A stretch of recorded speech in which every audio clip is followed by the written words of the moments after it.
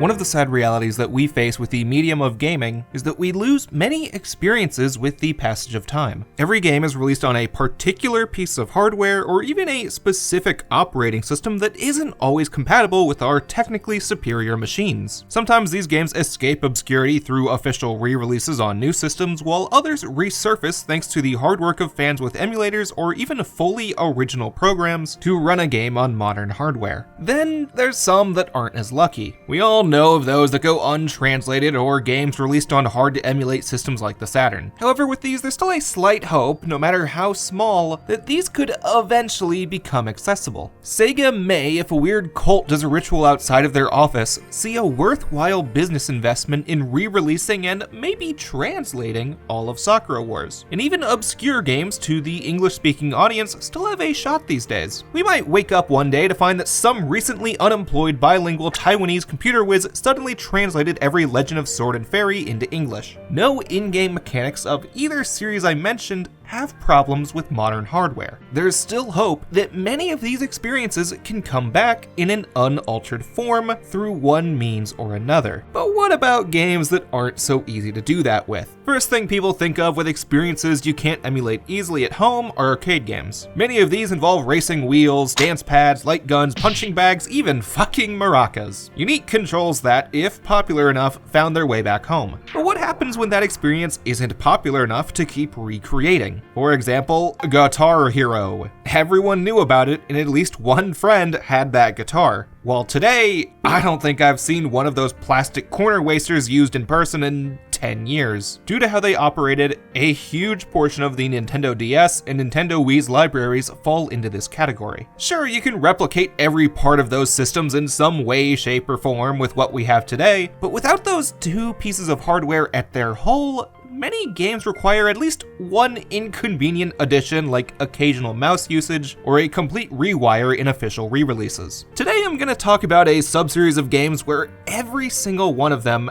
has at least one quirk to them that makes playing them inconvenient. A series I want to talk about because I have fond memories of it, ones I share with my friends and family. Experiences not a lot of people share, and so I don't want it forgotten. That's why I'd like to remember them here, where people can find it. Chronicle the story of Final Fantasy Crystal Chronicles.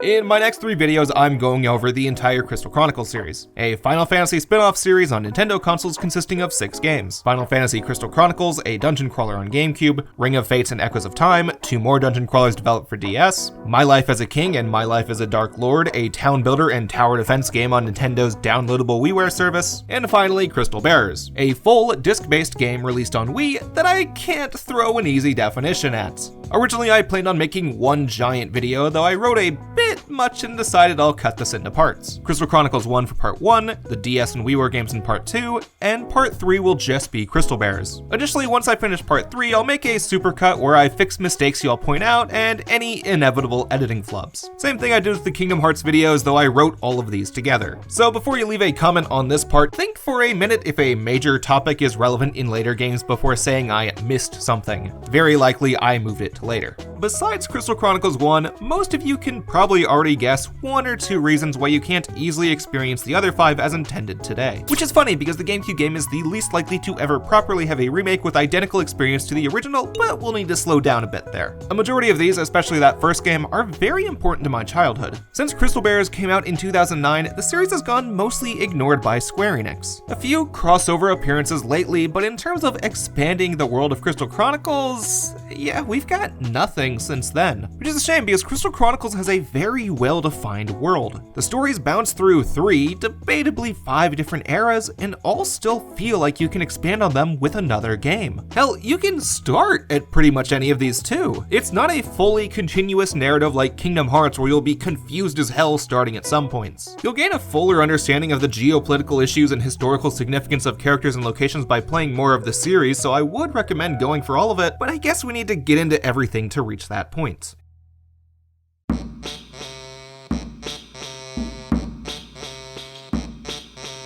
Given literally half my audience came from me talking about a different Final Fantasy offshoot franchise, I assume I don't need to go too in-depth with general Final Fantasy history. While I still have a lot to cover, going all the way back to pre-FF1 just isn't relevant today. So instead, we're going to right after Final Fantasy VI. One of the big Squaresoft moments everyone knows about, caused by Nintendo's fuck-up. In the 80s and early 90s, video game systems used cartridges. Simple squares kids popped into their systems, pressed play, and had instant gratification, exactly like what they did with their Bon Jovi cassette tapes. Until something crazy happened. In 1988, NEC released the PC Engine CD-ROM system, an extra box you hooked up to your PC Engine system that let it run full video games off of a CD-ROM, allowing for a significant increase in storage compared to a cartridge. However, due to systems themselves still having limitations for what they can read and render, a majority of games didn't suddenly improve their graphics or gameplay. Instead, they made use of the new storage for full motion video and music, which might not sound like much on the surface, but for turn-based or top-down action RPGs that focus mainly on world building and story, this made a world of difference.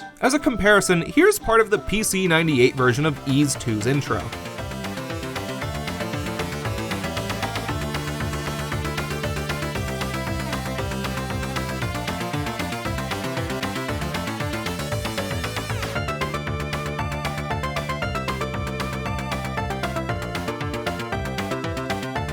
Yeah, it's charming, beeps and boops, pretty bits on screen, but how about the PC Engine CD version?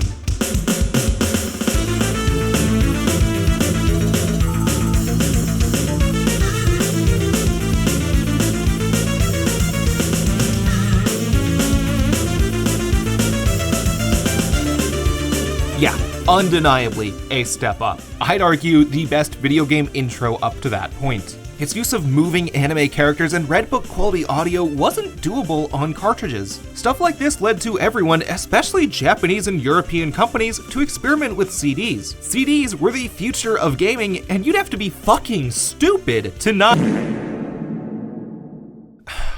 Well, shit. Yeah, so Nintendo didn't do CDs for their upcoming system. You all knew that. Which for Squaresoft was a problem. Between mid-1987 and mid-1996, almost a decade, Squaresoft did not release a single game off of a Nintendo system. During that time, other console RPGs like Lunar, Ys, Shining Force CD, even eroge like Dragon Knight 2 got some sweet CD quality or at least MIDI quality music for part of, if not all, of their runtime. Even without CDs, Squaresoft kept the title of top dog of RPGs, but how long could they keep it without? They couldn't skip on CDs forever. They offered way too much. And I wanted to talk about this first because I know people in English communities tend to phrase it like Sony suddenly popped off with CD systems that impressed Square Enix, because in America it did kinda seem like FF7 came out of nowhere, but that removed so much of the middle. 5 years passed between Ys Book 1 and 2 on PC Engine and Final Fantasy VI. Square Enix had seen this shift for a long time before jumping ship. You really can't blame them for that falling out with Nintendo, especially after their godlike run with Sony, beginning with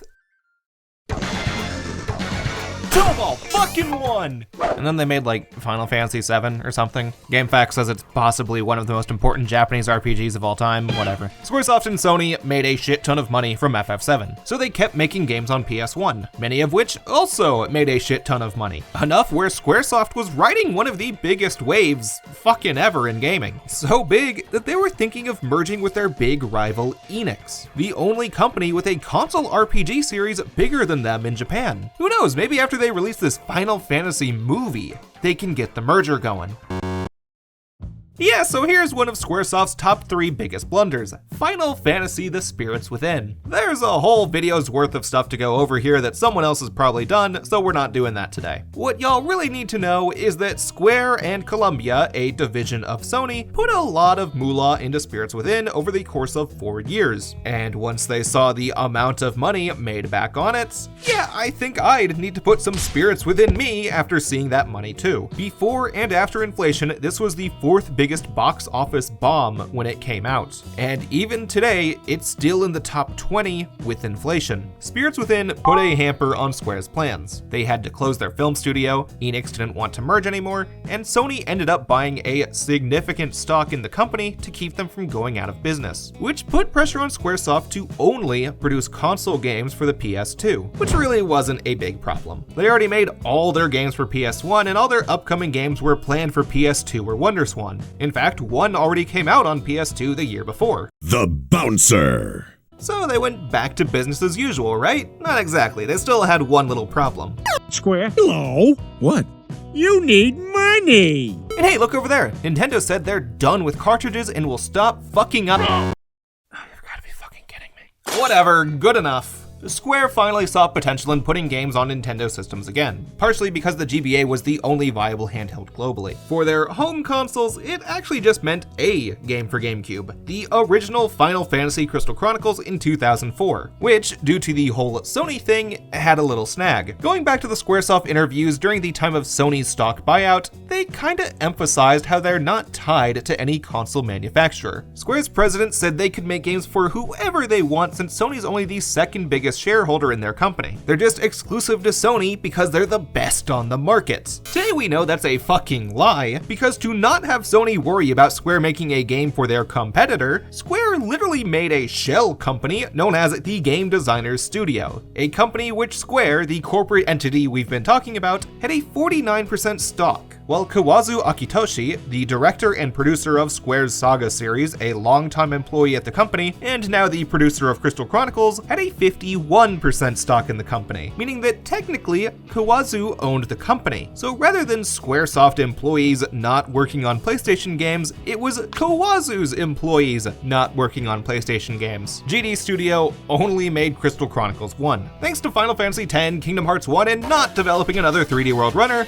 Square made enough profit to entice Enix for a merger, spawning the Square Enix we know today, which diminished Sony's stock in the company, removing their obligation to PlayStation they wouldn't admit, and thereby defeating the purpose of GD Studios. On paper, GD Studios merged with Taito after Square Enix acquired them, though I get the feeling that business as usual never looked any different before, during, or after the studio's existence. Besides which building they might have walked into, it was make Final Fantasy game this week, then make different Final Fantasy game next week. Something that's really clear when we looked at who worked on it. A lot of the Crystal Chronicles team consisted of employees that worked on Final Fantasy IX. Kazuhiko Aoki, Final Fantasy IX's event designer, which in basic terms means key player on the writing team, directed the first Crystal Chronicles, while IX's character designer Toshiyuki Itahana took that same role for a majority of the Crystal Chronicles series. As we'll see, Crystal Chronicles differs from IX in most of the game-related ways. It's not even turn-based, which is why you can comment before my video's done, but it's pretty clear the team's work on IX influenced Crystal Chronicles vibes,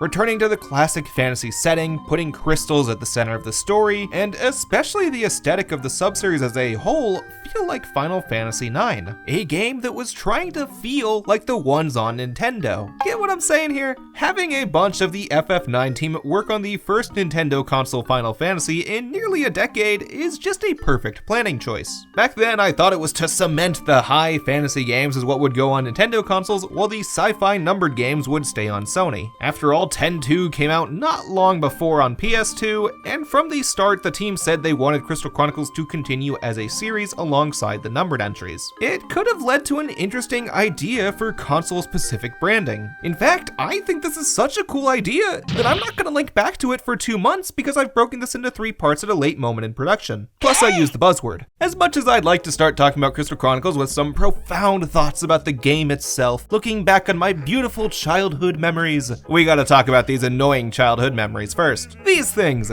the Game Boy Advance to GameCube link cables. A cable used for, connecting the Game Boy Advance to the GameCube. Not a whole lot of games made heavy use of it, and the ones that made small use of it made really small use of it. Most commonly, you used it for easily removable content like minigames in Billy Hatcher, or transferring your brother's OP Green Chaos Chow named Piccolo from Sonic Adventure 2 to Sonic Adventure 1 so you could unlock Metal Sonic. Most required a GBA slot empty, but a few could interact with GBA games as well. I'm sure most of y'all have at least seen clips of Pokemon Coliseum and XD where you bring your ADV 3D mons onto the big screen, and for all 10 of you that owned it, you could store them in Pokemon Box. However, you can still have a full experience from Colosseum and XD without the link cables. They're full RPGs on their own, so nothing feels lacking in the games I've mentioned if you don't have a link cable. Then there's the 3 where you need a link cable for the intended experience: Pac-Man vs, Zelda 4 Swords Adventures, and Crystal Chronicles. Pac-Man vs only required 1 GBA and 1 link cable for a player to run as Pac-Man through the mazes to gain points, while up to 3 other players looked for him on the big screen as ghosts. If a ghost caught Pac-Man, they'd then trade their controller to use Pac-Man on the GBA. Whoever achieved the highest score as Pac-Man won, and whoever survived strangulation after constantly crossing chords didn't lose. A neat twist on the Pac-Man formula that got the whole party involved. To my knowledge, it only came as a bonus disc with Pac-Man World 2, so you still had a full experience if you lacked a cable or Game Boy. While for 4 Swords and Crystal Chronicles,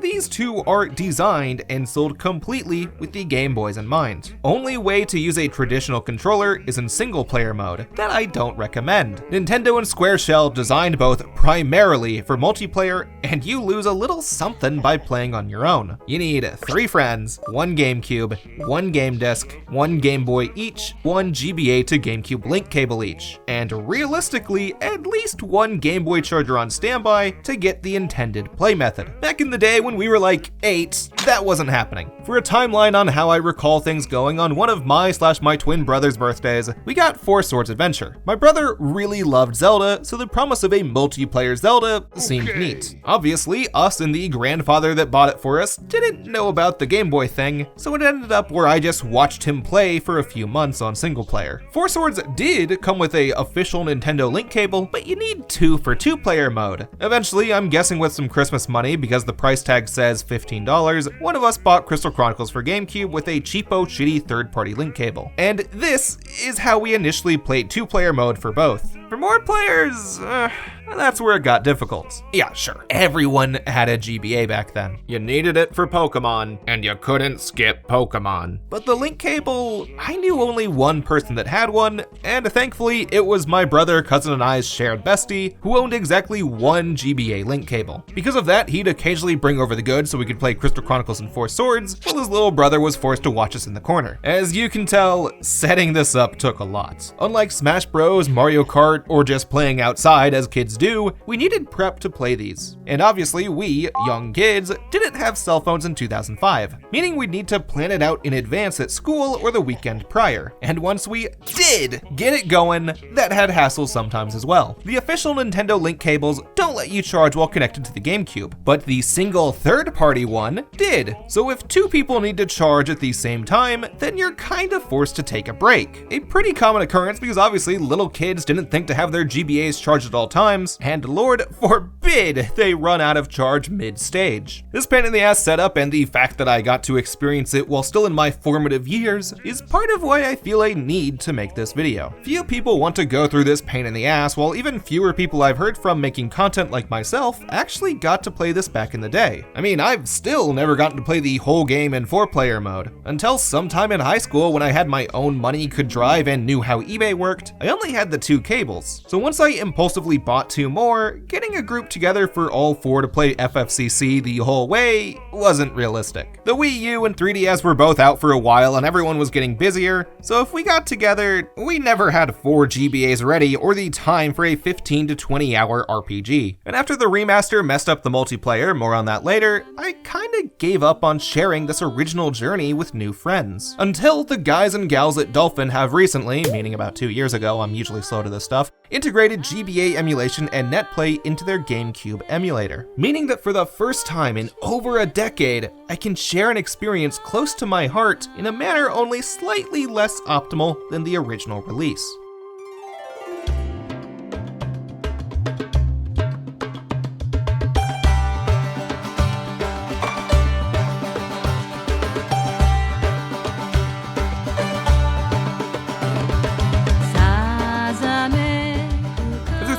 Crystal Chronicles, especially this first one, succeeds at compared to other FFs, it's including you and your friends into the world it crafted. At the beginning, you see a beautiful intro, one of the best in FF history, that shows where you begin. A small town filled with citizens of different tribes, a crystal in the center, and the heroes of our journey looking ready to discover the outside world. You and your friends discover the damp plains, dry deserts, and many more biomes that you'll record in your caravan's journal, known as the Crystal Chronicle. For this video, I played the original game twice. First with my buddy Flaffy, linked to his channel below, he does some gameplay videos, who never played the game since we only met online a few years ago, and a second time with my brother Bryce, who's played Crystal Chronicles even more than me. I didn't do a 3 or 4 player run because scheduling that would have been a nightmare, and no single player run because I think enough people covered that when the remaster came out. I watched my brother run through the remaster by himself recently, and he gave me some notes I'll share about one player when I talk about the remaster, but know that those are mostly gonna be his words. Now, I have a few reasons for playing it twice. First, there's 4 tribes in the Crystal Chronicles series. A perfectly well-rounded full team would include 1 player for each tribe, but since 4 player was off the table, I needed 2 playthroughs to get footage of all 4. Plus, some minor netplay and OBS issues had some fuzzy looking or static footage, and I wanted a better percentage of clean footage. When you start, you give your town a name, something to make your experience feel more unique. You and your pals know each other IRL, so if your avatars come from the same town, then they're already connected as well. For this video, I planned on going with the default name Tipa. After all, I am a professional man making professional videos.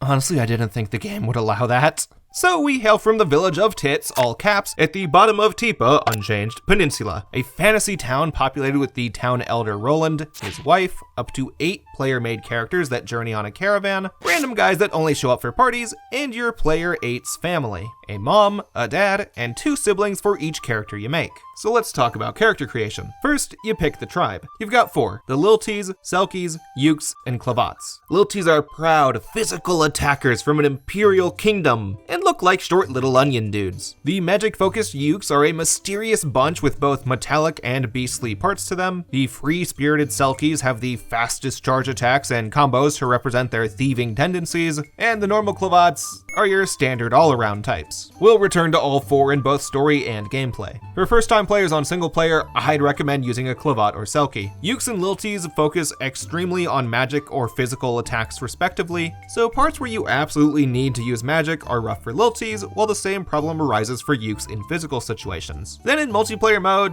just try to have a varied team. Due to my Tits Village pride, I chose a female Selkie on the first run, while Flaffy went with a Uke because he thought they looked cool, which by extension meant my brother and I picked a Clavat and Liltie respectively for run 2. You choose one of 8 designs per tribe, and your families trade in the village, which I think is a pretty cool way for making your character and caravan feel unique. Even if you played twice as a Clavat, there's 7 other designs you can use, or professions your parent could have. Which, I know, that's not a whole lot when MMOs like Phantasy Star, World of Warcraft, and even Final Fantasy's own FF11 had the full character creation going on, but I don't think that was really needed here. It's enough to feel unique, and you know at least one friend would have taken 20 minutes to design a character and waste everyone's GBA battery life if they had a robust character builder. Your family's profession then affects what you can buy in town and what gifts you receive from them as you progress, with even the ability to go to the shops of unused caravaner families, which makes filling your party with dummy characters a pretty good idea. However, unless you're going for the ultimate weapons, they don't affect gameplay much.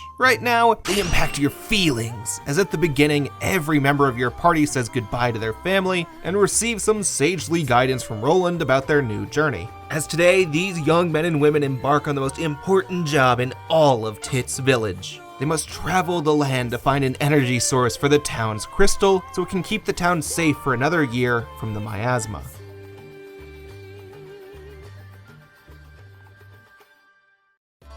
Crystal Chronicles' world is not a safe one. Sometime, long before anyone alive can remember, a strange miasma overtook the land. A miasma that poisons the 4 tribes if they breathe it in too long. Only monsters like goblins, orcs, and moogles can survive in the miasma without protection, while humans rely on the power of the crystals to keep themselves safe. These crystals, found in every town, cast a large barrier around the miasma so they can continue to farm, fish, dance, and breathe with their loved ones. However, these crystals can only store so much power, which is why every year a caravan is sent out to collect what's known as the myrrh from myrrh trees, a mysterious liquid that refuels crystals back home. And to survive outside of the town crystal's security, the caravan is given one small crystal on top of the bucket to hold the mirror, which produces a small shield just big enough for the caravan. Your caravan needs to find 3 myrrh trees per year to fill up the chalice so your family can breathe air for another year. You may see why this job is important. So important that the societies within Crystal Chronicles have wrapped their whole lives around it.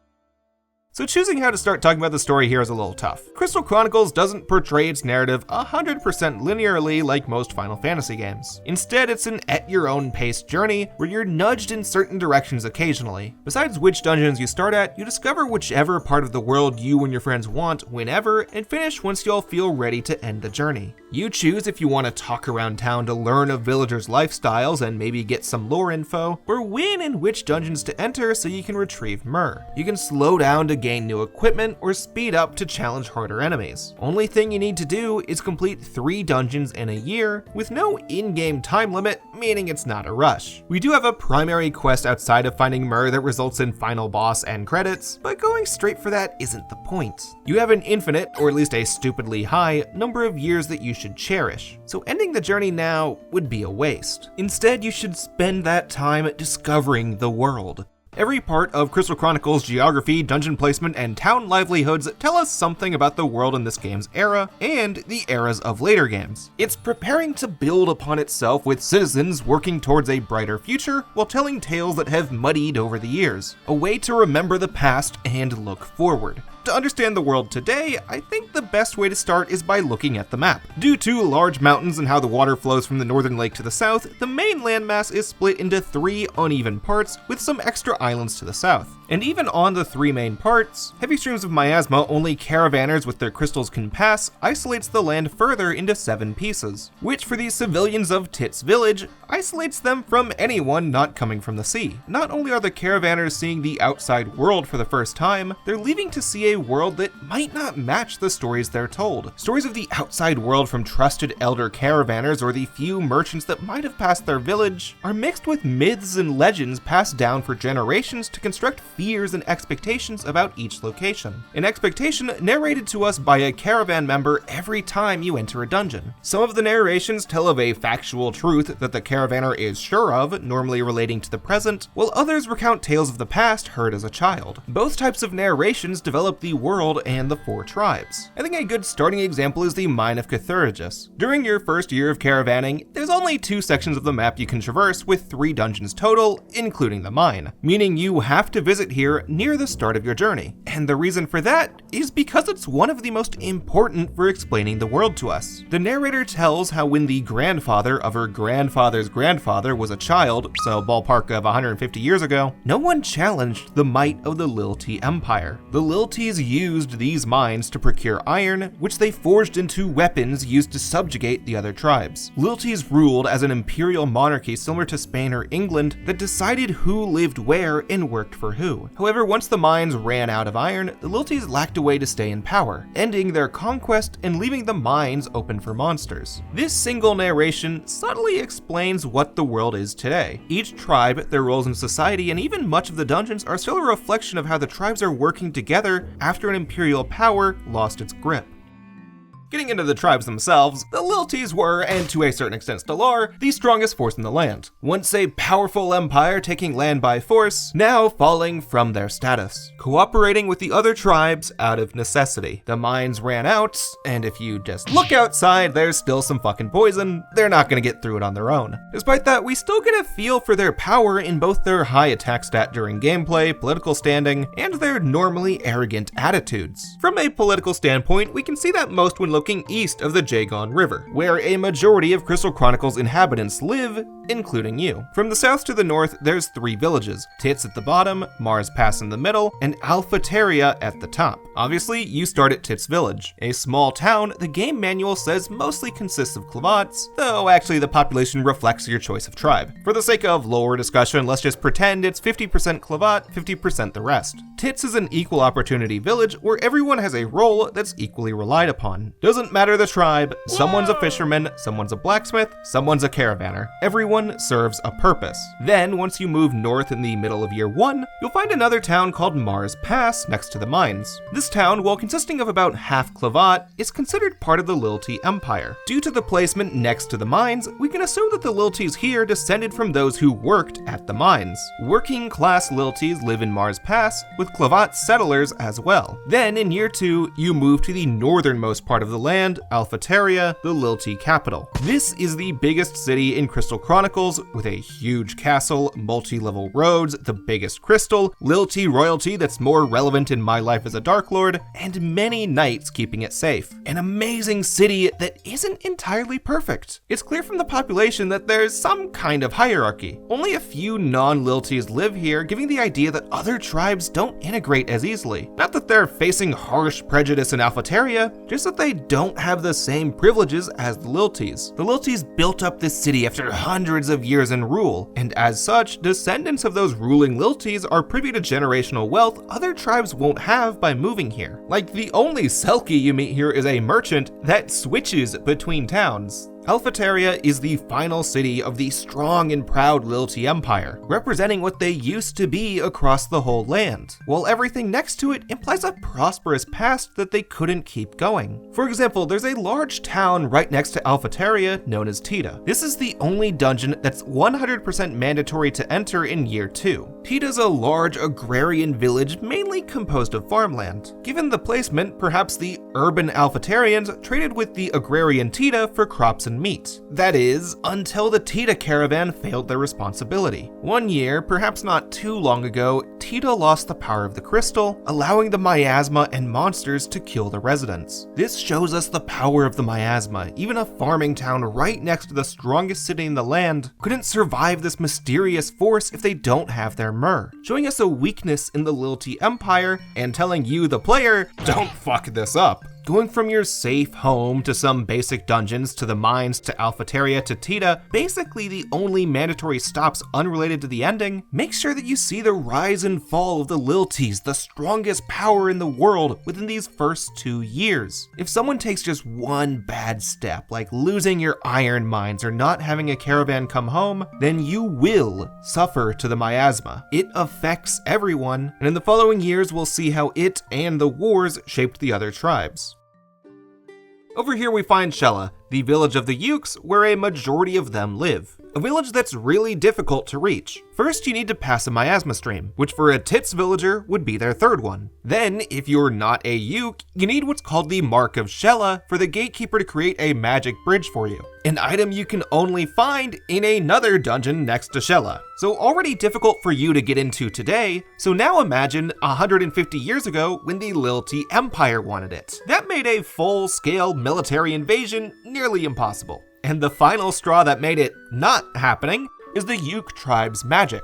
Remember when I mentioned how they have the highest magic stat? Well, that's integrated into their story as well, because they're so good at magic that Iron and more men can't just get into their fortified village. Then, one look at the Ukes, and you can tell that these dudes have the most out there design of the 4. Helmets for heads, beastly limbs, bat wings for men, angel wings for women, metal pointy chesticles. This look shrouds the Ukes in mystery. For Crystal Chronicles 1, some tales say that they have a head under their helmets, while others say they're actually just souls inhabiting suits they created with magic. If the latter, then perhaps the souls only wanted to design what they think would be an optimal body. However, the Ukes keep that secret completely between themselves, who mostly live in their secluded village. A village that you can't enter until year 3. Going to Shella in year 3 keeps the mystery of their society intact until you've already gotten a grasp on the Lilties. Because even if the Ukes weren't conquered by the Lilties, they're still clearly affected by their rule. Due to Shella's placement with mountains to the north, rough water to the south, and Alphateria to the east, they couldn't really leave their village without fear of a Liltie attack. Only their magic city kept them safe, and it seems as though their expansion outwards only began after the Liltie started to fall. Leaving Shella seems like a new idea to them, which might be why not a lot of them want to leave much.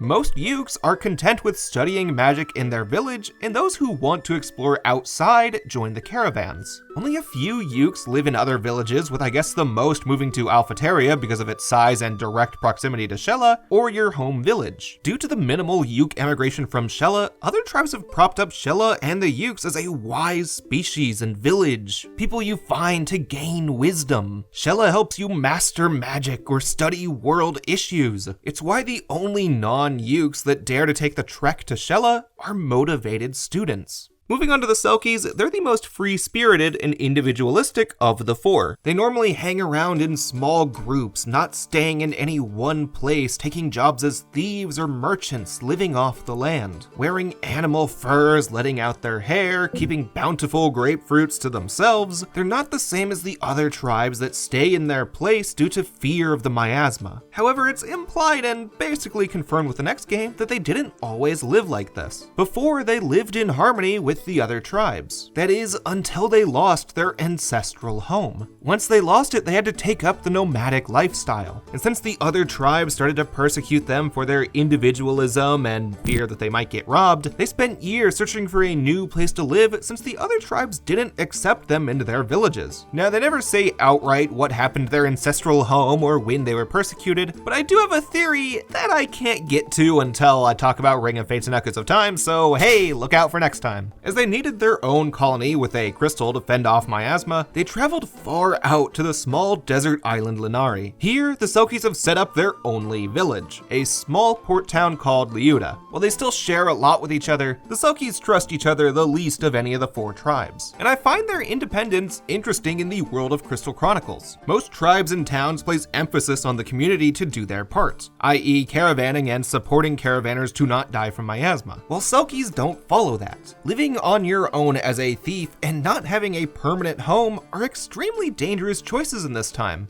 Personally, I could not imagine doing that. But when you think of their past persecution, why would they want to fit in? Selkies live life to the fullest despite the miasma, another force trying to persecute them. Because of that, it makes sense why only a few are willing to integrate into other societies. Now for the Clavats, they're kind of the most normal tribe. Completely average build, cleanish cut hair, normal clothes, follows the rules, and get along with everyone. They're an agrarian tribe that farm the fields, milk the bearded cows, and care for pow-pow mooses, the blue guys that pull your caravan. As described in the manual, Clavats are a tribe of unity and friendship. They are gentle by nature and dislike conflict. Because of that, they didn't really get too fucked over by Lilties. They integrated themselves into their culture the best, and today, now that the power struggles subsided, Clavats are the ones that agree the most with everyone. Selkies most commonly move to Clavat villages. Mars Pass, a Liltie town, is about half populated with Clavats, and the Ukes from Shella work closely with Clavats by managing a sluice that helps Clavation trade and farming. A pretty important aspect for the entirety of the world, actually. The only pure Clavation village we go to is the Fields of Foom, a farming town right in the middle of the world map on the west side of the Jagon River. It's not totally clear when they set up the town, so I'm mainly theorizing here, but it probably wasn't too long ago. Due to its placement right by the river, they have the best trading routes of anyone. Go east to the Lilties in Mars Pass, and south of the water to reach the Selkies in Liuda. I thought at first that maybe this kept the Clavats liked during war times, but this may more so be evidence of how the tribes came together after the war. You see, the sluice made by the Ukes brings water to the entire Jagon River. Before it existed, travel between the two land masses was either completely cut off or at least difficult for many years. Now that sluice isn't actually in Shella. It's directly next to it in a monster-infested place called Veolu Sluice. Ukes couldn't set up a sluice there properly until after the Liltie War ended, at which point the Lilties could make it safe to work and travel there by fighting monsters while Ukes set it up. It's evidence of teamwork to keep every tribe safe. We also have an implication that perhaps Tita was the Clovation farming village before the Fields of Foom, one that the Alphatarian Lilties protected due to its placement. That part's kind of my own theory though, based on how many farms are in Tita. Either way, Clavat's simple farm life and agreeable attitude keeps the other tribes fed and happy, and their ease to like is probably why they get top billing and marketing. As in, the central character in every Crystal Chronicles game is Clavat, and even in the ones that lack a dedicated protagonist such as this one, they usually put a Clavat front and center. Front of the manual has a female Clavat, box art has a Clavat in the center of the 4, judging by the few scans I can find of the untranslated manga adaptation, the Clavat was the lead there, and even today on the few times when the original Crystal Chronicles has crossover representation, they feature the cowlit Clavat design under the name Kieran. And you know, I can't blame them, Clavats are kinda just the all-around normal looking dudes that'll get someone interested.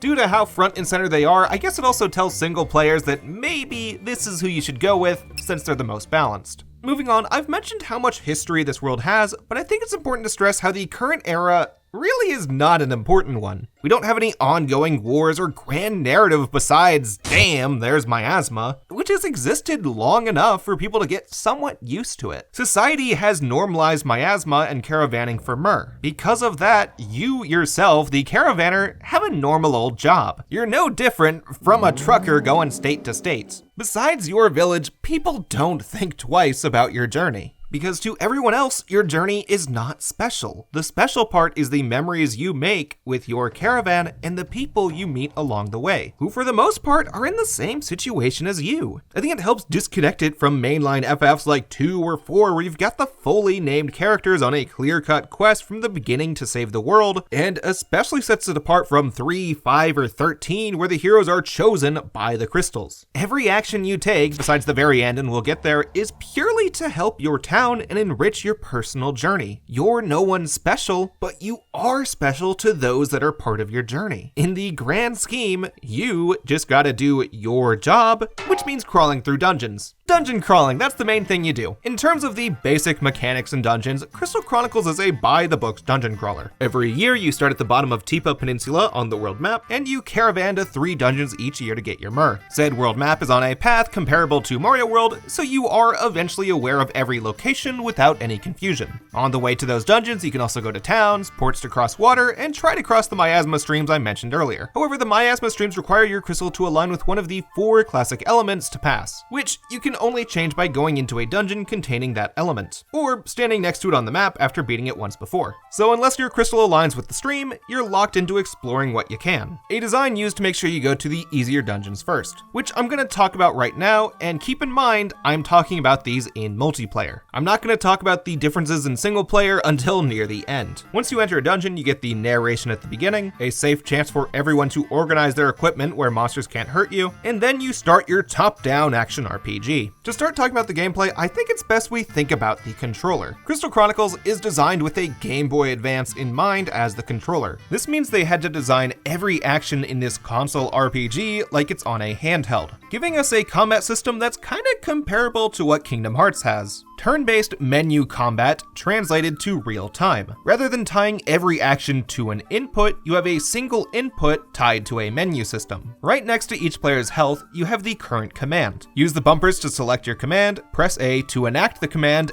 and there you go, half the buttons used. It's a system that even a little kid can figure out. It frees up the B button for context-sensitive actions like picking stuff up. You can use start to pause the game for everyone, and select for an individual player to switch to controlling their menus on the GBA screen. Which, yeah, there's the reason you need these pricey wires. We get the pretty 3D graphics on the big screen and 2D menus, including your map, on the bottom screen. These menus are the main reason why Crystal Chronicles 1 has never had an official release that maintains Crystal Chronicles' original integrity, and why even fans have taken so long to get an unofficial close approximation going on emulators. Whenever you start a level, the first thing a player sees on their GBA is one of their 4 radars which shuffle between players every time you change rooms. In 2-player mode, one player gets a mini-map of the dungeon while the other gets a radar telling you where enemies are. Then in 3 or 4-player mode, they throw a treasure radar and an enemy information sheet into the mix. Since both my runs were in 2-player, I don't have any of that recorded, but man, could this cause some fights back in the day. Since each player had only one of the radars on GBAs, you had to have some trust in the other players. You can't screen peek because most likely than not, y'all are sitting too far for you to add another 2.9-inch screen to your line of sight. And in 3-player mode especially, you'd need to trust that they even have the radar they said. One radar goes unused in 3-player mode, so a dude with the chest radar might attempt to get a slightly off-screen chest while telling y'all he has the enemy radar. However, in 2-player mode and in the ways I played today, that wasn't an issue. When playing with Flaffy on Dolphin's netplay, we both had each other's GBA screens next to each other, mainly for my own OBS recording purposes, while in the second run with my brother, we put both of our GBA screens on my laptop that had an HDMI hooked up to the TV screen where the main game window happened. So unless you're doing Dolphin netplay in bro code that you won't look at each other's windows, you can't really keep secrets from the other players anymore. Which kinda sucks because I can't think of many co-op games at the time that gave you this choice. Do you want to cooperate super closely, or do you want to keep some information from your friends? With that said, Crystal Chronicles mainly wants you to choose cooperation over competition, like even more than its only contemporary Four Swords adventures, so losing the ability to withhold information from your dearly beloved friends doesn't entice me to write off playing on an emulator. Still not optimal, but how many of you in the comments really want to be buying all the bullshit you need to play it legitimately? Anyways, there's also 9 other menu options on the GBA screen. And honestly, I think they could have lowered this number. 7 of those 9 have one piece of information, like what equipment is currently on or how much money you have, which I think they could have fused with the normal item menu. A majority of them are pretty self-explanatory, like open up the menu and it's like, oh, this says money, I wonder what that fucking does. So I'm just gonna talk about a few that you use the most. First off, the command list menu. When you open this up the first time, you're going to see 4 slots. The first 2 say attack and defend, they will never change, while the second 2 are open. On those 2 slots, you get to choose if you put down a magic spell, some food, a phoenix down, another weapon, whatever you want, and whatever's there decides your other options during the main game. Think of it kind of like the deck system from Birth by Sleep or Dream Drop Distance. You are equipping your actions, and similar to those Kingdom Hearts games, as you progress, you'll have more command slots, up to 6 depending on what upgrades you get. Depending on which tribe you choose also kind of dictates how many you really need. If you're a Lil T who is mainly just doing normal physical attacks, you don't need much more than about 2 extra. Then the other menu you'll be using a lot is the item menu, which, you know, it's your inventory. On the surface, there's nothing special about it, except that everyone has their own separate, limited inventory, and they get to choose whether to keep, sell, or even trade items with other players. Having this item and command management on the small screen is definitely the best part of having the Game Boys. Yeah, it's a tad annoying to look at the screen, but imagine if you had to perform your item management on the TV screen. Anytime someone needs to equip another Phoenix down or change magic spells, you would need to pause the game or maybe take up a portion of the screen. And I don't see that as a good choice. Using the GBAs instead definitely helps keep your flow. At least with those 3 menus, the other 7, I find them more cumbersome than anything, but you really only open those in towns, so no point in getting into it.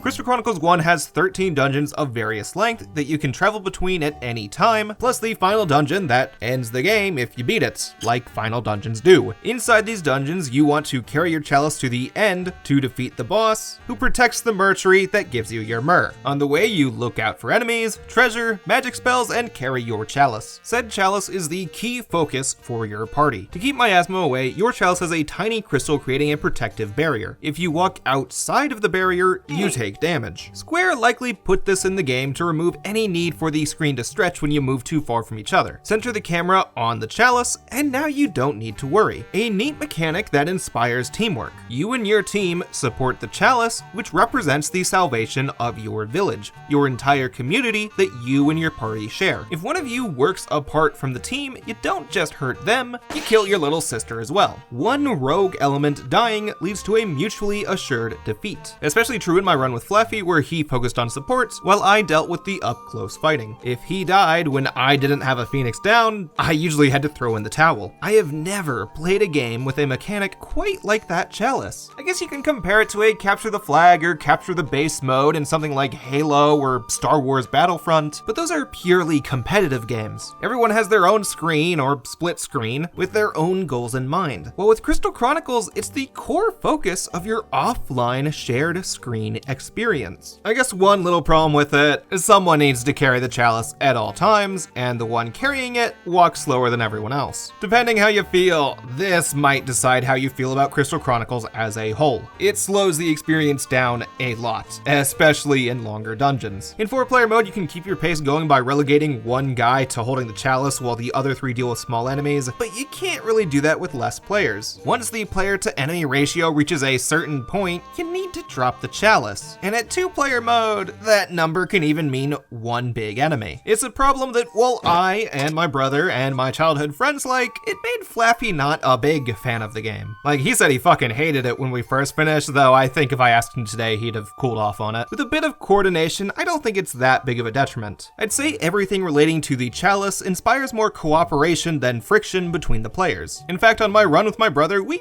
barely thought about it at all. After one fight I held it, after a second fight he held it, we didn't need to verbalize it unless we had a weird situation.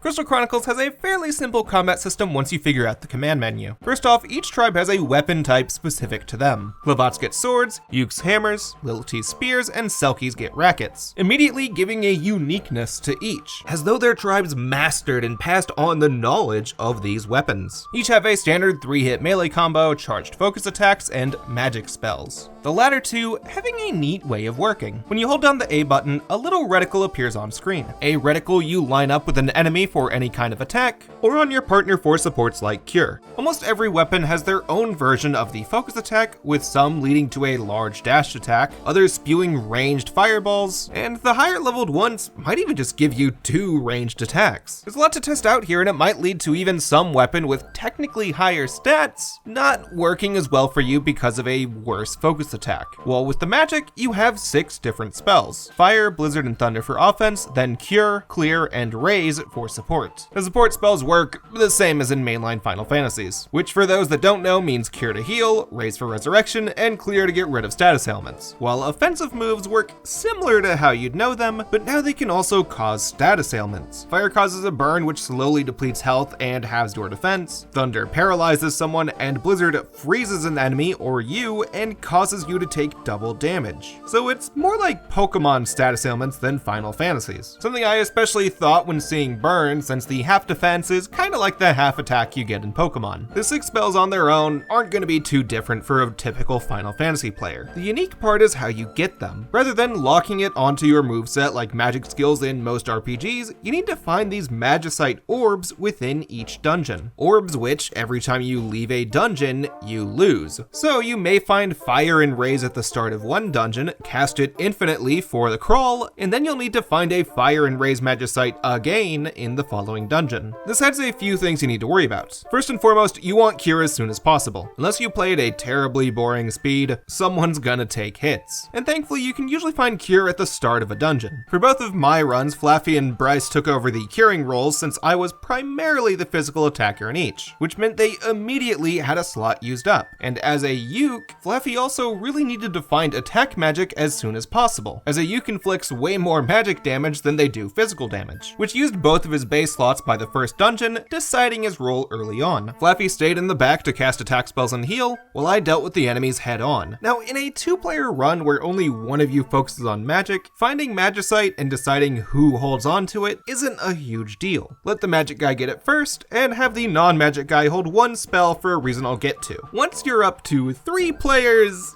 you're gonna need some coordination to share. I'd recommend giving attack magic to a Uke since they cast spells the fastest, Cure to a balanced character because they can walk away for a minute, and the other 2 characters do as you'd like. Cure always brings you back to full health, so the magic stat of the caster doesn't matter as long as they get a chance to use it. With Flaffy, he always healed pretty much as soon as I needed that, while my brother didn't heal as often as I would have liked. Of any of the 4 characters in this video, his had the most balanced stats, so he kept trying to help with heavy physical damage. At times I had it covered.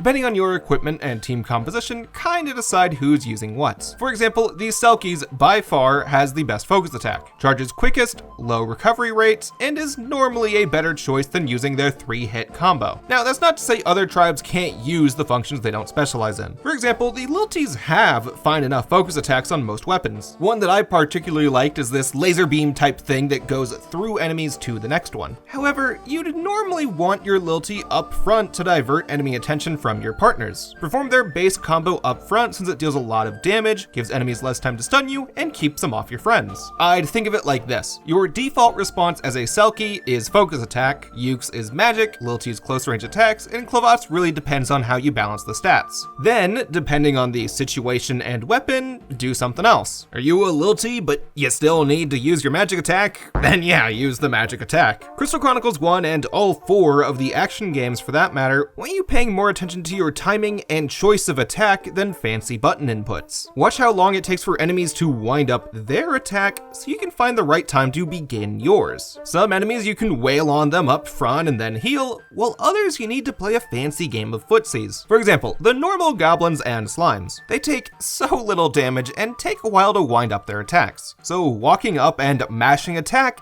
isn't gonna be a problem in small numbers. While with, say, the Chimera, a hard hitter that can cause multiple status ailments, you need to work smarter. Find the right distance to give yourself time to charge a focus attack or start attacking behind them while they're in the middle of their attacking animation. To a certain extent, I kind of feel like it still has that turn-based feeling in there, because once an enemy starts their attack animation, they are in that animation. They've started, say, their turn. While you, if you are charging an attack, which is most of your moves, are also locking into your turn. Also, because I don't know where else to say this, all of the monster designs actually come straight from Final Fantasy IX. Like, there's a few enemy designers credited on this game and Final Fantasy IX, and I kind of wonder if they even actually went to the office for Crystal Chronicles or just dropped off some paperwork. Anyways, what I've said with magic is only half the story so far, because with this next little magic mechanic, teamwork becomes even more important. So those reticles you have, using one by yourself does a regular attack or cast a spell. Cool.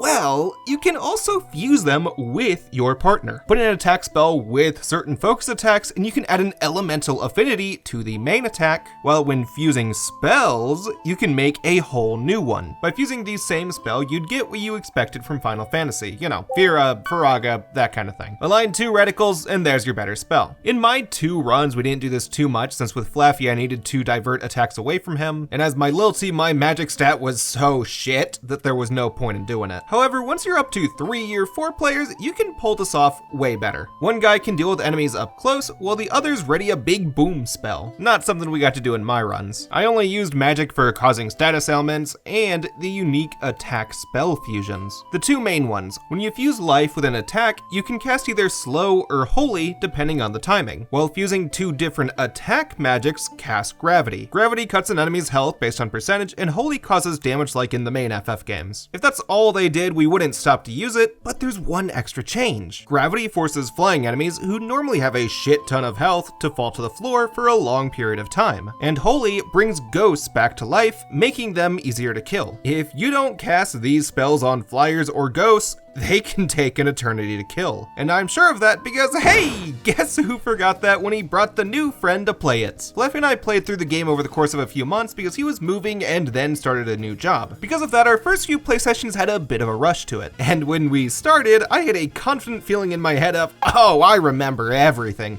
I'll skip the tutorials and not read the manual that I still own. So on our second play session, we started seeing ghosts and flyers, and we just accepted, holy fuck, these guys take a while to kill. Then before session 3, I talked to my brother and read the old manual and realized, oh shit, it's spelt out for you right there. So yeah, even if you have a Liltie with shit magic, there's a big incentive to make sure you have one attacking magic for some dungeons. As a Liltie, my strategy was to hold one attack magic, one Phoenix down that resurrects you when equipped, and once I had more item slots, I probably did more Phoenix downs or food. Speaking of food, that's a weird little mechanic in Crystal Chronicles. You can find a lot of different food types in Crystal Chronicles, from fruits, milk, bread, but they're not the most useful, especially not in multiplayer. All of them heal you a certain amount, and if it's a specific fruit, it temporarily raises your attack, defense, or magic stat. Given how many food types exist and how often you find them, I get the feeling they wanted you to use them often. The problem is that it takes a little too much time to do that versus using Cure. Because keep in mind, the only way you can use something is if it's already equipped to a command slot or from the item list on your GBA menu. In terms of healing, I think they wanted food to work as the faster alternative to using Cure. Cure requires a charge, while food does not. The reason it doesn't work like that is because when going through the menus in multiplayer mode, which don't pause the game, you use more time selecting it than it would have taken to wait on your friend to cast Cure. If you play on single player where you can pause the game and do menus at the same time, then I guess they have a little bit more use, but you also don't want them too much because you have limited inventory. And since they're so plentiful, you end up rapid fire dropping all of them once you realize you're out of space. With that said, in terms of world building, I do like the fruits they made here. They're all slightly different versions of real fruits. Rainbow grapes, striped apples, it has character, and I like that. When you begin, each character also has a favorite and least favorite food depending on tribe that you can change by making them eat it, which is neat. It yet again makes your character feel unique from each other. It's not just their stats to set them apart. Similar to you, they have foods they do and don't enjoy. It's a neat mechanic for world building and character creation, although I prefer it what the next game will do, where you pick up fruit mid-level and it instantly heals you. It maintains that charm of funny fruits while getting rid of the hassle of having 15 fruits taking up your limited inventory. It's better to keep those slots open for synthesis materials and the scrolls needed for blacksmiths to make them.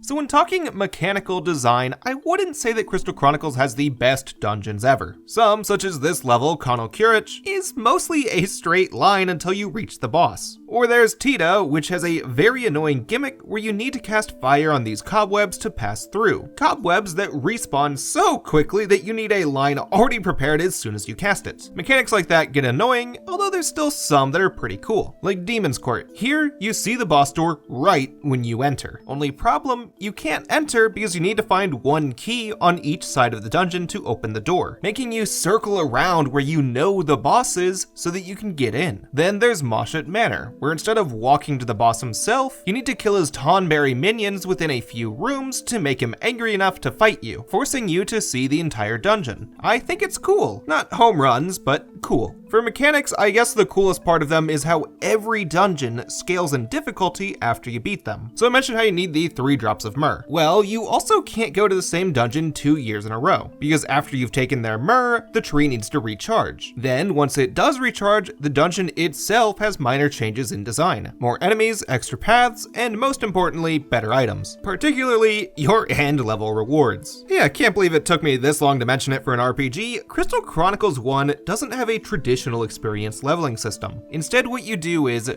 find an artifact within a stage, fight the boss who will drop more artifacts, and then select one to keep with you when you leave. Some increase your heart or command slot number, while others improve either your attack, magic, or defense stats. Within a stage, it immediately improves the stat it's supposed to until you finish the dungeon. Then, what the boss drops depends on how well you did in the stage, such as how many items you picked up, how many enemies you killed, and if you followed the secret bonus prompt on your GBA screen. Prompts like don't use focus attacks or kill enemies with magic. This adds a minor arcade element that I think helps with replayability, because typically the boss drops better items if you have a higher score bonus, though sometimes you actually want a score somewhere in the middle. For example, the scrolls for most of the ultimate weapons necessitate a middle range score, which is really hard to gauge. You can't zoom through the dungeon, but you can't grind forever either. Anyways, you can only have one of each artifact. You can still pick up an artifact you already have mid-stage, though you can't keep it, meaning you have a maximum number for all of your stats. Stats which, for reference, you really just need to go up to the upper 60s for defense and attack to beat the game on 2-player mode, and with 3 or 4-player mode, you can probably go lower. This stat number matches up with the amount of times you'd probably want to replay the dungeons anyways. Dungeons change 3 times each, and it's unlikely you'll play every dungeon through to their 3rd cycle before you have confident stats to beat the game with. I still recommend going up to a 3rd cycle on a few, as how they change over the years makes the world feel a bit more alive than if everything stayed the same. Somewhere from the start of your journey has changed just as you have, even if you went away from it. It's great world building, which is where Crystal Chronicles strikes things out of the park. Those narrations I mentioned earlier do so much to make these stages come to life right before you enter it. For example, these 3 stages, Goblin Wall, Demon Demon's Court, and Moshet Manor. All three of these architectural structures are inhabited by monsters that work together, and between the three, it feels like we get a glimpse at different monster social classes. Goblin Wall has a dingy feeling, as though it's a communal home for goblins or maybe a military base. Demon's Court is a fancy Roman-styled coliseum with lizard men, and Moshet Manor is a regular-ass mansion owned by Eddie the Mean Old Yeti and his Lamia wife, complete with Tonberry chefs. These three stages give an idea that the monsters within the miasma have developed their own kind of society, perhaps as intelligent as the four tribes. Or maybe these places were made in one way by one of the tribes, and after the miasma took over or a crystal died out, the monsters moved in. Theory: you'll find Moshet Manor just south of Alphateria, so maybe a Lilty noble created it decades before with a personal crystal that he couldn't keep charged, resulting in the Yeti taking it over. It's a whole dungeon you can wonder about, and all of them are like this, giving you a world to theorize on. How do lizard men interact with goblins? Do they build everything themselves? And perhaps, what could happen if the miasma dissipated? Could that result in the mass extinction of all these species? There's so much here you can theorize, and even some other dungeons that get concrete answers in later games. Mainly, what I mean by that is Ra. Placement-wise, it's the closest to the final dungeon. That doesn't mean it's the last one you go to before then, but you'll at least have visited most places before this one. When you start here, the narrator tells of what's known to the tribes as the Golden Age, a time when every tribe lived in perfect harmony. No wars, no miasma,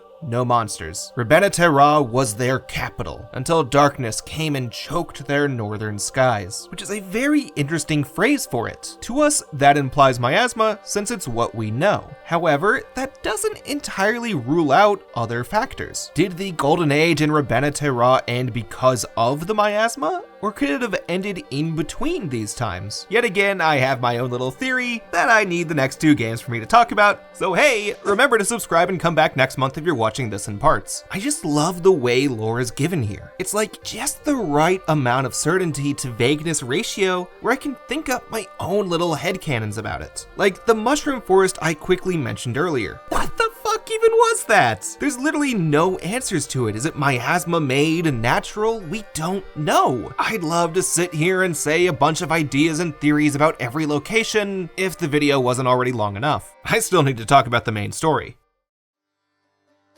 Crystal Chronicles' main story unravels very slowly, as in some of it feels like side content, world-building fluff, until it all starts piecing together near the end. That's partially because of how most cutscenes occur. When you drive along the world map, you have some random encounters. Not random encounters with enemies, random encounters with other people on the road. You meet knights, thieves, and other caravanners. People who slowly unravel what's going on to you in the world. For example, my favorite dudes, the Striped Brigands. It's two Selkies and a purple Moogle that try and, normally fail, to steal valuable stuff from you. They pretty closely follow the Duronbo gang archetype. Proud leader, dim-witted dude, smart-ish third guy. Running into them seems a little scary at first, because they can actually steal items from you, though typically they just take fruit. I guess one time they stole an iron ore. That kinda sucked. My favorite scene is one of their last ones. They ambush you at a crossroad, demanding that you empty your pockets. Now the first time with Flaffy, I chose to run them over. Pretty fun scene where they lose. Then with my brother, I had a little thought. What if I don't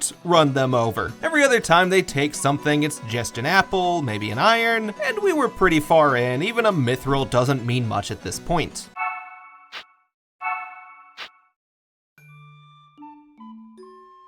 We lost all of our money, which we really needed at that point of the game. So don't give them money, run them the fuck over like any pedestrian. Who you run into the most are the other caravanners. You meet one from each town and they all feel like a reflection of how your caravan could operate. For example, the caravan from Alphateria consists of heavy armored lilties. They try to collect their myrrh as fast as possible and give the player some warnings. A perfect model caravan. However, it seems like they're not entirely enjoying the journey. They see it as their job that must be done as soon as possible, perhaps losing a personal personal aspect to it. An idea we see when their leader, Solrakh, leaves the caravan at the birth of his child. As a serious caravaner, he didn't have time for family, nor enjoy going on the journey. Then there's the duo from Liuda, two Selkies that seem to never have any myrrh on them. They slack off, have fun, put their town in danger, stuff you shouldn't do, showing that maybe taking too much time isn't right either. You need to find a balance, and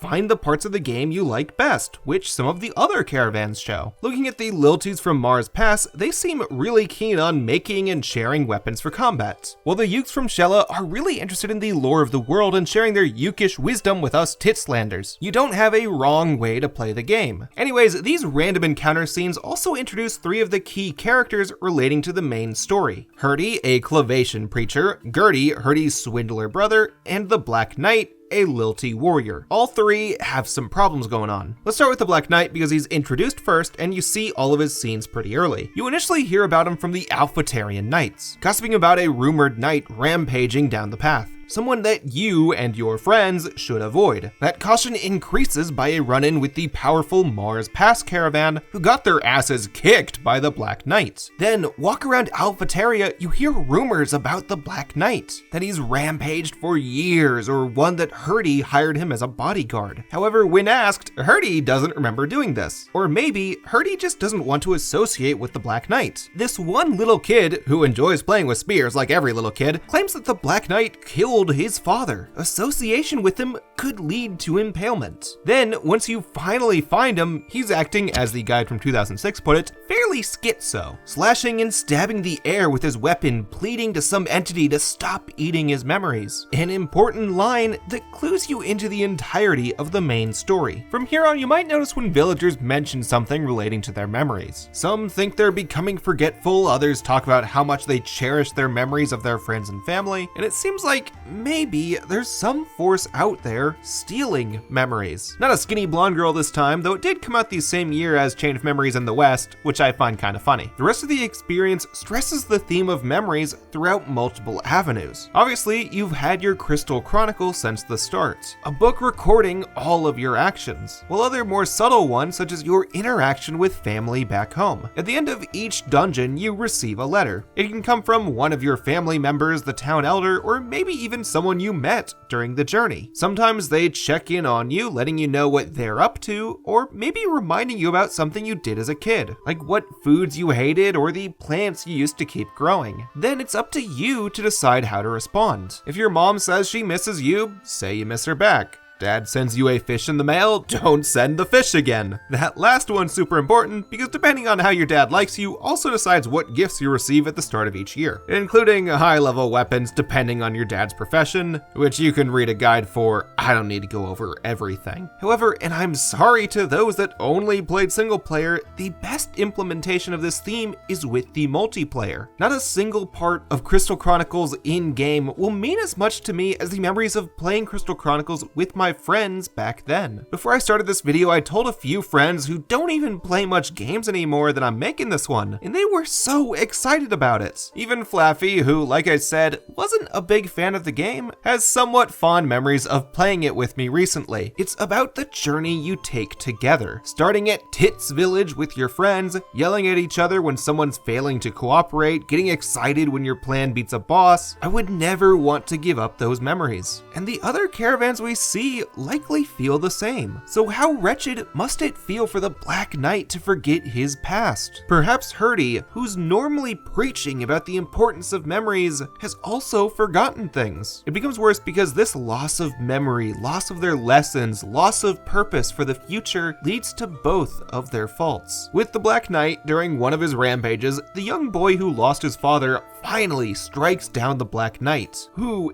in his final breath, recognizes the boy's mother as his wife, telling us the sad reality that neither the boy or his mother will know. That boy struck down his amnesiac father, becoming more tragic when the diary entry your caravan writes at the end of the year reveals the boy never met his father. He had no memories of him, and perhaps avenging his father was his one way of making one memory to have with him. A goal that I guess he succeeded in.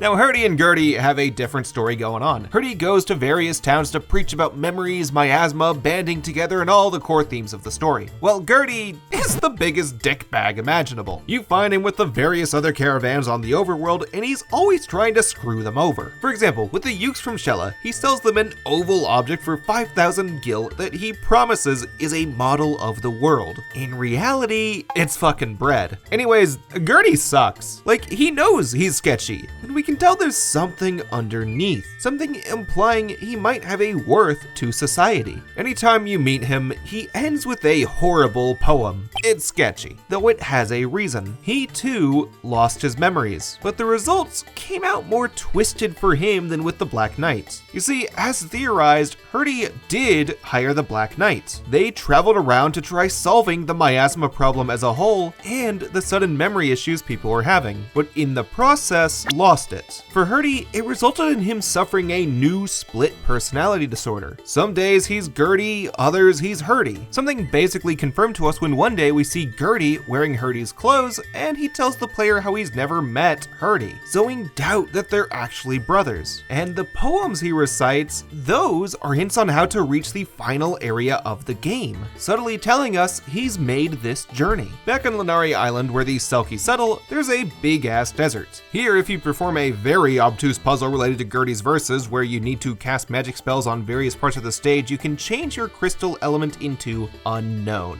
Now, you can pass through any miasma stream. No more changing elements. This includes the final miasma stream that always required the unknown element, meaning as soon as you have this element, you can attempt fighting the final boss. And once you get there, you'll find a large green round mammal, a mysterious animal that survives in the miasma. He and their species are the only ones that live past here near the final dungeon, and that species is the carbuncles. Okay, if you've played any other Final Fantasy game or engaged with any media with a creature based on the actual South American myth, you'd know they don't really look like this. In Crystal Chronicles, they're a whole species of immortal mammals that hang around in this foggy structure. They lived through the Golden Age, miasma's rise, and into today. If you return here year by year, they'll tell you about the start of the miasma, which is also the same information you hear before the final boss in some diary entries and from a random Uke in Shella, so more likely than not, this information is not new to you. Long ago, the world didn't have multiple crystals in various settlements. Instead, they believe there to have only been one great crystal, which served a purpose we'll return to in Ring of Fates. One day, a meteor crashed, breaking the giant great crystal into the many shards and village-sized crystals that we see today, which isn't what caused the problem. What happened is that the meteor that struck also had a parasite that crawled out and began emitting the miasma. Due to that parasite, it caused the tribes to settle near crystal shards, monsters to thrive where miasma was thickest, and the carbuncles stayed in their home by the meteor's landing site. As the only species that lived through it and seemingly guardians of the crystals, they don't go too in-depth on that, they felt the need to stay close. Well, not the only species to survive. Moogles also survived, and Stiltskin, the Moogle who's in every game, theorizes that maybe Moogles share DNA with the carbuncle, since they both can live in the miasma. I'll come back to the Moogles in the next part. They're in every Crystal Chronicles game, because you know it's still Final Fantasy.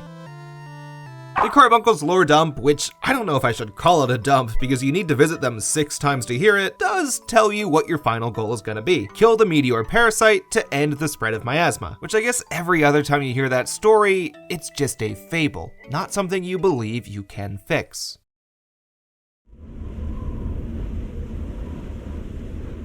Dear Mother, it is long since I have seen you. How have you been? There has been much hardship, but every time I reach a summit, splendid sights stretch out beneath me.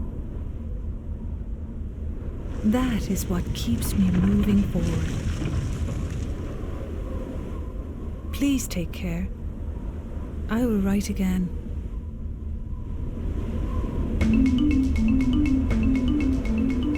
The final dungeon gets rough. Ignoring some third cycles, it's by far the hardest dungeon. Enemies here hit hard, so hard that it immediately gives you 4 cures, 4 lives, and a bunch of other spells. It's just telling you you're about to get whacked. On my run with Flaffy, we got fucked. We walked in with stats in the high 50s, not recommended, so we struggled. Like I said, on 2-player mode, you'll want that number in the high 60s, especially when you get to the Meteor Parasite himself. It has 3 phases where he constantly casts poison, his goons can freeze you, and his hitbox is very janky. It goes up and down in a Z-axis, which for a top-down RPG can get annoying. Thankfully, with a lot of reviving each other, we defeated the Meteor and ended the miasma.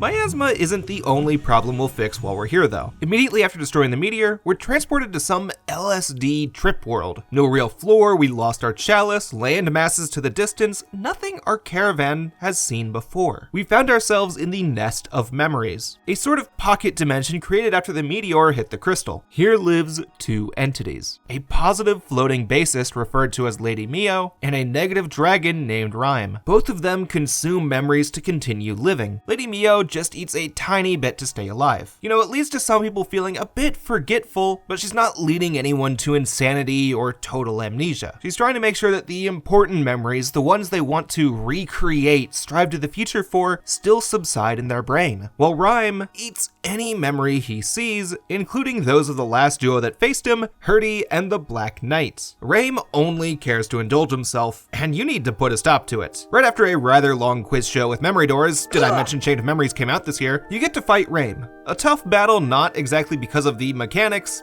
but because you have to watch the very long cutscene again right before if you die. As long as you have one person deal with his goons as soon as they respawn, and probably double them as the healer, you'll beat him eventually. Now his second phase, that's where things get interesting. At this point, he fuses with Lady Mio to become Memi Roa. Memi Roa, while slow, can deal a shit ton of damage. 2 hits to die at Flaffy and I's stats, which is double why you want Cure and Life ready on both your party members. But more than that, you need Cure ready to save your memories. So you might have noticed that memory number. That has always been on your GBA screen. It served no functions for the whole game until now. Memi Roa slowly pulls memories from the player's mind, manifesting them as your family or people you met on your journey. And when he pulls them out, your memory stat goes down permanently. As in, even when you die and respawn, the memory stat doesn't come back. He's using your memories as an attack against you. So what you need to do is cure that memory and gain a triple question mark command so that you can use your memories against him, because these commands when used cast either a high level magic spell or gives you invincibility, allowing you to defeat Memi Roa with the use of your memories. Every moment you shared with those you met counts for the end of your journey, which is such a great way to use the core theme in your final encounter. It makes everything you did from this dungeon that year, this guy you met then, that uke looking at this bread, count for your final battle.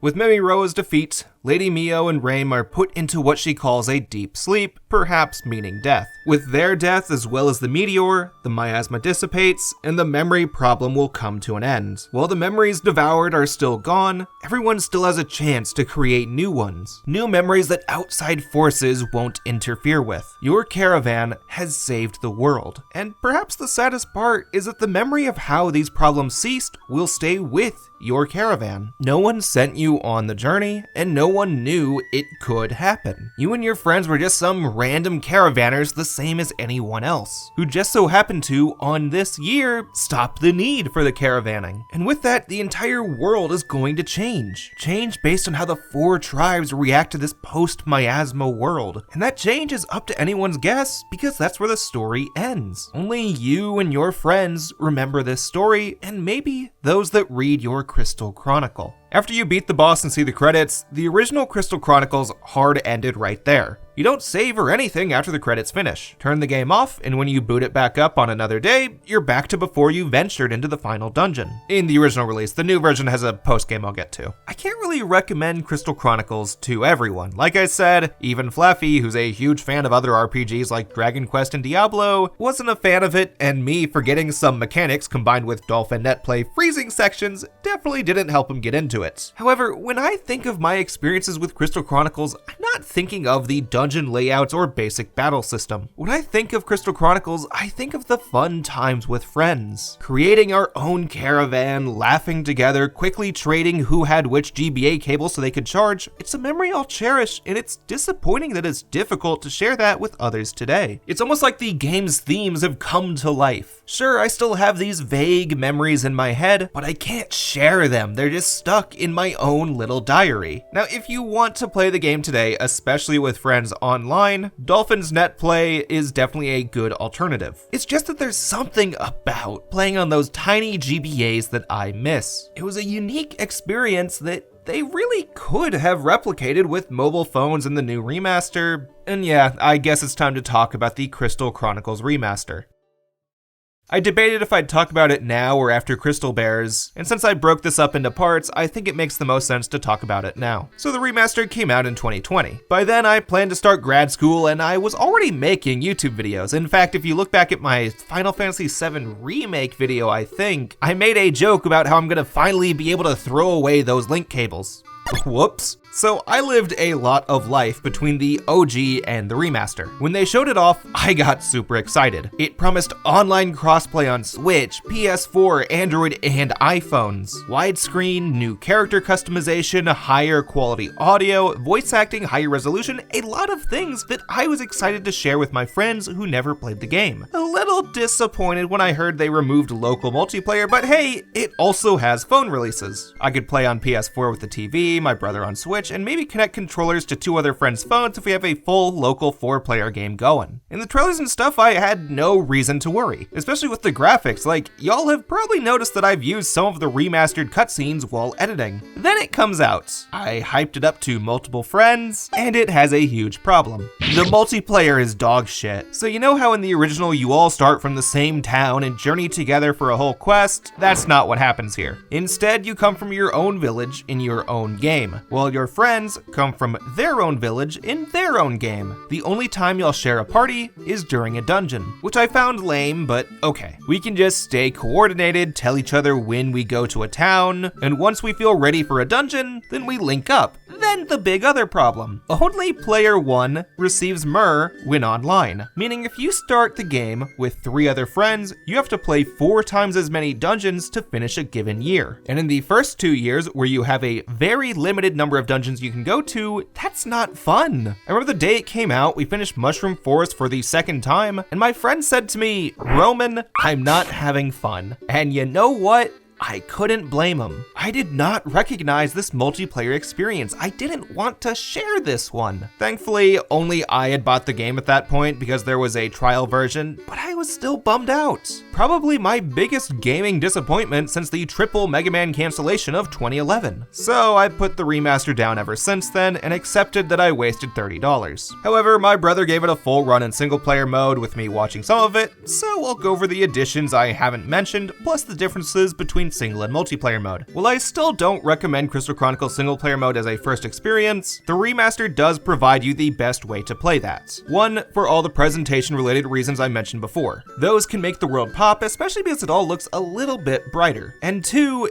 they got rid of the limited inventory. Even though I didn't mention it much, I want to stress that the limited inventory in Crystal Chronicles can get annoying. You don't know what synthesis materials you need at what point, you grab a lot of items during 3rd cycles, and that results in at least one party member needing to slow down and rearrange their inventory during late game dungeons. You can only get around that with extreme planning, something that Flaffy, who never played the game before, couldn't really do, so he had a lot of items at all times. They also added bonus post-game dungeons, turbo hard versions of the existing dungeons with extra enemies that hit you way harder. Only problem is that they're balanced to fuck you hard in single player, and good fucking luck convincing a friend to play the entire game on their own just for these dungeons. dungeons. Or perhaps even less likely, finding randos wanting to crawl the same dungeons as you in a poorly reviewed remaster 3 years after release. Besides those things, which do not beat out the original for me, there's not much I feel the need to say. There's new costumes based on these characters from later Crystal Chronicles games, but I haven't talked about those yet, so y'all don't care at the moment. Now, for what's changed in single player, and this goes for both versions of the game,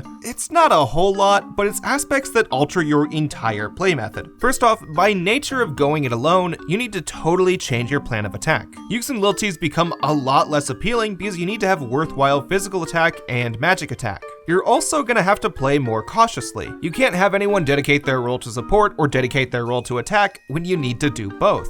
It makes large enemies, and especially bosses, take a lot longer. We do have a few positives in single player. For one, everything pauses when you open your menu, so using instant consumables like fruit and milk has more merit than in multiplayer where they take a long time. You also have a Moogle companion that carries your chalice and sometimes casts a spell with you. Because of him, the walking between fights speeds up a little bit. It doesn't make up for the time lost for fights taking longer, but hey, it balances things a little. And the last change worth mentioning involves the spell fusion. Obviously, you only have your own reticle, so no one's there to fuse magic with you, which for the flyers and ghosts, including 2 ghost bosses I forgot to mention, it'd be agonizing without Holy and Gravity. Thankfully, you get a choice on fusing spells in your menu, thus casting Gravity with 1 reticle rather than 2. Downside to it, you're using 2 command slots, and you need to unfuse to use what's required to cast Gravity, so this is definitely just a workaround. And besides minor stuff, that's all the changes in single player. Again, I'm a much bigger fan of the multiplayer in Crystal Chronicles, and there's a lot of single player Final Fantasies I'd recommend over this, including our next game, but there is still some merit in Crystal Chronicles single player. A note my brother wanted me to mention before I'm done with the original game is about the emotion of single player. In multiplayer, you have a feeling of camaraderie. Your caravan is on a journey together. Even the characters you don't use kind of feel like a part of your journey. You see them on the menu and their families back home. Additionally, by the nature of other humans playing the game with you, you have the natural, loud feeling of being with someone. While with single player, you have a new feeling of loneliness. No one has your back when you crawl through a brand new dungeon. If your character dies here, who's to say that someone else will go in looking for you? So if you want an emotion kinda like that, then maybe you do have a reason for single player. However, that's where I'm going to close the book on the original game. The story of Roman, Flaffy, the second Roman, Bryce, and Tits Village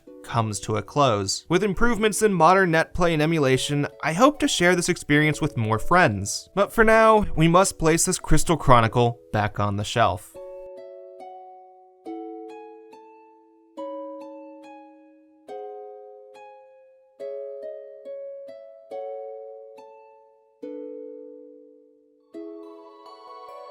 Crystal Chronicles 1 performed pretty well. Did it hit numbered FF sales numbers? Nah. But for the first Square game on a Nintendo console with a low install base that also required a shit ton of periphery equipment to play it, not that bad. Now, even back during the first title's development, they planned to expand the world, a plan that, not flopping, helped to manifest. Of the remaining 5 games, all of them released really close together in North America. Ring of Fates and My Life as a King in 2008, then Echoes of Time, My Life as a Dark Lord, and Crystal Bearers all in 2009. For the sake of discussion, I'm gonna go ever so slightly out of order here. Echoes of Time is a direct follow-up to Ring of Fates with the same gameplay besides some refinements, while My Life as a Dark Lord is a direct follow-up to My Life as a King, so it makes sense to talk about their follow-ups after each other. If you're watching the version of this in parts, those 4 are today. Before jumping in, I want to talk a little bit about the development of all 4. First off, the team from the original game split up their individual focuses. Most of the key staff members from the first title stayed with Crystal Chronicles in some form, with the main notable exception being Kazuhiko Aoki, the original's director, who had no direct involvement with the series going forward. At the very least, his work on the original set the stage for these next 5, so I don't want to totally downplay his importance. Which, since all 5 of the following projects were developed close together, Akitoshi Hiroshi Kawazu stepped back a tiny bit. He still had a major hand in overseeing all of Crystal Chronicles, but he was executive producer or supervisor on most of them,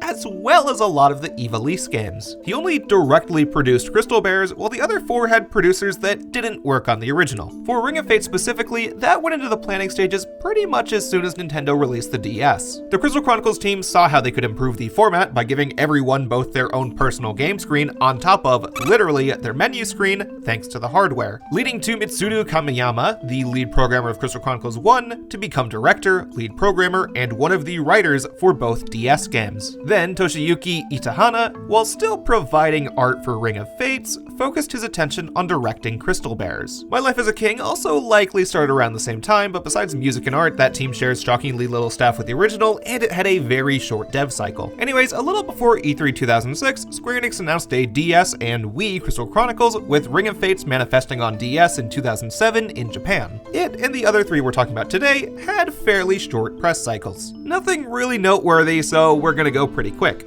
However, before going to Ring of Fates, I want y'all to think about the Final Fantasy public image at the time, because I think it gives us a good context for what's here. Mainly, from Final Fantasy VII's release through to Final Fantasy XII, the public saw Final Fantasy as a platinum-level, unshakably top-tier series. By having the Final Fantasy name on your cover, you promised a top-tier game. Not a single other RPG came close to this status in English-speaking territories. With that said, after 10's release, a few small, I think I'll say expectations, caused the public perception of the series to not exactly drop, but parts of the fanbase had issues with certain releases. Like with 10-2, 11, and 12. All 3 are in the highest tier of gaming. In terms of technical prowess, storytelling, and gameplay, giving any of these less than a B during their time of release is questionable. But these 3 also differ from each other drastically. If we had the exact same person reviewing all 3 with all of their biases intact, it's unlikely that they'd put them on the same tier. It had fans asking, what is Final Fantasy, and what do we want from Final Fantasy? These 3 mainline games, as well as high-quality spin-offs like Crystal Chronicles, next to questionable ones like Dirge of Cerberus, didn't bring the FF brand down. It still solidly maintained that platinum status, but it's around here when casual players would skip a game or 2. Less due to quality and more due to the higher volume of spin-offs that strayed from the core series style. Plus, I can't stress this enough, the mess that was Fabula Nova Crystallis' development. I'm not going into that today because it's way too much for a background element to this video, but it did not help. Not to mention, after 13 and 14 came out,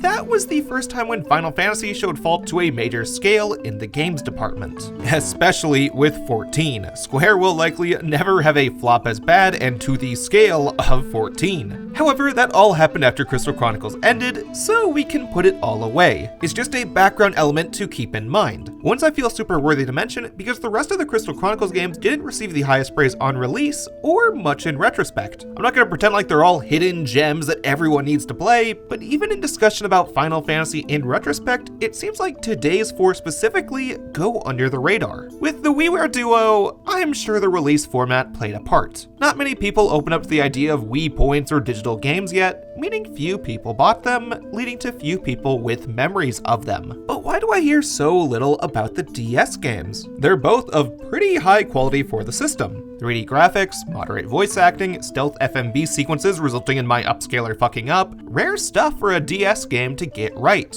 Well, I have my own theory. If you had me in the background, you should look on screen. This right here is every Square Enix game released on DS in North America. You may notice, your screen is currently filled with some of the highest quality games put to a handheld. I'd consider Ring of Fates a super good handheld game, and Echoes of Time is certainly well above average, but they're going up against literal greats. Like, this isn't even the entire system. This is just Square Enix's output. When there's this many great options, something is gonna get lost in the shuffle, and these two kinda did, which is a shame. I think Ring of Fate stands up on its own 2 legs without Crystal Chronicles 1, and Echoes of Time is a very solid dungeon crawler with discussion of it muddied by one kinda perplexing choice. So like I said, by the time of 2007, at least 3 Crystal Chronicles games were in development. In this video, we'll start with Mitsudo Kamiyama's team, who at the time worked on Ring of Fates, and given the only 17 months between releases and their sharing of everything, seem to have immediately gotten to work on Echoes of Time right after they finished Ring of Fates. I'm gonna stress I can't say for certain that's the case, but it's a pretty likely scenario. Echoes of Time has almost no pre-release information I can find today, and the most common statements I saw on old GameFAQs threads were, "What do we even know about this?" Even going back to my own recollections, I don't remember many trailers or articles. It just showed up at Game Crazy for $15, and seeing that title of Final Fantasy made me buy it. However, I'm not too curious about the development. Given how almost every staff member has the same role between the two, while the two games have an almost identical structure and combat, there likely wasn't much to say about Echoes of Time development cycle. Since the two share so much in common, I'm gonna very unnaturally split the chapters up. I'll talk about every story and world-related thing for Ring of Fates, then all of that for Echoes of Time, then the gameplay of both.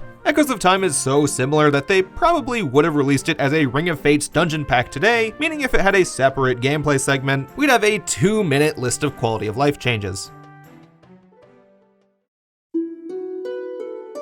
Ring of Fates has 2 modes, the single-player story campaign and the multiplayer mode. Since a common criticism of the original, one I kinda share, is that the single-player fell short of the fun in multiplayer, they wanted to make sure Ring of Fates had the option for both. You can start with either, as with the exception of new flavor text in multiplayer after beating single-player, neither mode affects the other, almost like they're alternate universes.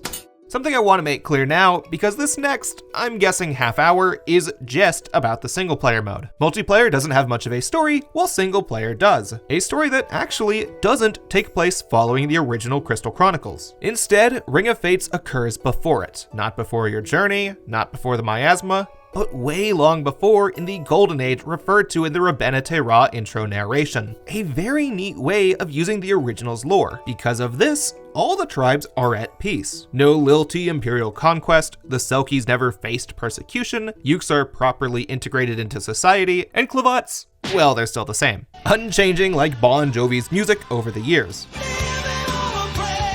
In terms of the story's format, single-player mode takes a traditional approach. You have a cast written by writers instead of custom characters with a normal linear story, rather than the at-your-own-pace narrative of the original. As a kid, I felt disappointed since Crystal Chronicles 1 presented a unique feel with everything I mentioned earlier, but I don't think it's worth harping on. Ring of Fates has a likable cast, and you still get a multiplayer mode with custom characters, so if you want the individuality element, you can still get it. So in single-player, our main characters are Yuri, a male Clavat who you play as, and his twin sister Chelinka, who you don't play as since Woke Enix didn't open for 2 more years. Yuri is a hot-blooded, shonen-brain protagonist that throws caution to the wind for adventure, while Chelinka is a serious type with a crystal, some magical affinity, and a lot of worry for her brother. The twins live out in the countryside with their strong father Leitov and his 2 longtime friends, a female lilty named Meath, and Alhanalem the Yuk. Everyone calls him Al, and so will I. When we begin, the twins are only 9 years old. And I'll get this out of the way now, since it's not an aspect the story hides, there's a time skip in here. Yuri and Chelinka appear older on the box art and in the intro CG, so you already know something's gonna fling us to the future. Because of that, this entire first act is spent with Yuri and Chelinka as young children, a time for their childlike innocence to shine through. Perhaps comparable to the caravanners first seeing the outside world. Right now we get a feel for their happy relationship with each other, Meath, Al, and their responsible father, who when we begin, is teaching his 9-year-old kids how to use a sharp-ass, heavy-ass hatchet. Truly the father of the year. Once they figure it out, the 2 of them decide to play around with it in the caves unsupervised. It's a standard tutorial dungeon guided by the Moogles. Oh hey, these guys! I'll talk about them now while Ring of Fate's story hasn't picked up yet. If you've ever played a Kingdom Hearts or Final Fantasy besides 4, you know who the Moogles are. Funny, small, bear-type creatures with a red pom-pom on top of their heads. They've played a supporting or even major role in almost every iteration of Final Fantasy. Crystal Chronicles, throughout all of them, is one of the iterations where Moogles play a big role, mostly by expositing tutorials, which is a cool use for them in my opinion. They did that a few times in the number games, but here I think it has more meaning behind it. They're the most recognizable Final Fantasy creature in Crystal Chronicles, so them tutoring you feels like a cool pass. A mainline FF icon is teaching you how to move from the turn-based number games to their action-oriented spin-offs. And in the case of Ring of Fates, they place down every signpost that gives you hints, a hard job they took upon with the leadership of Latov's friend Stiltskin to help Yuri and Chelinka. Now I think I mentioned this in passing last time, Stiltskin, you know, from FF9, is the only character to appear in each entry. And I don't mean a version of Stiltskin, I mean the same dude every time, as he and the rest of the Moogles are immortal, or at least live for many thousands of years. Stiltskin even had his own little journey in Crystal Chronicles 1 where he tried to figure out why Moogles lived so long and survived in the miasma, eventually deciding that maybe Moogles are a little bit related to the Carbuncles. Anyways, the main point of talking about them is this. Crystal Chronicles Moogle design is an easy top 5. I love the more fairy looking Moogle designs like here and 16. Anyways, while I talked about Moogles, Yuri and Chelinka found something spooky looking at the end of the cave. A big fucking scorpion. For Yuri, this ain't no problem. He sees a big-ass red crystal sticking out of his tail, and as a huge Zelda fan, he deduces that's his weak point. Then upon beating it, they see a ghost girl, run away in fear, and the rest of the first act continue with fun young child stuff. Extra emphasis on the fun word there, since Ring of Fates gets dark in the second and third acts. If you look under the hood, you do see some darker themes in this first half, for example, the ghost girl that just scared them off. However, for right now, the story is trying to share the sense of wonder Yuri and Chelinka have towards the world. Their wonderment of Stiltskin visiting their villa, Al making a little necklace for Chelinka to hold her magic crystal in, and even just witnessing their father's unwavering will in opening stuck doors amazes them. They're in the middle of a happy moment in their life, and on the day after they got their hatchet, Latov takes them to the big city with him for errands. A huge deal because they've never gotten to visit the big bustling city of Rebena Terra before. Right here in town is one of my favorite parts of the game. In fact, it's probably my favorite town in the sub-series as a whole. To take a horribly disheveled dungeon from Crystal Chronicles and turn it into this fancy town with a big crystal, a leader everyone loves, and citizens of every tribe is such a good choice. It sets in how much shit got fucked between the Golden Age and Crystal Chronicles 1. Not only because of the architectural changes, but due to the people we meet here as well. So this goes for Ring of Fates and Echoes of Time. They both have 2 towns, a sorta starter village and one main city, Rebena Terra for Ring of Fates, and Unnamed Fantasy City number 47 for Echoes of Time, both with their own sets of NPCs, though most character models from Fates appear in Echoes of Time somewhere in a Majora's Mask reuse asset style. At this point, when you first arrive, you get to talk to everyone to see what they have going on, and every time you finish a new dungeon, the townsfolk have new things to say. In Ring of Fates, it's typically in relation to the current events. For example, there's some heavy rain problems in the middle of the story, so all the townsfolk have some comments to make on it. A few worry about the town flooding, some think there's a bigger issue at play, and others use the chance to throw their small friends in the water. There's also going to be a plot point about people in the military fearing crystals, so the lilty that sold Magicite has to act as inconspicuous as possible when her only client, meaning you, comes by to purchase it. At this time, every villager gives the town a very lively feeling, making it even more tragic when we remember that this town eventually falls to ruin. Not today though, it's still the fun, childlike wonder act for 2 more dungeons. One where the twins have yet more unsupervised fun in the monster-infested slums, and another where they visit the icy mountain Val with Al to find some plants. So at least they're supervised on the third one. They're neat dungeons with some pretty cool story implications. For example, the slums give us that first hint that not everything is perfect. You may be a little kid with wonderment for the world, but there's still some stuff you're not old enough to understand. And it shows how Rebena Terra, as wonderful as it seems from the outside, or as wonderful as people say it is thousands of years from now, still had its own problems. It's yet again a great way to give the player some things to theorize on. But for now, it's time to put an early close on Yuri and Chelinka's childhood. Hello? It's cold. Close the door. Yeah. Is someone there? Me? Al?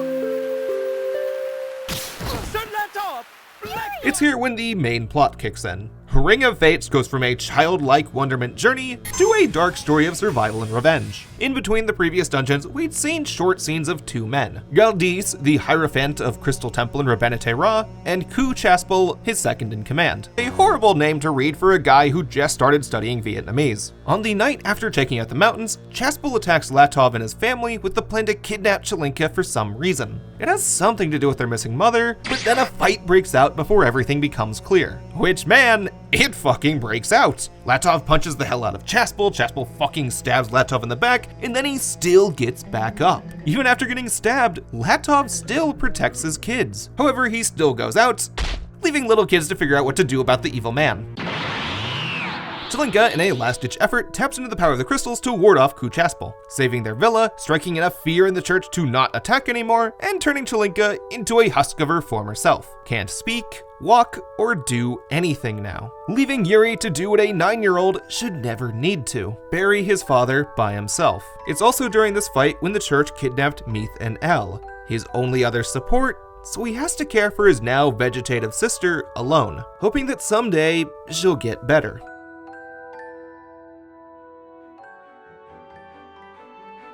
A vague number of years pass, or just 3 according to the strategy guide. Yuri has spent that time caring for his sister and training to become a warrior. He's been unable to save Meath and Al, learn the truth of his parents' fate, discover why Chelinka has this power, or prevent Chaspel from causing more harm out of fear for his sister's safety. So all he could do is train. But those were tasks he's gladly forgone in hopes of seeing his sister wake up. Yuri. And hey, look, Chelinka woke up, and she can only speak telepathically for now, which doesn't change much of the game because only important scenes have voice acting. With her awakened, Yuri can finally tackle the tasks he's put off, because if Chelinka's with him, they can share the load, face the adult responsibilities flung onto an average 12-year-old adult. Our setup presents an interesting difference from Crystal Chronicles 1. There, you just had to keep your village safe, a task your caravan performed routinely year by year after volunteering for it. Your caravan knew the gist of their job by year 4. They could rush, go slow, eventually they'd get it done. You didn't feel as though your fate was to save the town, and especially not stop the miasma. Caravanning didn't define them, it's just what they did. Before, during, and after the journey, no one even knew about the adventures of your caravan. You crystalled in your chronicle for only you and your friends to remember, with maybe someone in your village reading the tale later on. While here in Ring of Fates, the characters themselves have a grander purpose made clear at the start. Yuri needs to save his sister and surrogate family while stopping the church. You could call it his fate. During Ring of Fate's middle third, we get a feel for how the world has changed. Yuri and Chelinka haven't left their home in a few years, only to find that everything's kinda gone to shit. In that time, Galdice and Chaspel increase their political persuasion over the kingdom, so they send other members of the church around town to confiscate crystals from the townsfolk. Something they can do by using a pretty flimsy excuse relating to something Al told us about earlier. So remember the red weak points on bosses? Those are actually mutated crystals. Crystals with an unnatural negative energy caused by a group named the Lunites. To prevent that, Galdice told everyone to fear crystals. Now everyone even wants the big crystal in the middle of town removed, something we don't want since we use crystals to save our game. Due to the chapel's intervention, we can't get an audience with the king to warn him of the incoming threat, which becomes our new main goal in the second act. So during the process of proving ourselves worthy of said audience, we get a full party going with Meath, Al, and a Selkie from the woods named Nash. Characters you switch between in single player mode using the touchscreen, giving you a simulation of multiplayer and a feel for every tribe, which shows that it's kinda clear that's the entire point of single player mode. Let you get the feel of the 4 tribes and give a context for each dungeon before you switch to multiplayer, which I'm kinda fine with as it enriches the world by keeping up with the original's ethos of stuffing pounds of lore into the dungeons. For an example, let's use Nash. He joins you in the second post-time skip dungeon, Abyssus Forest, an area recently inflicted with poisonous fumes. Nash grew up here in the forest pre-poison, and as such, helps the party find the boss fight to stop the poison. Then, after returning to Rabenete Ra, a random NPC mentions how years ago, he visited a village in the forest. A village that, one day, suffered a plague that wiped out everyone, helping us figure out why exactly Nash is there. And here you might think, oh, why does that need an explanation? Selkies are always on the trail. Of course there's one in the forest on his own. Well, in the Golden Age, that's not entirely true. So this next little bit is partially based on headcanon, so don't blast us on forums, but it is all based on in-game lore between the 3 dungeon crawlers. Long before Crystal Chronicles 1, Selkies left their unnamed ancestral home and then suffered persecution, telling us they definitely had their individualistic attitude by the Miasma Age. However, during this golden era, there's not much to support this that they currently act that way. With the exception of Nash, every Selkie we see lives in Rabenete Ra, dresses with less furs than any story later in the timeline. One Selkie woman describes her tribe as athletic, sexy nature lovers, and I don't recall any mentions of petty delinquency or thievery in Ring of Fates. Besides this one kid in town, but his lilty friend joins him, so we can write that off as kid stuff. Even going further than that, the current king of Rabenete Ra is a full-blooded Selkie. In the dungeon in Crystal Chronicles 1 that tells us about the Selkie's plight for a new home, Conal Curich is right next to Rabenete Ra. Nothing in the narration of Conal Curich, or any of the other text in that stage, mentions the other tribes or miasma, just monsters and a lack of usable land. So what I'm kinda headcanoning, feel free to disagree, is that the Selkies considered Rabenete Ra their ancestral home. Rabenete Ra fell between Ring of Fates and Echoes of Time for a reason I'll get to in Echoes of Time, and that's when the Selkies began their search for new land. Supported by them having their furs and rackets again in Echoes of Time, while in Ring of Fates they only have bows, showing that after Ring of Fates they started working towards their depiction in the original game. Only flaw in this theory is that Selkies still live in the main town of Echoes of Time with no one acting differently towards them. Maybe a few years as nomads gave them the tendency for thievery, and then they moved to the Echoes of Time city, and that's when the tribe started to like them less? I don't know. If I stress this much about video game headcanons, I'm never finishing a video. Anyways, I was talking about dungeon lore. So far we deduced that there was a village in the forest, Nash is from there, he probably speaks Beaver now. That's the point I was probably getting to. After saving Al at the same mountain you explored with him before, getting rid of the poison in the forest, and accidentally adopting a forest teen older than you, the gang gets their first audience with King Kolka. At which point Al seems confident about how things will go because unbeknownst to Yuri and Chelinka, he, Meath, and their parents all worked for the castle before they were born. However, once they get in, it turns out that some Yuke chick is impersonating Al. Not very well though. She's not even the same gender, and some of the knights just admit they're kinda racist. King Kolka has no motivation to deal with any of this, or really the church at all. As we learned from NPCs earlier, he fell into a deep depression after his daughter died, which occurred after his wife died. Holy fuck, man, sorry for you, dude. Roman, you're American. Oh shit, right, no sympathy for any monarchy in my house. Since talking doesn't work, the gang heads to Reliciel, a dam-like structure suffering from leaks, leading to slight floods in Rabenete Ra that could worsen. And the reason for that is because at the center lies a big crystal that runs the place, and roughly 15 years ago, it stopped functioning. Meaning today, the entire place is roughed up, complete with closed-off paths and monsters. By the way, for anyone wondering why monsters exist without miasma, they kinda gloss over that. A Yuke in one of the games, I don't remember who or where, said something like, perhaps the definition of monster changes over time. We refer to what we don't understand as monsters. Which, honestly, I'll take that as an answer. Not a perfect explanation, but it sidesteps the Kingdom Hearts issue of making up other enemies because they can't use Heartless. Submit! Anyways, after reuniting with Meath and beating a boss who's fucking brutal when you don't have proper touch controls, the whole place collapses. No! I won't let it end here! No! Yuri! You can't do this alone!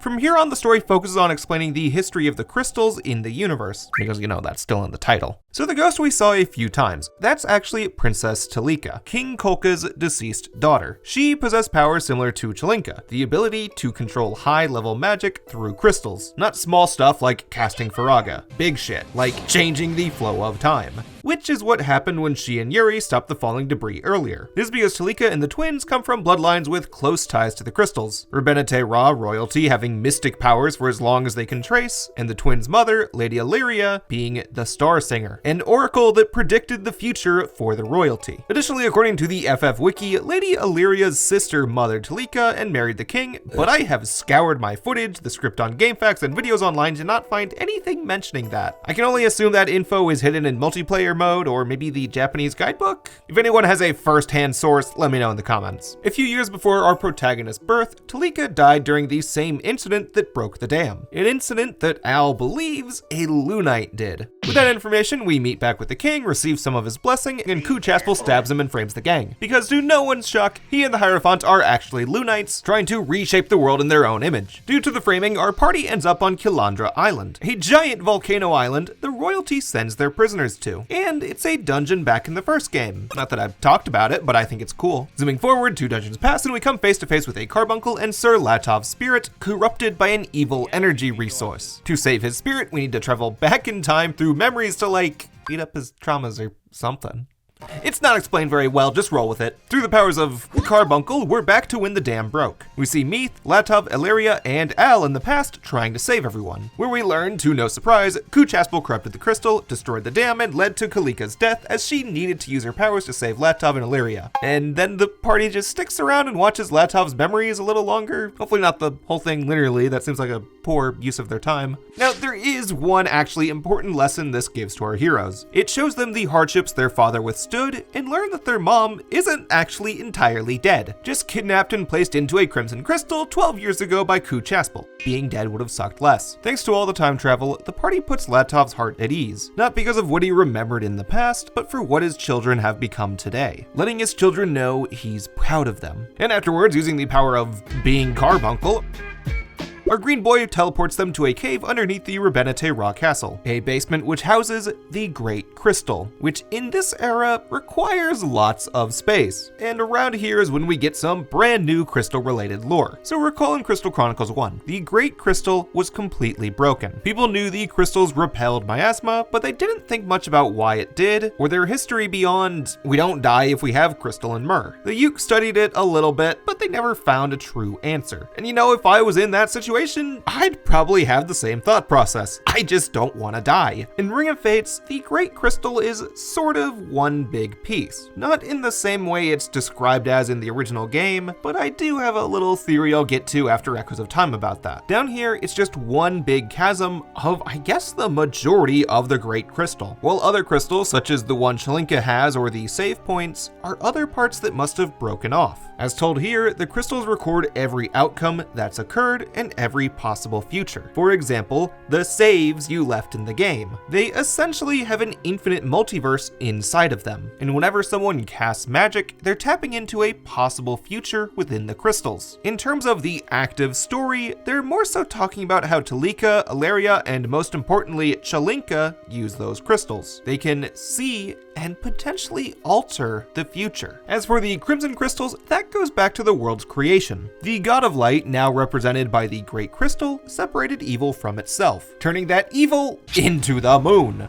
Goldus and Kuchaspel have moon evilness inside of them, and place that moon evil in the crystals. So upon defeating the fake Al, King Kolka feels reinvigorated, and everyone's gonna storm the castle. And from here on, Ring of Fates turns into some Made in Heaven type shit. Just absolutely balls to the wall insane. Okay, you've got the regular old dungeon. I mean, it's the longest and hardest one. You've probably played a video game before. They get harder near the end. But what's coolest to me is how it's structured boss-wise. Because you fight Kuchaspel at the start of the dungeon with Galdus near the end. And said fight with Ku feels satisfying. A chance to beat the shit out of the dude that killed your dad, your maybe cousin, kidnapped your mom, and by proxy made your sister a mute for 3 years. Yeah, fuck this guy. Easily the biggest shithead in Crystal Chronicles. And boy, Crystal Bears has a bad one in there. That's not to say Galdus is safe from dickheadery either. After all, he sent Dickie to do that shit. And he's got your mom captured. But you know, at least he's nice enough to give us a James Bond villain explanation for his plan. Galdus's end goal is to use the power of the crystals to completely realign the universe into one that benefits him. He'll take whichever of the alternate past, presents, and futures recorded in the crystals that align best with his vision and make it reality, which he can only do today due to an eclipse magnifying moon power. And then the next part gets even more whack. Galdus, 1. New universe is his, everything's changing to his liking, and only those with a connection to the crystal, meaning Yuri, Chalinka, and King Kolka, fully remember the old timeline. Well, new timelines, actually. Galdus changed it a few times before then because he really wanted Yuri to join him. Yuri isn't taking it well. And the worst part is, the world isn't really that bad. I mean, no one has crystals, the sky is red, and Galdus has supreme power, but like, Rebenete Ra's fine. Not like people are dying. No, yeah, never mind. Thankfully, the power of family, friendship, and Chelinka's crystal magic is strong enough for the whole party to reunite for a final battle against Supreme Ultra Lord Galdice. But not before Yuri gives Galdice a verbal beatdown.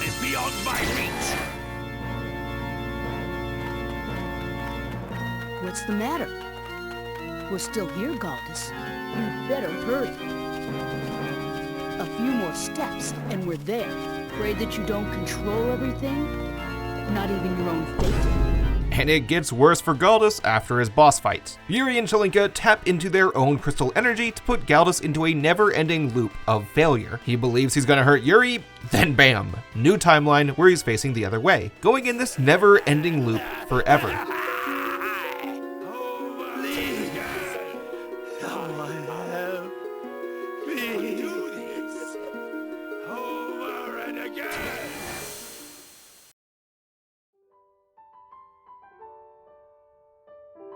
Only problem is, to do that to him, Yuri and Chelinka had to create another universe that everyone else lives in. A universe where everyone has forgotten the two of them. Only exception is King Kulka, as due to the royal bloodline's close affinity to the crystals I mentioned earlier, their fate will stay the same in every universe the crystal sees, meaning his wife and daughter are still dead. So every single person is happy, but no one remembers Yuri and Chelinka. Their struggle won't be in any history books. Chelinka, not happy with the situation, makes a pretty bold decision here. She resets not just their universe, but the entire crystal multiverse, resulting in a new world completely shaped by Chelinka. In this new world, they're back to being kids, their parents live, and if you go through all of multiplayer mode, you find that Talika is also alive since the crystals themselves kinda got reset, giving the twins a happy ending, which, to be honest, feels a bit out of nowhere. I guess maybe she didn't have the emotional capability to pull this off until now? I don't know, it gives me mixed emotions. Her entire journey was wiped away, with only the twins, now happy for the first time in years, knowing what occurred. Meaning, it basically never happened, which I guess is somewhat in line with the original game's story. Back then, only you and your caravan knew that they saved the world, making it a very personal journey. Similarly, this is a personal journey for Yuri and Chelinka. When I finished my replay, I forgot most of the ending. I hadn't played the single player mode in well over a decade, and man, it did not initially sit right with me. But in thinking about the Crystal Chronicle, as in the chronicles within the crystals, it's kinda like Chelinka reset it. This is the new point zero for the crystal's memory. Even if they didn't write a physical book for it, they tucked this away on a shelf, or at least that's how I interpreted it. Overall, I quite enjoyed Ring of Fate's story, by no means my favorite DS RPG, but I think it's worth experiencing. Similar to the first game, the main appeal for me comes from how well it integrates every single dungeon into the world. We learned the importance of every location, so even when you change to the storyless multiplayer where you replay stages with friends, you have a story in your head about each location. And I like the characters here too. Yuri and Chelinka have a strong bond due to their tragedy, and the other three playable characters get a lot of fun moments. Nash especially. Since he doesn't technically need to join the adventure, he has this funny disconnect from the rest of it. Anyways, everything left to say with Ring of Fates connects back to the gameplay, so let's jump to Echoes of Time's story.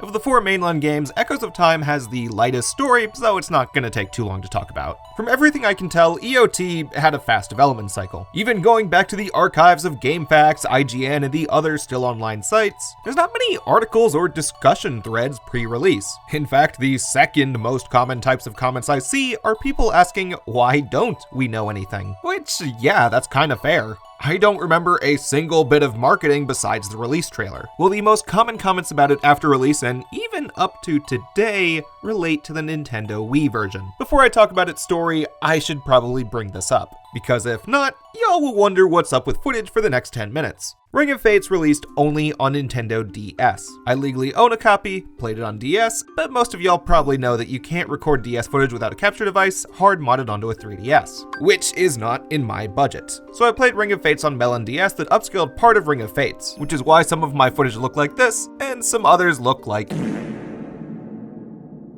Due to some touchscreen related gimmicks I'll get to later, I'd recommend playing Ring of Fates on a DS system if possible. On the scale of how much touchscreen does it use, Ring of Fates is teetering very close on the ledge of you need to play it on DS. If you don't own a DS system, then an emulator with a DualSense mapped to the mouse or an actual mouse next to you is an alright replacement. However, if you own a 3DS, don't own Ring of Fates, and you're open to using an emulator, then you're probably open to doing something surprisingly easy as well. Now with Echoes of Time, this sadly brings up Echoes of Time's biggest legacy, having a Nintendo DS and a Nintendo Wii version. And I don't mean like how Sonic Colors had a Nintendo DS game and a Nintendo Wii game that share little in common besides name. I mean, it's the same game on each. A Nintendo DS game, one reusing a shit ton of assets from Ring of Fates, was ported to the Wii. Releases so identical, they implemented Wi-Fi crossplay. For reference, Ring of Fates was only local play. For examples of how close it is on Wii, we get a built-in 2-screen setup that you can alter with the plus and minus buttons, an option menu that still calls your system a DS, and the ability to use your pointer as a stylus, though every necessity for that is also remapped to the D-pad. When I first played this around 2009 or 2010, I thought this sucked ass. Like, who the fuck wants this? It's so ugly. Why not just play on the DS? And overall, I would still say playing on DS is the way to go. But if you don't have a DS system today in 2024, which I think is likely now, then I'd recommend the Wii version. Like, okay, think of it this way. Would you rather emulate the DS version, where you have to rely on awkward touchscreen workarounds and inconsistent upscaling, or have essentially an Echoes of Time emulator built to perfectly play on Wii? Yeah, as you may guess, playing Ring of Fates on emulator directly before gave me a greater appreciation for this port, and perhaps more than that, owning a widescreen TV. Last time I ran through Echoes of Time, I still had a very shitty CRT that needed a coat hanger shoved in just to press any of the buttons. And you can guess how much I had to squint at that shit. Which is why I'm adding another asterisk: do not play the Wii version on a 4x3 display. You cannot see shit. 100%, I get why the Wii version had such scorching reviews when it came out. This was ugly, but playing it with a Wii remote on a slightly modded Wii U was wonderful, especially with Bryce rejoining me to play on his 3DS for cross-play multiplayer. Speaking of, you'd think more Wii and DS games would communicate, but I cannot think of any besides this and Pokemon off the top of my head. Echoes of Time has a simpler story than Ring of Fates. It still has a linear progression like Ring of Fates and most Final Fantasies, but goes back to custom characters like in the original. A custom character who this time is integrated heavily into the main plot of the story, which is funny because you can play the main campaign in multiplayer this time. And for player 2, in this case Bryce, everyone just bullies you. So everyone just says, hey, I don't know you, I'm waiting for Roman, no thanks, I need Roman first, stuff like that. Players 2 through 4 are chopped liver to any story important character, while the player character, who I named Roman because legal name, comes from an unnamed village in the unnamed forest, a small little place with only a few villagers. Today is Roman's 16th birthday. To celebrate, the close-knit town has prepared a coming-of-age ceremony, which like most dungeon crawlers, means a dungeon. But before going, I wanted to get a good talk in with everyone first. Your starting village in Ring of Fates just had the main cast, while here we've got a whole slew of dudes, and by talking to them you may catch on, Echoes of Time is more lighthearted than the prior 2 dungeon crawlers. Kids bantering together, parents compete over who makes your birthday dinner, older man sleepy, it's a fun little start village, which sets a tone for the game as a whole, while finishing the first dungeon sets the stage for our story. First of all, this girl sitting on the town crystal is Charlotta, a cat girl that found and raised the protagonist since finding him as an abandoned baby in the woods. Charlotta sets the tone a lot here. She's very playful like the rest of the cast, but she's got a more smug attitude than the rest, and a little something underneath we'll come back to. Charlotta knows she's hot shit, but still cares for the player and the village deep down. For completing her trial, she grants the player a tiny crystal, dubbing him a Final Fantasy protagonist. A grand victory, immediately followed by a young girl in the village, Ariel, catching the crystal sickness. A disease that, unless treated with a very specific remedy, leads to death. I bet you can't guess what the first quest is. Roman and his bum-ass ignorable companion Bryce then venture out to find someone with a cure, leading to a spooky, totally not evil bald man that had a very ominous laugh during the intro.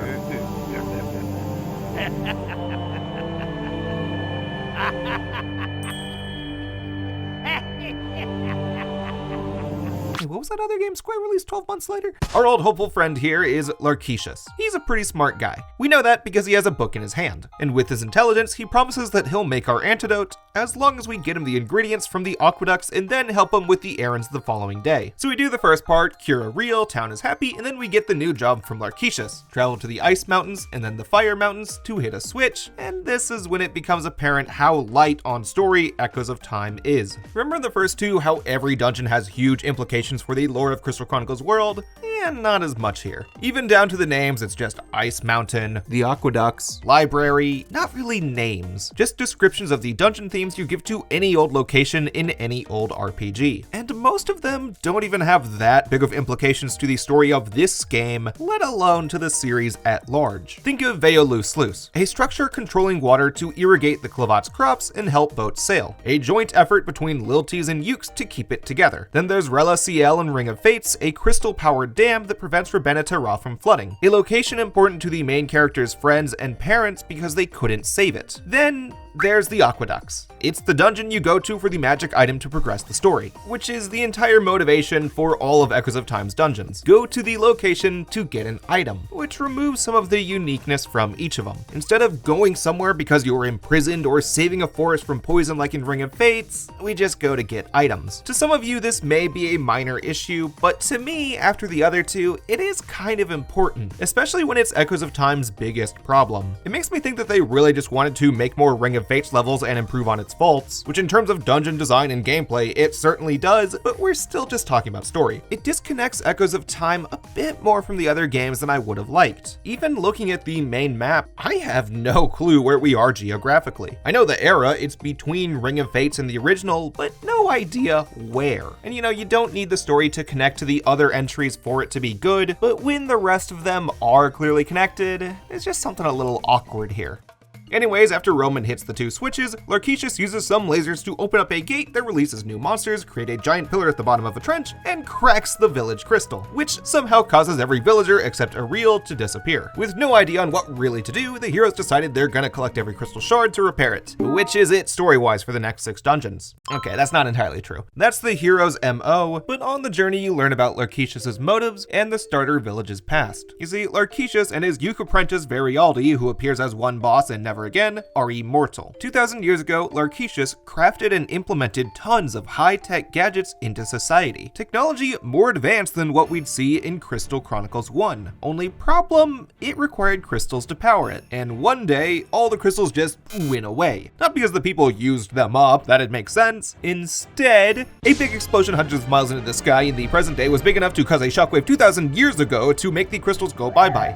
And since Larketius introduced the crystal-powered machinery, he got embarrassed by the whole thing, meaning persecuted by townsfolk. He then frantically searched for more crystals, tested how to become immortal, and desired to stop the shockwave in the future. Given that he's currently alive, we know that he got the immortality down. But how's he gonna stop the shockwave? Well, that's the point of his tower. He's just gonna physically stop it, at the very top of it. So we're gonna stop him. Kinda simple as that. Only other plotline going on has to do with Charlotta, and honestly this one is fun, if not with some dark themes. As it turns out, 2,000 years ago, Larketius destroyed the village you grew up in, killing everyone except Charlotta. Charlotta only escaped because the town crystal saved her. Not super saved though. Larketius couldn't kill her, but he still kidnapped and experimented on her, which turned her into an immortal that produced crystals. And the only reason she's still walking with us is because she put her consciousness into a cat. Then after wandering around for 2,000 years, she found the main character as a baby, and due to her desire to care for him, the crystal created a new version of the town. I know that sounds like I lore dumped a lot, and that's because the game kinda dumps it too. Not much is portrayed naturally to you, and I think I'd care a little more if it weren't for the tone it takes from here on. So I've been saying Echoes of Time is lighthearted, and from here on, it really shows. With the crystal repaired, Charlotta is also back to life and joins the main characters on their journey. Not in a playable sense, but she still talks to villagers, shows up in pre-rendered cutscenes, and is basically the main character now. She's the one with a vendetta against Larketius, she's the the one with a connection to the crystals, she's the one who knows where to go, she's the protagonist of the story. And while it is a huge shift, it's kinda for the better. Charlotta's extremely likable. As a 2,000-year-old cat girl, she gets pretty snarky with the idiotic villagers of the town. Like, remember how I said in Ring of Fates everyone has new dialogue when you finish a dungeon, and that typically it's on the more relevant to the story side? Well, that's the same in Echoes of Time. But unlike Ring of Fates, where people usually talk about current happenings, everyone in Echoes of Time does not give a shit. It goes a completely comedic route with everyone in town just fucking around. Partially because they don't know shit about what's going on. The whole story was kicked off by an event 2,000 years ago, and from their perspective, there's just some old dude that lives in the library, left the library, there's a big old tower out in the distance. Like, seriously, why would these peasant guys care? And because of that, we get fun dialogue that not only gets a chuckle in the moment, but has long-term payoff every time you return. For example, there's this one mom and her daughter. At first, the daughter's a shithead, just being a typical little girl in a city. Then, later on, after Charlotta pretends to be a forest witch, the daughter becomes a perfect child, doing anything her mom asks of her, which the mom thinks weird and then tries everything to get her to stop, from pleading with her kid and even hiring a child psychiatrist to make her go back. Legit, talking to the citizens of Unnamed Town is by far the best part of Echoes of Time's story for me. There's so much charm here, but it's difficult for me to describe more in a video because then I'm just giving away jokes. And I can't give away jokes, then you have no point in hearing them. So I'm gonna give away one more joke. This is the Undead Princess. She is the best character in the game. So back after Charlotta joins you, you spend the next few dungeons searching for a staff that'll harness the Undead Princess's power to reach Larky, which of course involves beating up the Undead Princess first. UP's really full of herself when you first meet at the graveyard, tries to scare everyone away, but then after you beat her boss fight, she gets super docile. She's upset about getting forced onto a journey, stuck in a tiny metal magic piece. And even then, she still makes fun of Charlotta constantly, usually in relation to their age, since Charlotta's 2000 and UP died only 800 years ago. From here on, her bantering with Charlotta made the story for me, to the point where I kinda just wish they were in the party from the start, because this composition of the two of them with the player doesn't last very long. Only 4 dungeons and 2 of them are revisits. Now, I did recently learn that they reappear in World of Final Fantasy, and yeah, that knowledge made me buy the game. Haven't played it yet, no spoilers please. Anyways, then you reach the typical endgame double dungeon. And the ending is, I'm not gonna say a letdown, but it's about what you expect. You get to the top, find Charlotta's real body, Larketius gets a wacky final boss form, and you fight it. Nothing you don't expect in an RPG. Only one tiny little twist happens here. So Larketius is waiting up here for the event that destroys the crystals 2,000 years ago, right? An explosion that should happen way up high in the sky. Well, this tower that we're in answers how exactly something happened way up here. At this moment, Charlotta summons the town crystal, which is actually a manifestation of herself, and requests the protagonist to destroy the crystal, in turn killing Larketius, Charlotta, and every crystal across the land. A sad, though honestly not unseen, fate. Bye.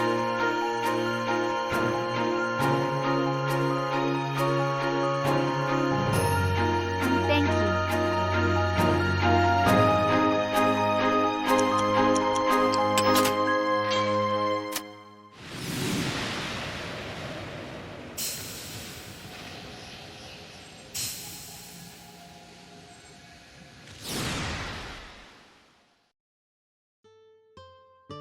After the hero gets out, it ends with him going back to his now almost empty village and placing the one crystal Charlotta gave him back at the start where her old crystal was. Maybe to bring the crystals back in the future. And that's where Echoes of Time ends. A fairly by-the-book story, mostly coasting by on the likability of the NPCs, Charlotta, and the undead princess. Like, I know that was a very short story segment, but I really want to stress how likable the people are in this game. They're so unaware of the current circumstances that it's hilarious. It even keeps up the aspect from the past 2 of no one knowing your tale because of it. But instead of everyone's busy living through miasma or universe reset, it's because everyone's just fucking stupid. Most of the townsfolk will talk about Larketius positively as a scholar because they just have no clue what went on. I love it in the context of playing today, though thinking back to when it was new, yeah, this was kind of a low bar for a Wii game. I don't think it was full price, or at the very least the price tag on my copy said $20, but it's not on par with a majority of games parading the Final Fantasy name. I think the minimal story by Final Fantasy standards is where the short dev process shows the most. I'm guessing they focused most on getting this Wii port working and refining the gameplay of Ring of Fates. Though before I move to the DS game's shared aspects, let's talk about the greater lore implications Echoes of Time has, since it's not too much. So first off, let's talk about the timeline. The important part is this: Echoes of Time takes place long before the original game, and at minimum, about 2,100 years after Ring of Fates. Larketius brought a bunch of cool tech to society 2,000 years ago, which doesn't happen overnight, and the crystals all broke at the end. While in Ring of Fates, the crystals are very common, meaning a significant period of time must pass between the two. So I'm thinking there's 1,000 between Ring of Fates and Larketius' rise to power, and then the crystals blowing up at the end is what led to Rebenite Ra's downfall. Of course, no more crystals doesn't mean a downfall in the pre-miasma days, but with how much Rebenite Ra relied on the great crystal beneath it, I think it's possible that if the crystal died then, so did the city, following which the Selkies, the tribe holding the throne, had a nomadic period. A theory I'm partially basing on how in Echoes of Time, their garb has more furs and loose clothes like the original game, giving the feeling that they went through that change. Again, like what I said with the Selkies earlier, this is my own headcanon, not based on anything official, just some theorizing. And while I'm on the track of theorizing, let's theorize about crystals. So we all know that a meteor destroyed the Great Crystal and then started the miasma. We know this for a fact because we fought the meteor parasite that caused it. We've also seen the Great Crystal in Ring of Fates, a crystal that's deep beneath Rebenite Ra, a crystal which, no matter how great, Larketius must have destroyed between the two games. So how do we make sense of a meteor hitting and destroying a Great Crystal? Well, this is my own theory. I think the crystal, placed at the end of Echoes of Time, may have turned into a new Great Crystal. A lot of time passes between Echoes of Time and the original game. Perhaps that one crystal replanted grew over the next few thousand years. There's no consistent source on how much time passes between each game. When researching, the only source with a number was Wikipedia at 8,000 years between Ring of Fates and the original, but that's not sourced well, though even if we use that 8,000 number as a reference, I think we have enough time for this magical crystal to magically grow. My theory takes some suspension of disbelief, in a game with fantasy in the title, who knew, but I'd say it checks out. At the very least, enough for me to accept it as my personal headcanon, and move on to the gameplay stuff.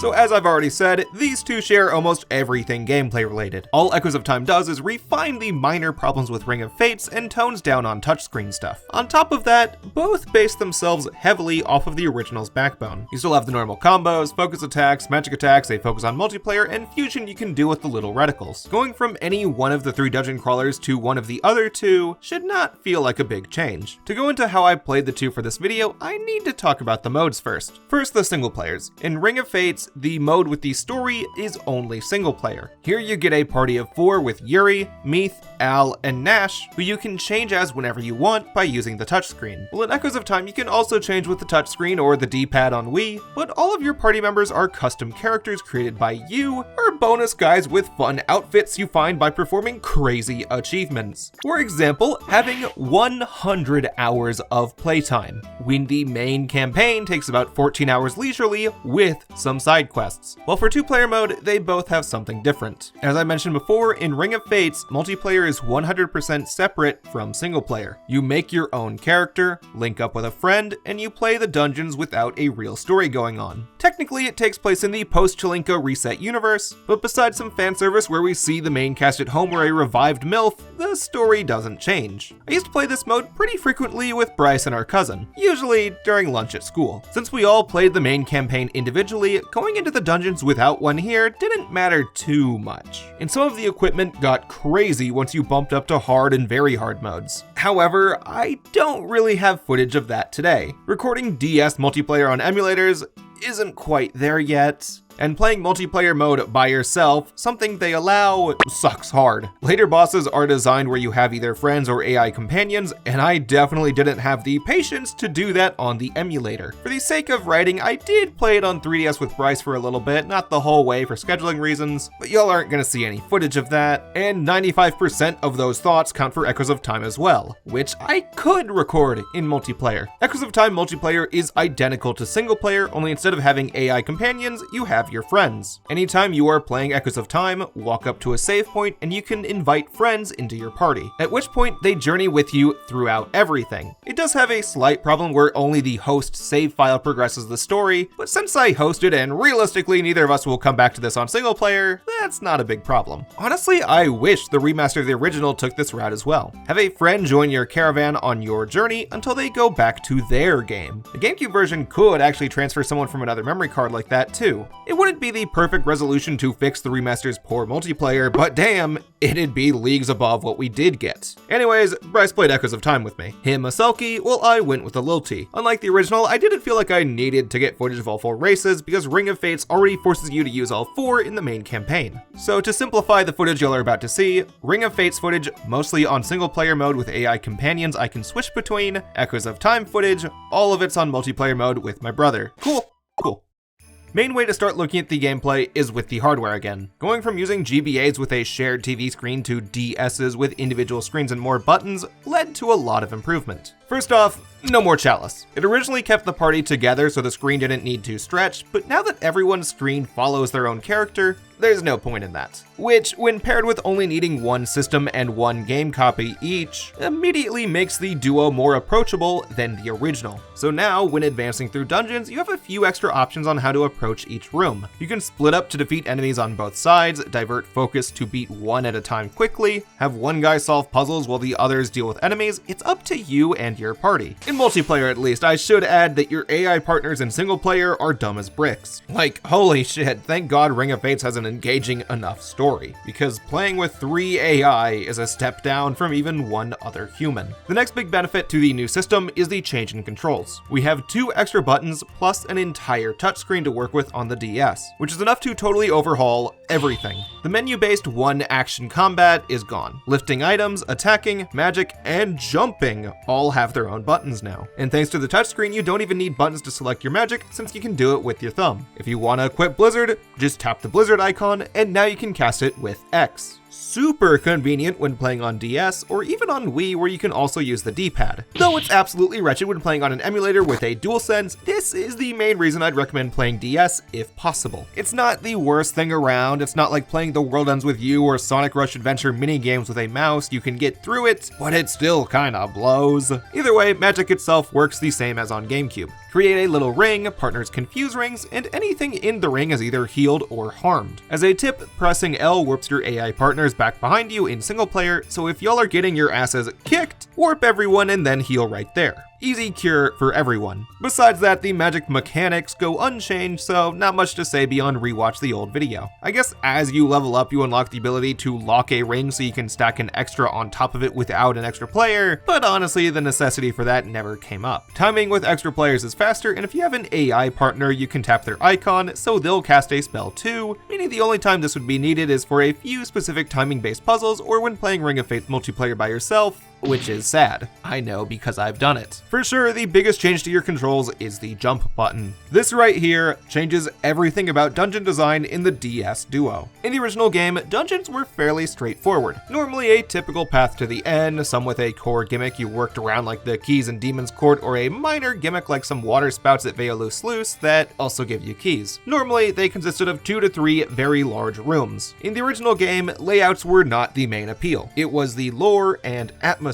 While in Ring of Fates and especially Echoes of Time, the appeal of their dungeons come from the layouts. I've already mostly gone over the lore stuff about Ring of Fates and the lack thereof for Echoes of Time, so I'll skip over that for what they actually look like. Instead of the 2 or 3 giant rooms like in the original, these two have a bunch of small interconnected rooms. Take a door to lead to that room, which leads to this one, and maybe that room loops back to the first room. Closer in design to a traditional Final Fantasy, or perhaps most closely with Ys 3, The Oath in Felghana. In fact, there's maybe a few few more comparisons to Ys 3 we could make. For example, the basic combos have sped up a lot. Not to Ys 3 levels, which I'll stop using as an example because I know few of y'all have played it, but still pretty fast. Combos feel snappier than in Crystal Chronicles 1, where everyone had a long cooldown and a bit of a delay to their hits. While here, they've sped up considerably. You can get one hit and run without issue. Unless you're doing like a full 5-hit combo, then you gotta time it well. But depending on your choice of race, you don't really have a problem with that, as everyone's base attack has changed, and in Ring of Fates, that means the Clavats with their swords have a 5-hit combo, the Lilties have a 3-hit combo with hammers, Silkies have bows that shoot from a range, and the Uke staves do something cool. They have a normal close-range donk attack, but they also throw out a black magicite that blows up at a medium range. And while that normal hit uses their attack stat, the black magicite uses a Uke's magic stat, making their normal attack more usable since their higher stat is at play, which while the topic is open, stat growth is normal. We're going back to the typical experience points and levels, which I wasn't gonna harp on, but in between voicing parts 1 and 2, I started playing Square's Saga series. I beat the first 2 Game Boy games, plus played some of Minstrel Songs so far, and there I realized that the progression system of the original is kinda similar to Saga. In the original Saga on Game Boy, humans level up stats with consumable potions, while robots in the second game raise stats by equipping attacks, which isn't too far from how the artifact system worked in Crystal Chronicles 1. Romancing Saga then goes to a more Final Fantasy II type approach, but for beating the journey, I believe it also has the finish when you want aspect like Crystal Chronicles had. I'm not too far in yet, and honestly it's one of the more confusing RPGs I've played in a while, so I'm probably nearing up on a guide time. Either way, the 2 DS Crystal Chronicles have a fairly normal stat system, and the only difference between the two is that Echoes of Time makes a few of the hidden stats like elemental resistances and stun visible. Back to the dungeons. With the change of ethos, I think the designers got really into the idea of making every room its own tiny challenge, either based on puzzles, combat, platforming, or likely a mix of all three. When it comes to combat, the appeal of it is the exact same as on GameCube. Figure out how to position your team, time your hits compared to the enemy, and know their weakness. The only big changes here are having a jump, which helps for dodging some attacks or hitting aerial enemies, and a little bit in the focus attacks. No more reticles and no more weapon-specific focus attacks. Instead, you can walk around during the charge period, and the attack is specific to a weapon type, which in Ring of Fates basically means unique to each tribe since every tribe only has one attack type, while in Echoes of Time, anyone can use any weapon, though there are certain weapons preferred to certain tribes, including the rackets and spears returning for Silkies and Lilties after they skipped Ring of Fates. While you can technically use anything, focus attacks and number of hits in a combo are tied to your level, with tribes learning abilities connected to their expected weapon earlier than a different tribe, meaning that yes, at level 99 you can have a Clavat using a bow fine enough, but since you're gonna be around level 50 when beating the game on normal mode, you should just stick with the sword. With the exception of the Lilties in Ring of Fates, every focus attack in both games is basically just the big charge attack like you'd see in any game with a charge move. Not that it's bad to take that approach, there's a reason why so many games do this, it just kind of removes the uniqueness of the reticle-based focus attacks that the original game had. Not to a huge degree though, we still have the reticle when using magic, so that unique method still has some DNA in the game, it's just missing to the amount where it's worth pointing out. Moving on, when it comes to puzzles and platforming, the two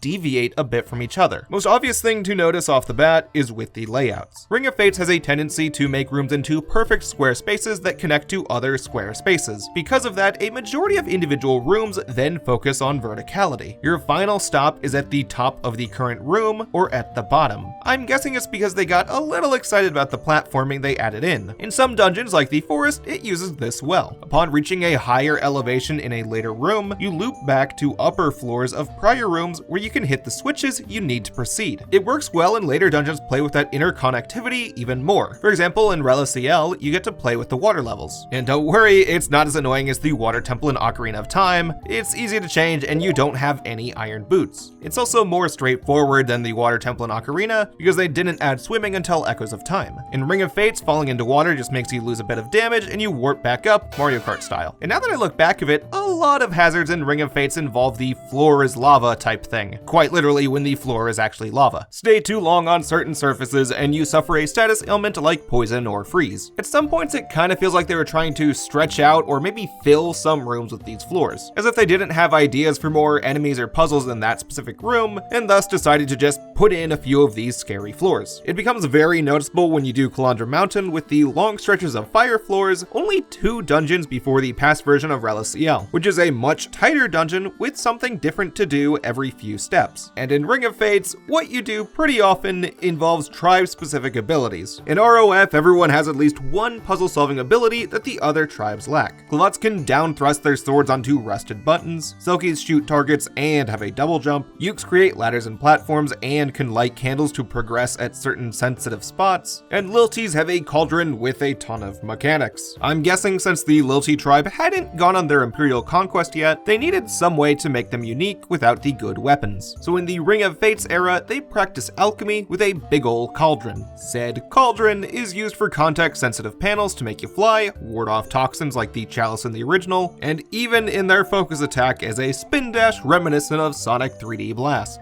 thus having them use the cauldron for both puzzles and combat. These tribe-specific abilities work fine for single player. It motivates you to try all 4 of the races, since after you change into one for a puzzle, you'll likely stay as them for another minute or two. The Selkies double jump especially coming in handy. Tall ledges that normally would require a full circle around the room become trivial with the double jump, so I ended up using Nash the most after I wiped out all the enemies. It's also the only tribe-specific gimmick they kept for Echoes of Time, which I'm pretty okay with, since all the others kinda broke the pace, especially the touchscreen related ones. For example, the Uke context stuff I mentioned earlier, yeah, that requires the touchscreen. And the other 3 tribes have a touchscreen gimmick too. For Klavots and Selkies, it's just an extra attack you perform by tapping an enemy, which in most cases inflicts less damage than a focus attack, while the Lilties craft Magicite in a pot. Which yeah, before I get to that, Magicite works differently in both of these than the original. For Ring of Fates, you don't just find Magicite and have it infinitely for the remainder of the dungeon. Now they're finite resources. You pick up a fire Magicite, you have 1 extra use of fire. Managing that magic usage becomes a huge deal in Ring of Fates, and by extension, I feel it nerfs the Uke a little bit, which might explain why they gave him the dark magic during his normal attack. You know, just to even him out a little. Then for Echoes of Time, it changes magic to a traditional MP bar. Select your spell, and if you have MP, you can cast what you want, as you have all 6 the moment your journey begins, which by extension removes the necessity to make Magicite in the cauldron, resulting in them removing that, as well as the other tribe-specific touchscreen gimmicks, likely because they broke the pace, and because they knew it would have sucked to use them on the Wii version. For the specifics of the cauldron thing, it's kind of like a cooking mama type of shit. You get certain magic ingredients, put them in the pot, swirl,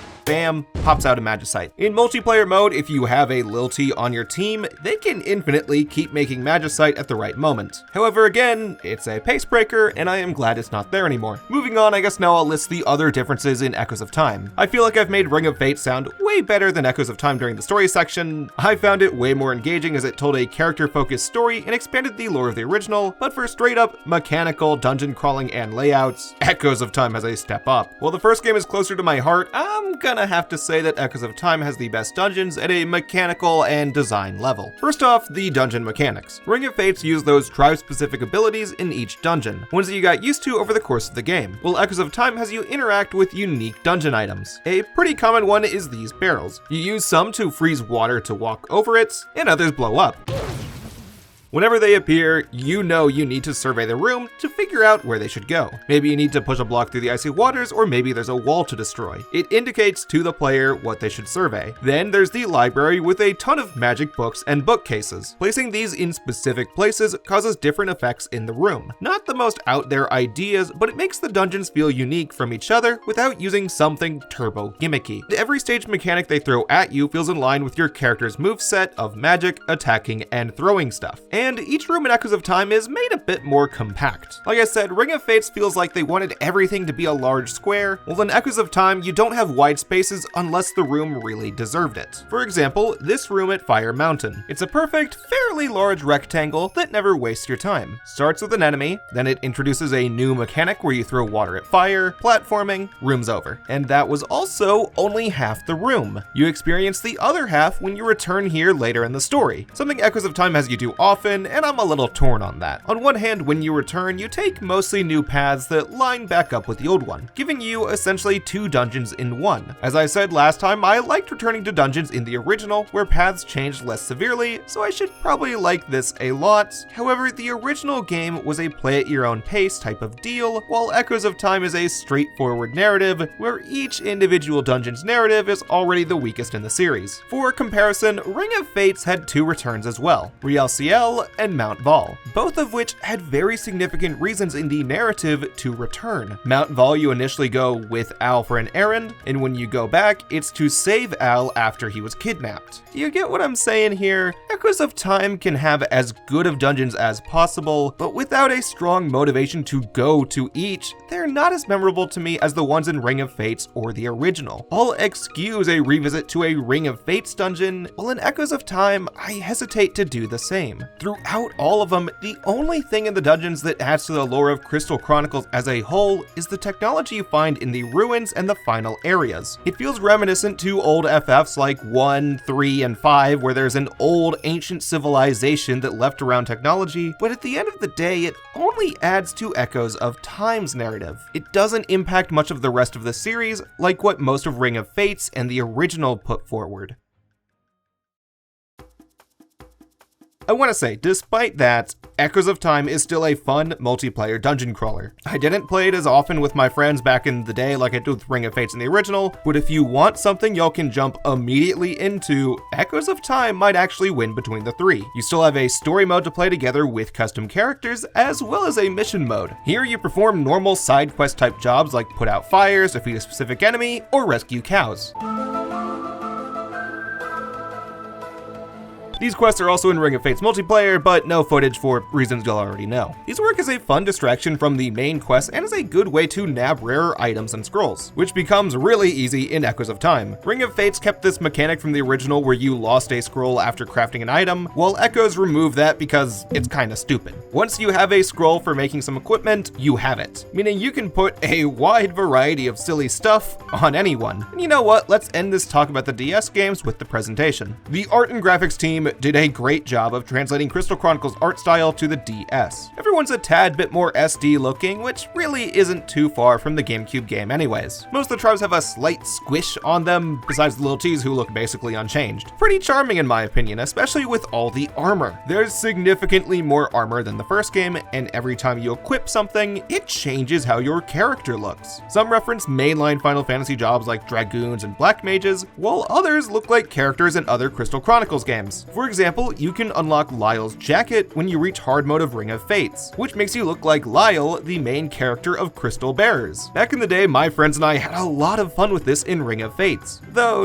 today I didn't really feel like grinding for the rougher equipment. I'm realistically only coming back to these on multiplayer, which as of today still requires local play. I believe the guys working on Melon DS have come close to cracking a netplay code, so once they do that, you can bet your ass I'll be forcing some friends to play this with me, because one thing I want to stress, these two are both very easy to get into on multiplayer. The story is basically gone in Ring of Fates during 2-player mode, and Echoes of Time's light-hearted nature makes it easier to laugh at it with your friends. I know I'm ending this part seemingly preemptively, but there's not a whole lot left to say without talking about every minute detail. And y'all have seen my videos, despite the long length, I don't really do that. While I did play both of these games in my childhood, I'm not quite as attached to either of these as I am the original. I played Ring of Fates a lot around middle school, and I gave Echoes of Time a playthrough when I bought it, but it's hard for me to look at them as fondly when again, Square Enix's DS lineup was stacked. I spent way more time with Final Fantasy IV and the 2 Kingdom Hearts games back when I was younger. And even today, if I ask any of my friends what was the best Square Enix DS game, they'll list another top-level game I can't debate with. Flaffy said Rocket Slime and Dragon Quest IX, while ranting about the rest of Dragon Quest's DS outputs, while Bryce said The World Ends With You. As much as I love these two dungeon crawlers, they had no chance of standing out compared to Square's other outputs. However, I still really think they're worth playing, especially if you and a friend still have a DS or 3DS system. They're not very long, there's no big problems, and they continue the world from the original GameCube game.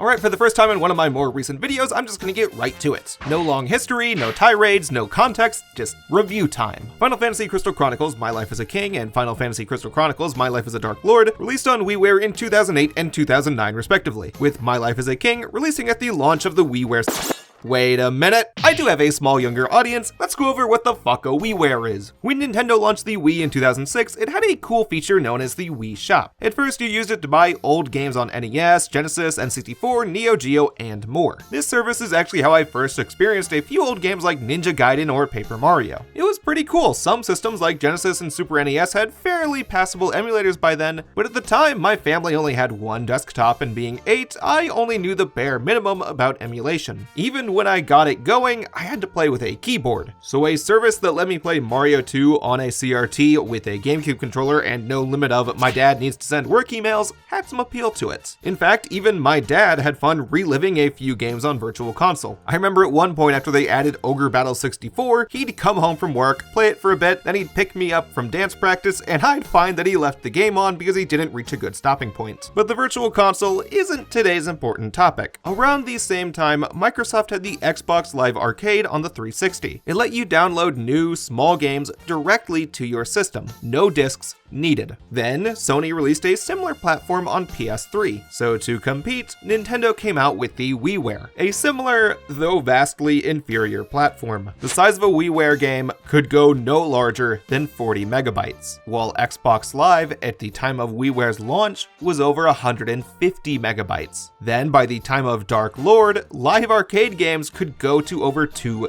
gigabytes. It alienated a lot of developers, though others tried to work with the limits. While I haven't played them, I remember the Bit Trip series having a strong following for a little bit. Capcom also made Mega Man 9 and 10 within WiiWare specs and put the first home ports of Ace Attorney on WiiWare, which was the first time I got to play Ace Attorney 2 and 3, and actually the only home port to keep the GBA sprites rather than use the HD sprites. Saying that, a majority of WiiWare games kinda teetered on the edge of game you'd expect on console and PC, or app you'd expect on iPhone, and sometimes ones you'd expect on flip phones. Keep in mind, the Wii as a console tried to give you that TV feeling. It's why they added apps like the Everybody Votes channel, where you vote on random polls, or the Nintendo channel to watch trailers and early footage of upcoming games. You flip channels that happen to include games. It gave the system a novelty that no others have really surpassed. Like, yeah, it's less intuitive than modern UI like the Switch or PS5, but it had some heart to it. It's just that the novelty bled into the WiiWare lineup. For every Ace Attorney port, you had 5 sexy pokers. And because of that, the Wii doesn't have nearly as many download games people look back on as fondly as the PS3 or the 360. Honestly, I'm probably one of the more fond guys out there towards it, and even then I have stronger memories of playing Third Strike Online on PS3 than anything on WiiWare.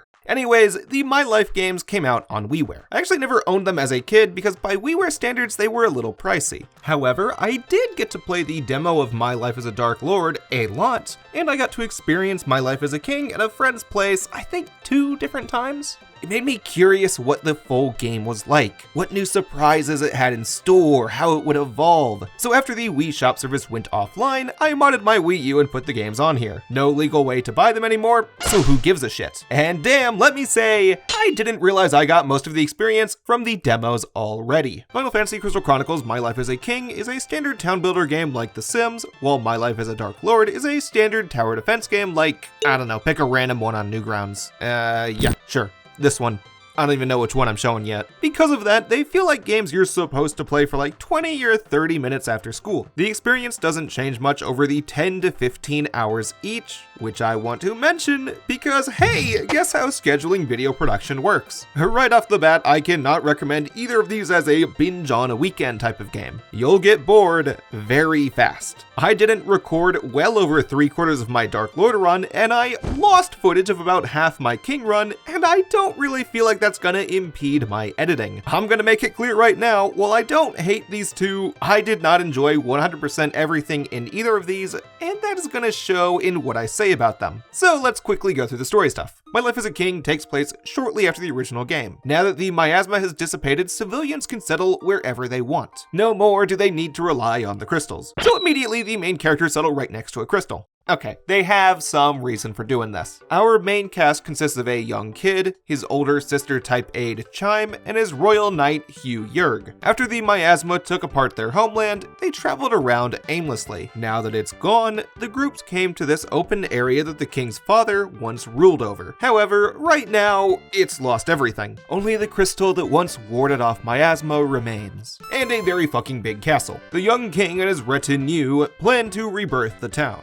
awaken it in this post-miasma age, which you can't do until you name the town and the king. For consistency, I decided to name the town Tits 2, and to stay relevant with a young, irresponsible king suddenly thrust into a job he's clearly not cut out for, I named him Charles. Upon arrival, the crystal grants Charles the power of architect, allowing him to create any building he can envision as long as he has a material known as elementite. Thankfully, the buildings come packaged with a free citizen and their young, draftable teenager, so you can send them off to dungeons to find more elementite and perform other tasks. I have now described the entire basics of the gameplay. King Charles wakes up, sends teenagers to fight battles while staying at home, makes his advisor wear a bunny girl bikini, and places buildings wherever you want. This really is a My Life as a King. Story-wise, the rest is by the books RPG stuff. An evil demon lord is out there, he captured Charles's father, you eventually save the father, and there was much rejoicing. Nothing you haven't heard before. My Life as a King is sold on the charm carried over from the original Crystal Chronicles. To be perfectly honest, not enough charm to carry a full day and a half straight of the exact same thing, but enough where I'm sure I would have turned the game on for half an hour before bed in 2009. To get more in-depth, the main goal you have besides rescuing your father is to grow your kingdom, something you accomplish in two ways: increase the town's prestige by raising morale, and building structures in your little sandbox. When you begin, Charles can only build 10 two-story clavat homes and one single bakery, as he can only create what his mind envisions, and he mostly lived cooped up in a castle or on the road. He needs someone to describe or draw new structures to him, which is what the returning tutorial Moogles do, as well as adventurers if you send them on the right quests. There's a grocery store and bakery that increase morale, parks that let you assign more quests per day, item shops and inn for visiting adventurers to assist your adventurers, special schools for adventurers to change jobs or upgrade skills, and if you bought the DLC, then you can make homes for the other 3 tribes. Honestly, it's a little scummy that they locked 3/4 of the series' iconic tribes behind DLC, but no one is ever going to pay real money for the DLC here or in Dark Lord, so it's hard for me to complain all that much. Even in the unlikely scenario where they get a re-release, they'll likely bundle in the DLC, so they can charge you for some other new DLC down the road. Anyways, it's a little hard for me to say more about the buildings other than listing off their primary functions. It's all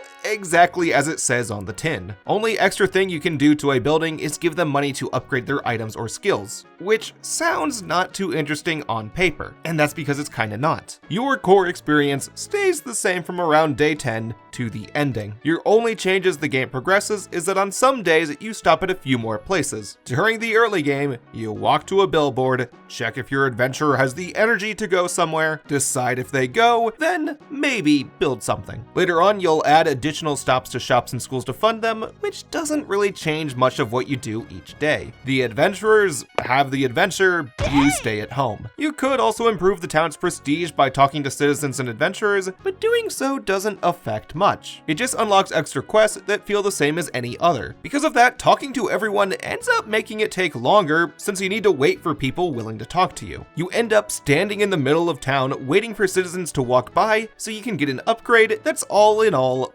pretty minor. On top of that, My Life as a King fucking chugs once the town gets big enough. On my modded Wii U, I had times where it felt like 10 frames per second, and when you built buildings, there's tons of blocks on screen, and that felt more like 5 frames. I'm guessing the frame rate has to do with all of what's going on. We're playing a very small WiiWare game where an entire town is active all at once. Even if you don't see it, the system is rendering everyone's actions at the same time, which for the very first download title on a underpowered system even by its day, I guess that's expected. I think the main problem isn't what you're doing, but the perspective. Life as a King is essentially an idle game. You set up buildings wherever you want, say who goes where, and then they go off to do it. A majority of these types of games are designed for phones or PC with a mouse or finger in mind. Compare it to Roller Coaster Tycoon, a top-down simulation where you can quickly click on what you want to do, while My Life as a King has a fully 3D over-the-shoulder perspective. which means that every minor change you want to do to your city requires a walk all the way over to where your problem is, which when paired with massive slowdown after playing for 7 hours, got tiresome for me. I would have preferred a typical top-down format most city builders had. However, from looking at GameFAQs forums and Twitter searches, I know this game is special to a few people, and the full 3D immersion probably helped with that. I can't think of any other town builders like this, though I admit it's nowhere close to my most played genre. Since all the buildings are still on a grid system, I think something in between like the slanted top-down view the DS games had would have worked better. Even My Sims on Wii had that going on with pointer functionality, and I think both of those could have helped. Alternatively, My Life as a King has a full city view mode you can access, but by doing this you can't walk or perform any actions, so what if by doing this you could use a pointer to quickly perform actions, like click on an open area to make a building or the same for destroying one. Just some ideas in case a remaster ever happens. And if a remaster does happen, it'd probably come with My Life as a Dark Lord too. My Life as a Dark Lord takes place right after My Life as a King, so still shortly after the miasma dissipated. This time you play as Mira, the half-clavat, half-demon daughter of the Dark Lord from My Life as a King. Apparently he found himself trapped in a crystal after his defeat, so now Mira is taking up the title of Dark Lord. Mira wages war against the humans with her army of Tonberries, trusted advisor Tonbetty, and many other monsters in her moving castle, likely inspired by the film. And while there's technically less going on, the story's a little more engaging than the last one. Not because of some big twists, more so that it has fan service for fans of Final Fantasy and Crystal Chronicles. My Life as a Dark Lord is broken into chapters. Each of the 5 chapters has a set number of tower defense stages, and the final one has a big boss related to a character from the past games. Chime and Hugh Yerg have a fight in the middle, while King Charles lands a role as the final boss, who, if you have a My Life as a King save file, actually renames him and his town to your most recent save. Then the other 2 bosses are references to the original game. In Chapter 1, Mira plans to defeat Baldat and his striped brigands from Crystal Chronicles 1. As a powerful Selkie thief group, she thinks that'll give her a good start. However, once she finally defeats the thieves, she learns that her opponent was actually Baldat's sister Beldat and her caravan, the Stripped Brigands. A twist I didn't see coming until a female Selkie ran up the tower. For a little bit there I thought Baldat transitioned between games. And the one boss I haven't mentioned is Princess Fiona. Fiona is the princess of Alphateria. Back in Crystal Chronicles 1, she had a full multi-year side quest. After the death of her Clavat mother, she, as a mixed tribe princess of the Grand Lilty Empire, had a short little identity crisis. She left Alphateria clad in Selkie clothes on a hunt for her purpose. In Crystal Chronicles 1, you had to find her at a few different towns until she finally had a big revelation. As next in line of Alphateria, she has a responsibility to maintain peace between all tribes. Maybe as a mixed tribe ruler, she can bring all of them closer together than before. And then at the end she rewards you 100,000 gil each. Do not skip this quest, it's insane that I didn't talk about it in part 1. Personally, I like your story a lot, especially with how it molds into My Life as a Dark Lord. Here, Fiona hopes that Mira can do something similar for monsters. As a half-breed, maybe she can bring the monsters and humans to a peaceful understanding. You fight Fiona at the midway point of the game though, so Mira kicks her out to continue her journey. We must wait for the final lesson of the day. Which yeah, that is kinda how it ends. Mira meets King Charles, they become friends, Mira tries to bridge monsters and humans together, and Tonbetty was actually a human in a Tonberry costume. Just like My Life as a King, the actual outline is on the basic side. It's held together by the charm of Crystal Chronicles in general, though here I think it's held better than in My Life as a King, mostly due to that fan service. It even has costumes for Mira based on Final Fantasy IV, Charlotta, and monsters to summon during gameplay based on Final Fantasy IV The After Years, which is cool stuff. It reminded me that The After Years was Square's other WiiWare game, until I forgot about The After Years again. Its idea of the monsters finding their place after the miasma dissipated also pairs nicely with the original game. I mentioned how they have their own structures implying a hierarchy like Demon's Court or Goblin Wall, and Dark Lord shows that off for real. The fall of the miasma shook up their structures just as much as it did for humans. It makes both My Life games a neat little epilogue to the original. See how both sides find a new way to live, and at the end of both, find common ground to strive to the future. A future that we'll get to see how it pans out in the final game.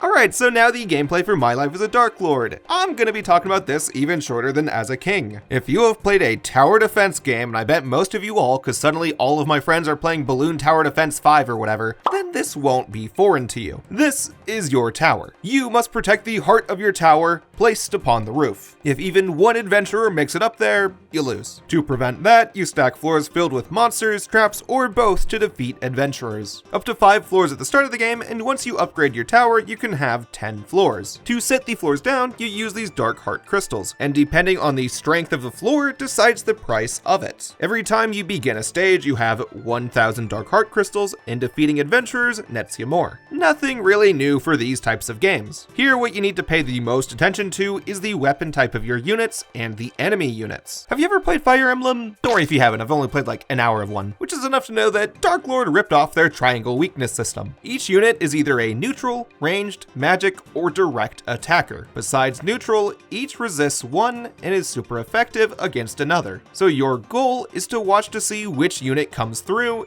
and then have the correct counter ready. A simple idea that can get frantic. Keep in mind, your units have a weakness too. So let's say you put down a magic unit to deal with a direct unit. Then, right afterwards, a ranged unit comes by. At this point, you have 2 options. Let your unit take a lot of damage, or put a direct attack unit under the magic unit. If you opened with a cheap, weaker unit, then sacking them isn't a big deal. You'll afford a new one in no time. However, if you started with a big, strong, expensive mantis dude, you may want to work to keep them safe. A viable strategy, especially for units in the middle, is to quickly place down a trap. Only one enemy unit can be in each of the floors at a time, so if a ranged attacker is about to reach the floor with your magic unit, you can stall them with one of the trap rooms that puts them to sleep, opening a chance for someone your magic attacker can deal with. A strategy that's a little easier said than done. More often than not, the enemies of a certain type come in pairs or trios, making the strategy I just said risky in those instances, which is why at levels you don't have memorized, you should start with some mixed setups. Anyways, besides other basic RPG mechanics you expect like levels, status ailments, etc.,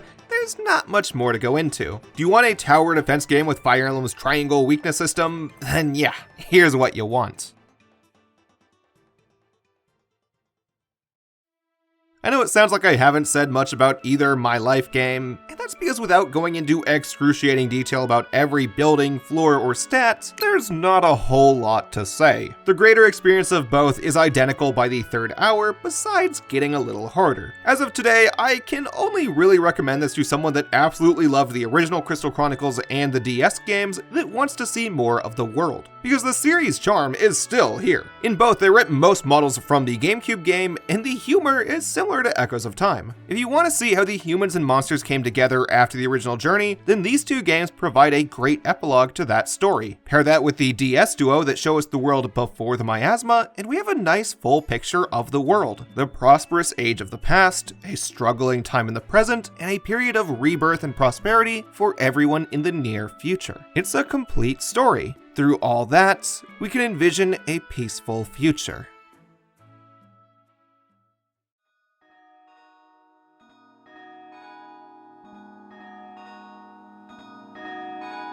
In part 1 of this series, I talked about Final Fantasy Crystal Chronicles, a nostalgic game from my childhood that I had more to say about than I expected. Playing the game both times and making the video kinda felt like therapy for me. I had the chance to share memories both new and old about a game that few people will get a chance to play as originally intended. Then, in part 2, I talked about 4 games that I played to varying extents. I'm not as passionate about them as with the original Crystal Chronicles, and I know that especially showed near the end with the WiiWare duo, but I gave them a shot in my youth through either actually owning them or downloading demos, so I still mostly enjoyed revisiting them. Going into the writing on both of those videos, I had aspects I knew I wanted to say, topics I needed to explore, and memories I aimed to share. With only a few exceptions, I had an internal outline for the first game script back when I made my cash turn video. Well, now we've got something a bit different. Final Fantasy Crystal Chronicles: The Crystal Bearers. The only entering the Crystal Chronicles series I played completely blind for these videos. I have no nostalgia, and my only biases relate to what others have said on the game. Everything I say here is based upon my first, somewhat recent experience with it, and a more recent New Game Plus. Yeah, while this video is coming out not long after part 2, I did write the entirety of the first 2 parts half a year ago, and put down this script to produce the other sections of that video, meaning my opinions on Crystal Bears had time to stew. Not only that, working on these videos put me into a big Final Fantasy mood, and I've ended up replaying many favorites, as well as filling a few of my gaps in the series. As in, I have played Final Fantasy 1, 3, 4, 5, 6, 8, Strangers in Paradise, and 16 since I began working on this retrospective. And since I wrote that sentence, I'm also halfway through Rebirth. I believe that this FF marathon I've embarked on has granted me a more nuanced perspective on Crystal Bears that I lacked half a year ago, especially with those last 3 I mentioned, but we're gonna need to wait on that. As it turns out, Crystal Bears is not only the strangest Crystal Chronicles game, but one of the weirder in all of Final Fantasy, especially for when it came out. In some ways, it holds on to what the series is known for, while at every other corner, it breaks away from both the Crystal Chronicles and Final Fantasy molds. It's given Crystal Bears a pretty bad reputation, and yeah,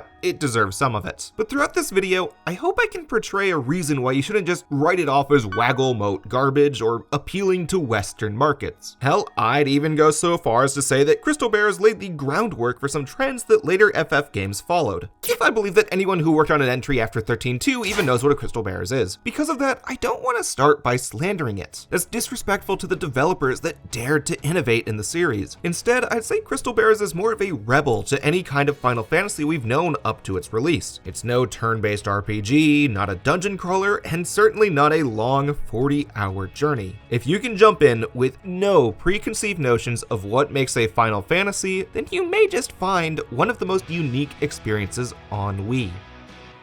俺に任せろクリスタルベア頼むぜマジで王国を危険にさらす者どもめ動きが俺はクリスタルベアラーだその力が災いなのだここは存在と不在の狭間 Yeah, I'm not picking a random song to use here. In the Japanese commercials, they used a Bon fucking Jovi song. Without a doubt, the weirdest musical tie-in for any Final Fantasy game, which somehow fits the narrative of Crystal Bears.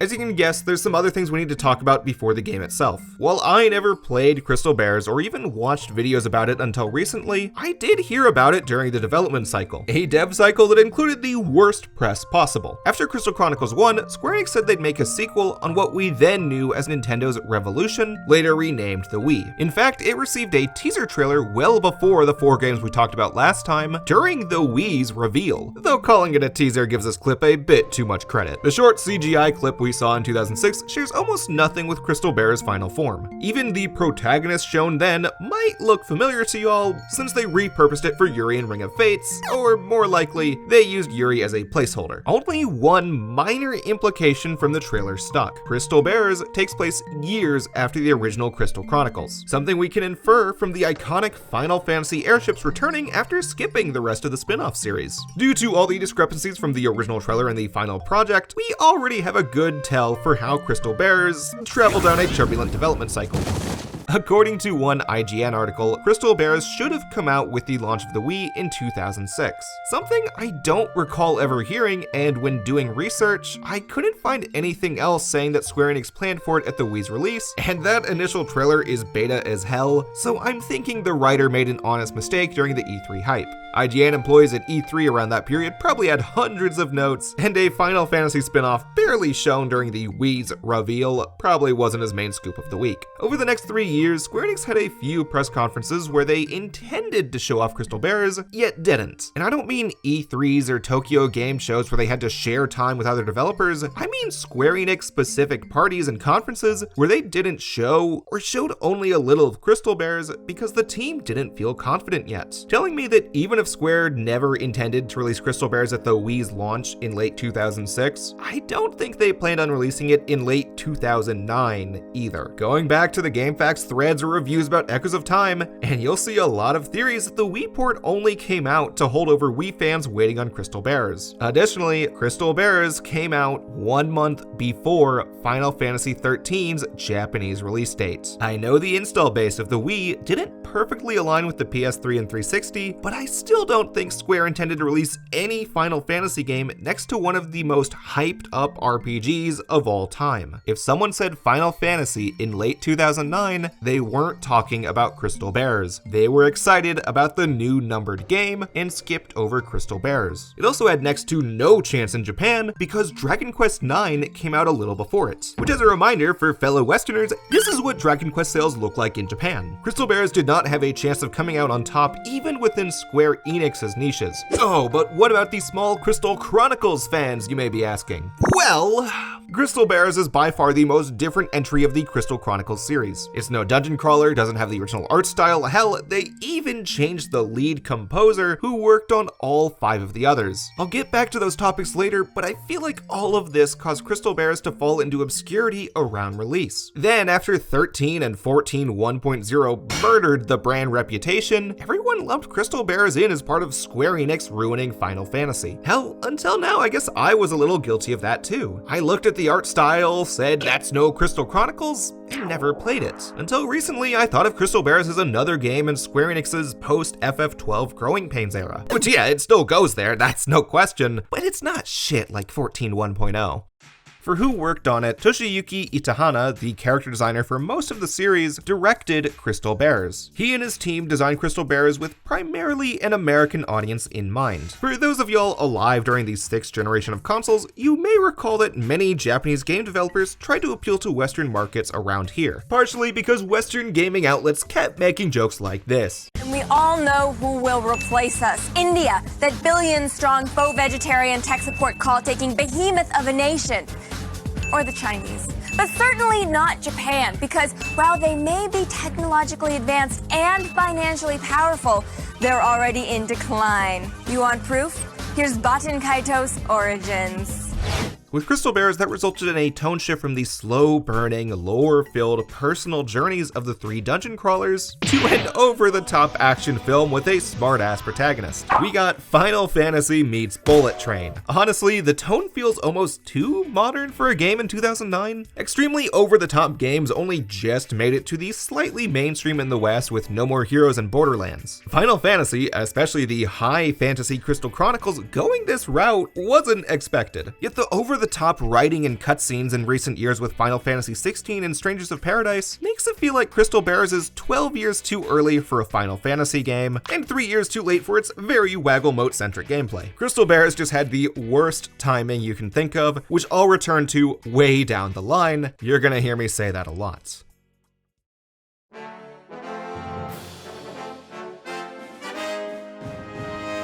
Crystal Bears makes it clear from the start, it ain't fucking around. The moment you select a save file, your Wii remote runs out of batteries, which in the spirit of the Wii's motion controls necessitates a motion to Walgreens for a mega pack of AA's. After that, you begin the new journey, not in a small, quaint village like the previous 3 main games, but up in an airship, or I guess more accurately, an air cruise ship with pools, bikinis, and Gatling guns. Remember back near the start when I said that as a kid I viewed Crystal Chronicles as Square's method to keep the classic fantasy setting going? Futuristic modern stories go on Sony, while high fantasy goes to Nintendo? Yeah, no, not here. Immediately by second one, Crystal Bears killed that. If we make a Final Fantasy technology scale, then CB probably goes near Final Fantasy X and 12. Still has hardcore medieval elements with very high-tech gadgetry. A big departure from the prior Crystal Chronicles that go near the most fantasy side with 2. Well, I guess we can slot Echoes here with 16 and 1. I don't know, I spent like 30 minutes and hadn't finished 16 when I made this. Crystal Bears makes damn sure you know we jumped to a new era of the Crystal Chronicles world with a brand new protagonist named Lael, a Clavation Crystal Bearer, a rare breed of outcasts born with crystals infused into their bodies. Crystals giving them unique magical superpowers that society fears. Think of them like X-Men with... No, stop. Give me like a fucking hour before we come back to that one. For Lael, he possesses gravity-based powers, which mostly translates to telekinesis. Telekinesis,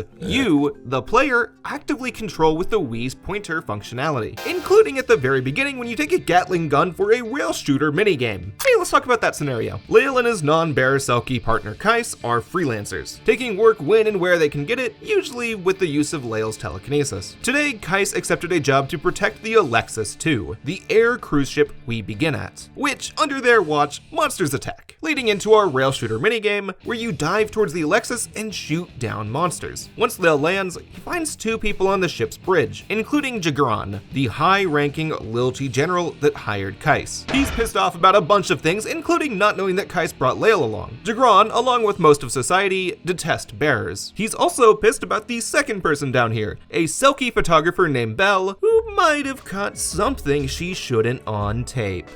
We'll discuss them, especially these designs, more later. Right now, a mysterious portal opened up to reveal the crystallization of a bad touch. Lael, with no hesitation, drags the hand out to find not just a hand, but an entire uke. A uke also bearing crystal powers. This is a mid-Italian, but since their name goes unspoken for 3/4 of the story, Lael calls them Goldenrod, a name I won't call them because I would never use a slur against a non-binary icon. Upon arrival, a mid-Italian uses a green crystal in their possession to absorb the crystal shards, which the Alexis uses for power. Their reasoning is unknown, because it's a Final Fantasy game and no one knows how to talk without riddles, but it does spark a cool fight sequences that shows off Crystal Bear's cool-ass Western style fight scenes. Just look at that stare down.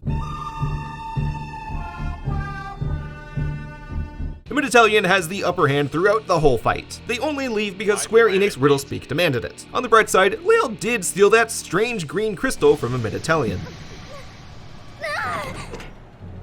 We're descending. On the downside, Ami removed the Alexis's power to fly, meaning everyone's gonna die. Oh no, it'll fly. I've got power. Right here! Keep going! You're good! You're good!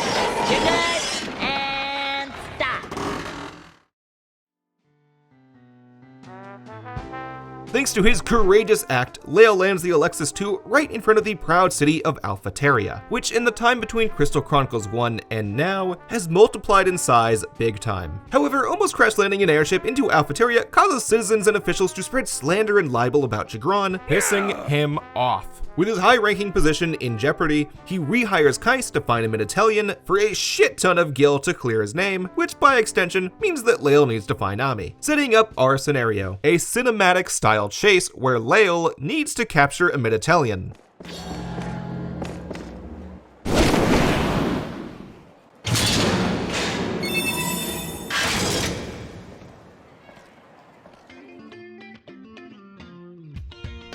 So before saying anything more about the scenario and gameplay, I'm gonna hard shift to talking about the changes to the presentation and identity of Crystal Bears to the Crystal Chronicles series. Almost everything is different. New art style, new lead composer, new graphics, new era. As soon as Square first showed Crystal Bears with this design, it instantly had some pushback. It's such a drastic shift that I don't think we can continue without talking about these things first. As I didn't talk about it with the other 5 games, let's start with Crystal Chronicles music as a whole, going back to the first game. That way we can ease in from the old to the new a bit easier.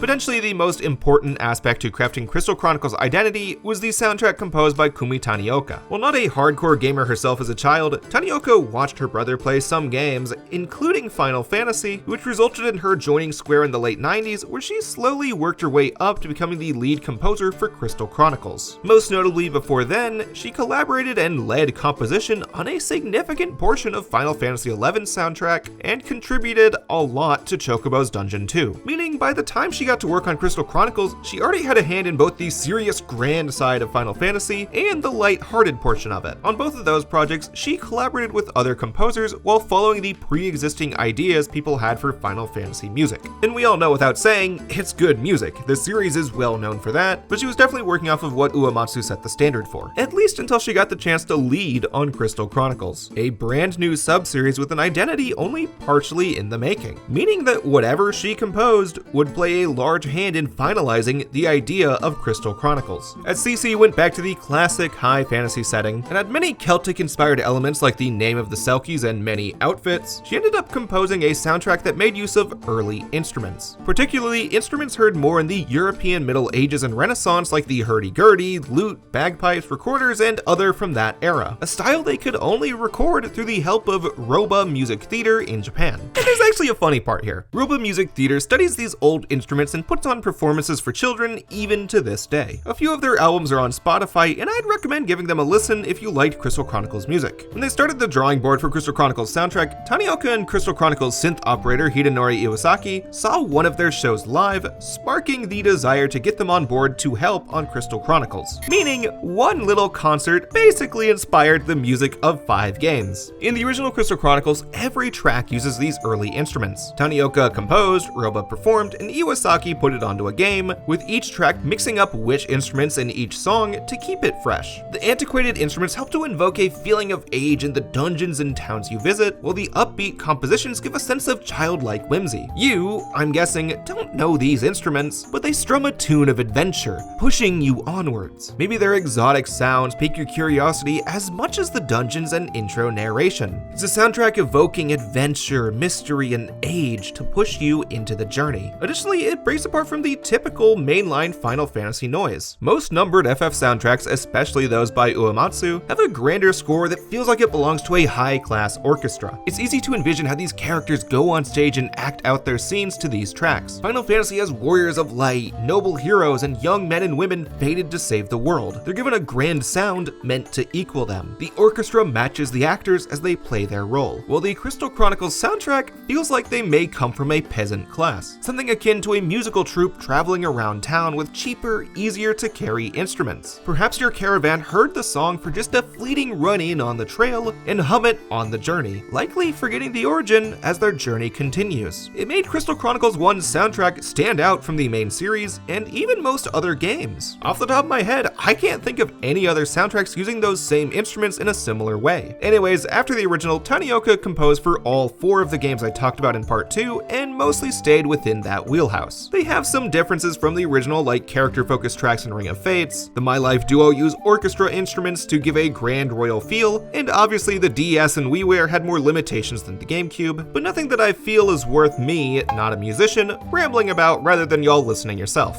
The main point I want to get across is that Crystal Chronicles had a type of noise, and you could tell it apart from other games super easily. Then there's Crystal Bears. Tanioka, out. She only composed 1 song for it. Instead, Iwasaki, the guy I mentioned a minute ago, became one of the composers with Ryo Yamazaki, who had worked on Square RPGs before, just not Crystal Chronicles. With them at the helm, we get a soundtrack that I want to say is closer to a Hollywood film score, if that described how schizophrenic this music is. Easy way to describe it first, not much early instruments or Celtic sounds. Only a few tracks have those. Instead, Crystal Bears gives us, like everything else, grand theater orchestra, swingin' brass jazz, imperial marches, church choir, and even good old country fiddle music. As someone who has a deep nostalgic attachment to Crystal Chronicles 1, you'd think I'd fucking hate this. I'm supposed to look at this and say, oh wowie zowie, this is such a betrayal to my childhood, George Lucas, fuck you. Yet somehow, I kinda loved it. When it comes to giving a consistent vision for a world, yeah no, this shit's all over the place. However, so is Crystal Bears. We are not going to experience a single consistent part of this journey, which for now, I mean very neutrally. We're no longer in the dark age of miasma, the age where the tribes couldn't advance due to some whack-ass mist impeding growth. We've already witnessed how the Lilty Kingdom of Alphateria changed, and as we go on, we'll see how the entire continent has evolved in their own ways. If we're to say that the soundtrack shift is meant to make it clear that we've made it out of the old era, then yeah, do every genre except the main one they used to focus on. Crystal Bears rebels against what occurred before, both in Crystal Chronicles and mainline FF. For the art style, that's where I'm sure many of you have already formed an opinion with the gameplay on screen, but I'll still give it an analytical look. As I mentioned with Crystal Chronicles 1, the entire art team came off of Final Fantasy IX, which out of every Final Fantasy game may have the most divisive art style. People who love 9 absolutely love the art. Normally they say it adds to the light-hearted adventure feel of 9 and helps the characters emote with greater exaggeration, especially in the FMVs, while those that dislike 9's look usually say it ruins the more serious moments. I disagree with that, but it's not today's topic. FF9 clearly took from the Tezuka school of anime character designs with big heads, varying body types possessing unreal proportions, and a generally squishy look compared to Final Fantasy VIII and Sword of 7 that followed the realistic Tatsuo Yoshida school. Though if we bring Tatsunoko into the conversation, I guess technically Final Fantasies 1 through 6 followed the most since Amano worked with both. That's not the point. Watch my cash in video to understand what I mean by that. On the PS1 with its very low resolution, this helped to make everyone stand out in 9, especially outside of combat with the pre-rendered backgrounds and usually slanted camera angles. While 7's my favorite of the PS1 trilogy, I can't deny that on PS1 hardware, 9 is the easiest on the eyes. Though it's ironic to say this when I'm likely using footage from the remaster. Since Crystal Chronicles 1 had the top-down view and needed to zoom out a little bit for every player to have breathing room, so keeping 9's look was a smart move. If every party member chooses a different tribe, the top of their heads should differentiate them, and even the same tribes usually have radically different heads, such as the Lilti's various helmets, making it easy to tell who's who. Plus, the exaggerated designs lend themselves well to Crystal Chronicles' significantly lighter story than the mainline games. Then, moving to the DS, they kept those designs in order to work with the DS limitations, while the WiiWare games likely had to keep the old GameCube models to stay within the limited scope of each project, meaning they never had a chance to alter the art style, nor do I think they ever needed to. Every tribe has such an iconic design that changing them after 5 games wouldn't make sense. In fact, due to their prevalence, I'd say that how much the 4 of them appeal to you dictates how much you might like the world as a whole. Crystal Chronicles' identity is tied to the 4 tribes and their designs. However, what should happen if the game itself has a drastically different tone? Now, I certainly think the old style had some flexibility. The GameCube story and Ring of Fates go noticeably different directions. One is a casual, almost slice-of-life story about a caravan doing their job and meeting others struggling in the same plight, while Ring of Fates is a dark story about a family torn apart by the forces of evil. You could do a lot with the old style, but I'm not sure that would have fit with the Western cinema outlaw vibe of Crystal Bearers. People in the movies don't look like that. They look like this. So where does that leave it? Well, y'all have seen the screen for a while now. They redesigned absolutely everything. As they're the crux of the world, let's start with the main 4 tribes. For Klavats and Selkies, it's kinda weird. In a vacuum, they're fine. Normal, anime-looking humans. Nothing stand out. They get the job done of moving arms around and emoting their faces. About the same as any other game. Which is also kind of the problem when you put them next to each other. The old art style shared that problem a tiny bit because they both look like normal humans once you change their clothes, tits, and hair around, but thanks to the exaggeration on those 3 features, it didn't matter much. You knew a Selkie from a Klavat by how they dressed and the context of where you find them. Their tribes have very different goals in life. A Selkie might rob you while wearing some furs, and a Klavat might set up shop in Alphateria with their basic boy fit. Well, in Crystal Bears, yeah, I couldn't tell who's a Selkie or who's a Klavat without story context. A change I'm not particularly a fan of. I guess you could argue that this states how people of other geographic backgrounds aren't too different from each other. You never know where someone comes from, and you should judge them by the inside. Some mushy shit like that. Though it doesn't come across well when the Liltis and Ukes are still weird looking. Bottom line is that the redesigns homogenize the 2 tribes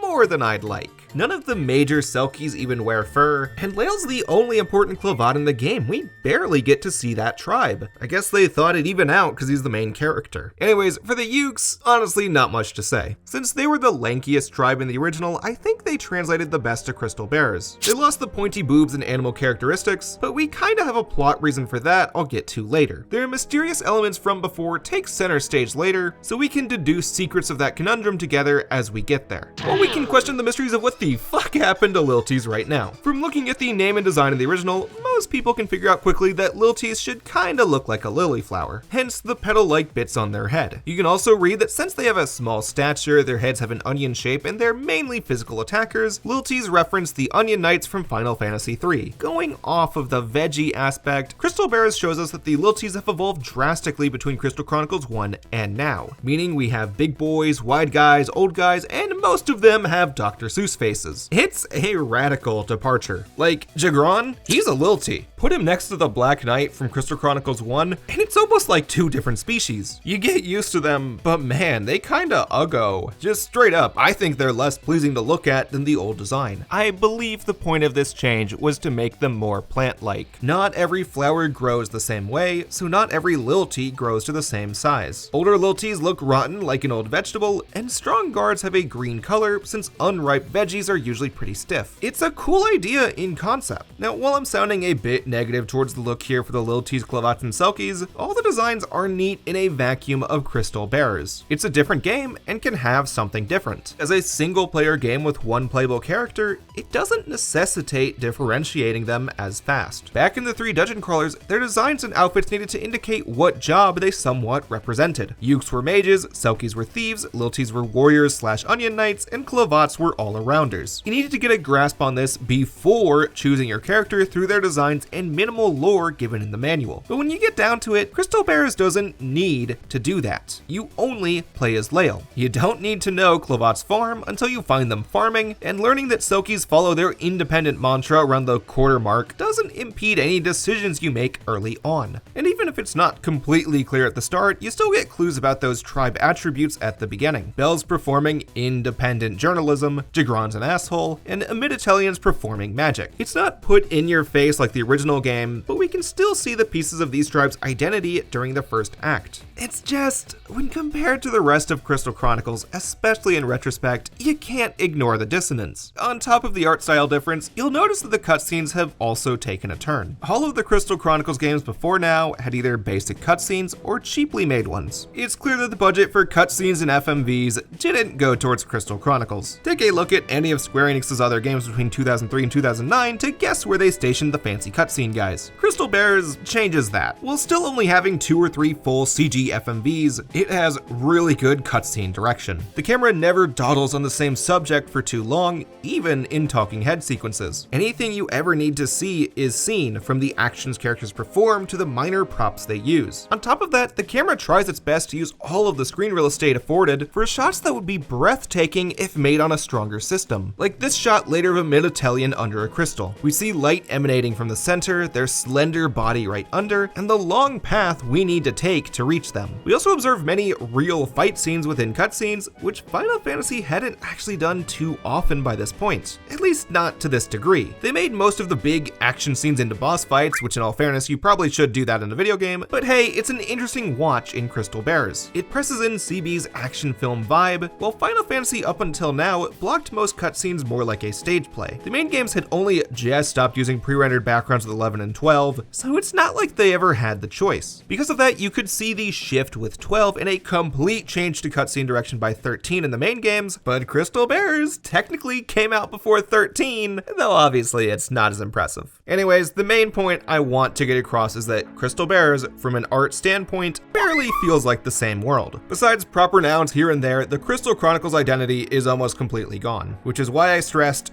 don't go into this with expectations, as once you get past how different everything looks and feels, you can appreciate what's here. A perspective I found easier to reach today when Square's shelved the subseries for almost 15 years. I can see the whole picture of 5 games like this and 1 game like that, while 15 years ago, I grunted at the trailers. I didn't see the Crystal Chronicles I knew, and thus had an aversion. Now I can respect what it's doing. Look at the fantasy Crystal Bearers earned in its title, and the final before it, because CB's world actually follows more in line with the mainline numbered games of the time than the rest of Crystal Chronicles. Back to the idea of high fantasy on Nintendo and future on Sony, that idea wasn't just broken by Crystal Bearers. Final Fantasy Tactics A2 and 12 Revenant Wings already came out on DS, and those are not high fantasy. But still, the big title that broke this idea that I had in my head was Crystal Bearers. Now obviously when you get to the nitty gritty, almost every Final Fantasy, including 1 and 9 that Crystal Chronicles borrows from, had a mix of sci-fi and high fantasy. Ring of Fates, Crystal Chronicles, and the WiiWare duo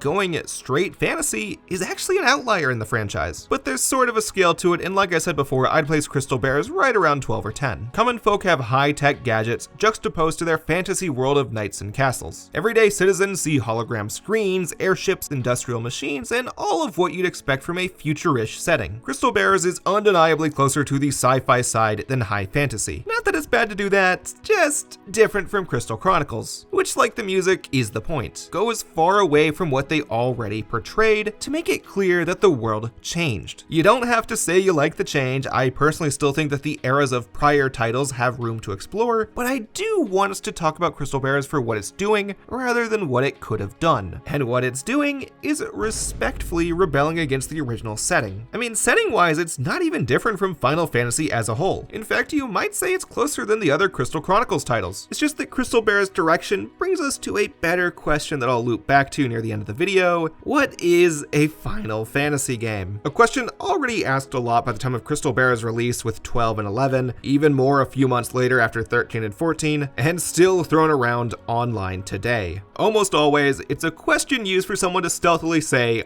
I didn't like this one. If you play the numbered FF games sequentially, you know that there's little shared between them, and once you throw in spin-offs and games releasing well after Crystal Bears, the question gets murkier. I think there's definitely a feel for what a Final Fantasy game is, which varies by person to person. When you get down to it, the actual answer is that Final Fantasy is whatever Square Enix wants to title Final Fantasy, but for me, Crystal Bears is one of the furthest from my idea. With that comment, I think we can actually talk about the game. Now that we reached Alphateria, we're introduced to the core gameplay of Crystal Bears, a system that no other Final Fantasy game, spin-off or mainline, has ever done, mostly because it's wrapped heavily around the Wii Remote's pointer and motion controls. It's likely why we won't see a port anytime soon, and why I needed to play it on the Wii U. Yes, I know there's third-party hardware you can use for emulators, I just didn't want to wait for the shipment. Anyways, let's start by looking at the screen here. Crystal Bears goes full 3D with an over-the-shoulder camera angle, or I guess more often an under-the-ass angle. Nice. While Lael moves, dodges, and auto-jumps like any other action game, your main exploits involve his telekinesis with the Wii's pointer. Point at something, press B, double-check your Wii safety strap, fling the Wii remote, and there you go. You did something. This is the basis of every puzzle, combat scenario, and most mini-games in Crystal Bears. The only thing you do without telekinesis is open treasure chests, and some of those even require you to pick up and throw them first. It leads to an experience that I expected to run thin near the end, which after 3 hours it definitely did on my wrist. However, in terms of mechanics and events, I never felt that way. Without a doubt, the nicest thing I can say about Crystal Bears is that it doesn't make you do the same thing twice in the main campaign. Every 10 minutes, it throws something new at you with different enemies, puzzles, or mini-games, and it's gonna be fun to reach that stuff. After all, Crystal Chronicles was the main outlet Final Fantasy used for action-oriented titles at the time, so it made sense to throw in as many actions as they could think of. Since it abused the hell out of that waggle stick, it also helps maintain the sub-series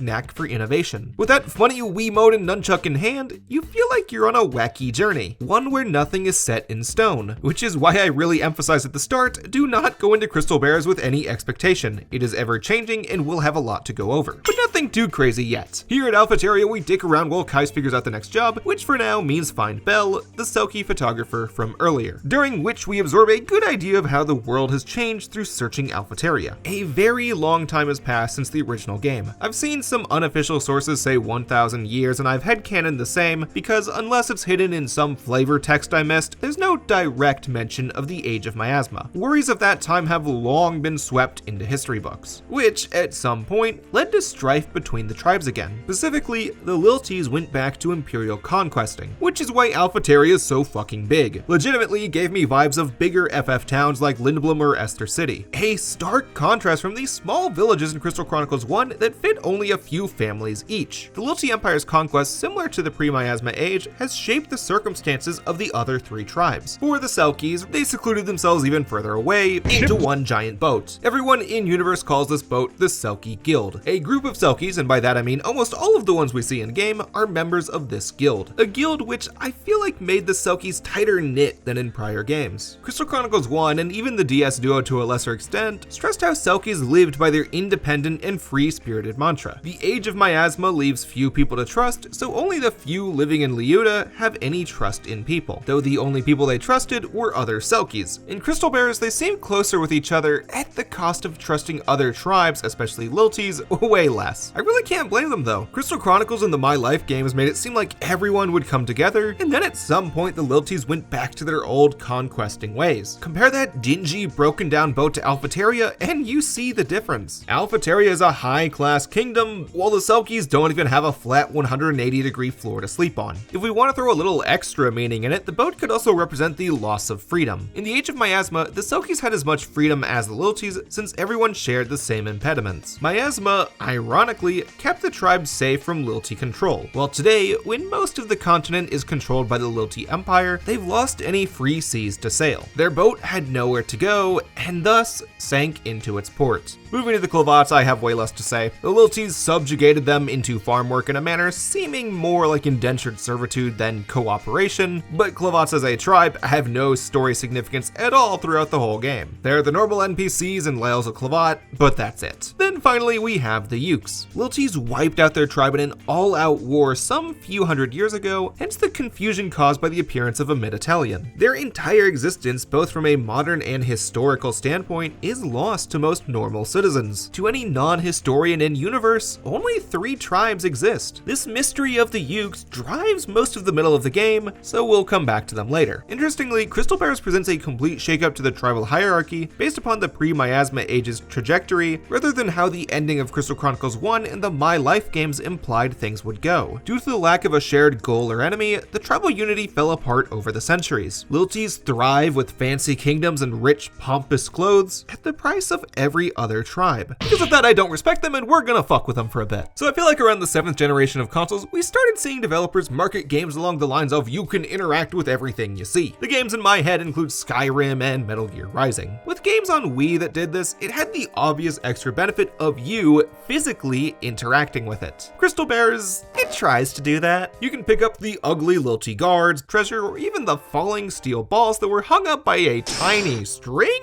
Who fucking designed this room? The most you can do here is hold anything you see over your head by flicking the Wiimote up, or throwing them wherever the game decides they land by flicking sideways. For anyone that enjoys a handful of mischief in their games, it's kind of a genius way to tutorial you. It never stops you for an explanation, and this first little room nudges you to test your powers on everything from living beings, stationary objects, and objects affected by physics. Pretend there's like 5 quotation marks around the word physics. Now that we have the basics of that, the following room teaches us about Lael's telekinetic grapple hook, right after Stiltskin floats in to nudge us at using it. Hi Stiltskin, don't know how you grew arms, but whatever. You learn the grapple hook a lot less gracefully because that's it, but hey, now we can go chase after Belle. Or a ferret, fuck it, why not? Lael tears up the street because a ferret stole the crystal he stole from a mid-Italian that rightfully belongs to him, and in the process, introduces us to an important Dr. Seuss reject. Seussical here reminds Lael, codeword for tells the player, that bears shouldn't go around using their powers wherever they want. It's strictly outlawed, and he could be locked. No. I beat the DLC already, go away. We're having a slow world-building talk without interrupt. Arrest that woman! Yeah, so here's when CB's chase movie type pacing kicks into full gear. We've stepped around town for about 15 minutes at my extremely leisurely pace, and already Belle's shown back up with guards on her tail who have the objective of arresting both her and Lael, leading to not just an escape sequence, but an escape mini-game, meaning between the intro rail shooter, ship driving, and this chocobo meet and flick action, we've had 3 mini-games in the first 30 minutes. Additionally, capturing the rodent earlier was kinda mini-game-esque, so you could debate 4. When I said there's something new every 10 minutes, I meant it. It's to the point where I'd argue Crystal Bears is 50% minigame collection. Now, to be fair to Crystal Bears, of the 3 we've done, only the ship driving wasn't that fun. It's also the only one of these to not use pointer controls, which is a theme we'll notice going forward. Who knows, maybe I actually enjoy cramping my wrist with Wii Remote stuff, like how the heroes enjoy cramping their asses.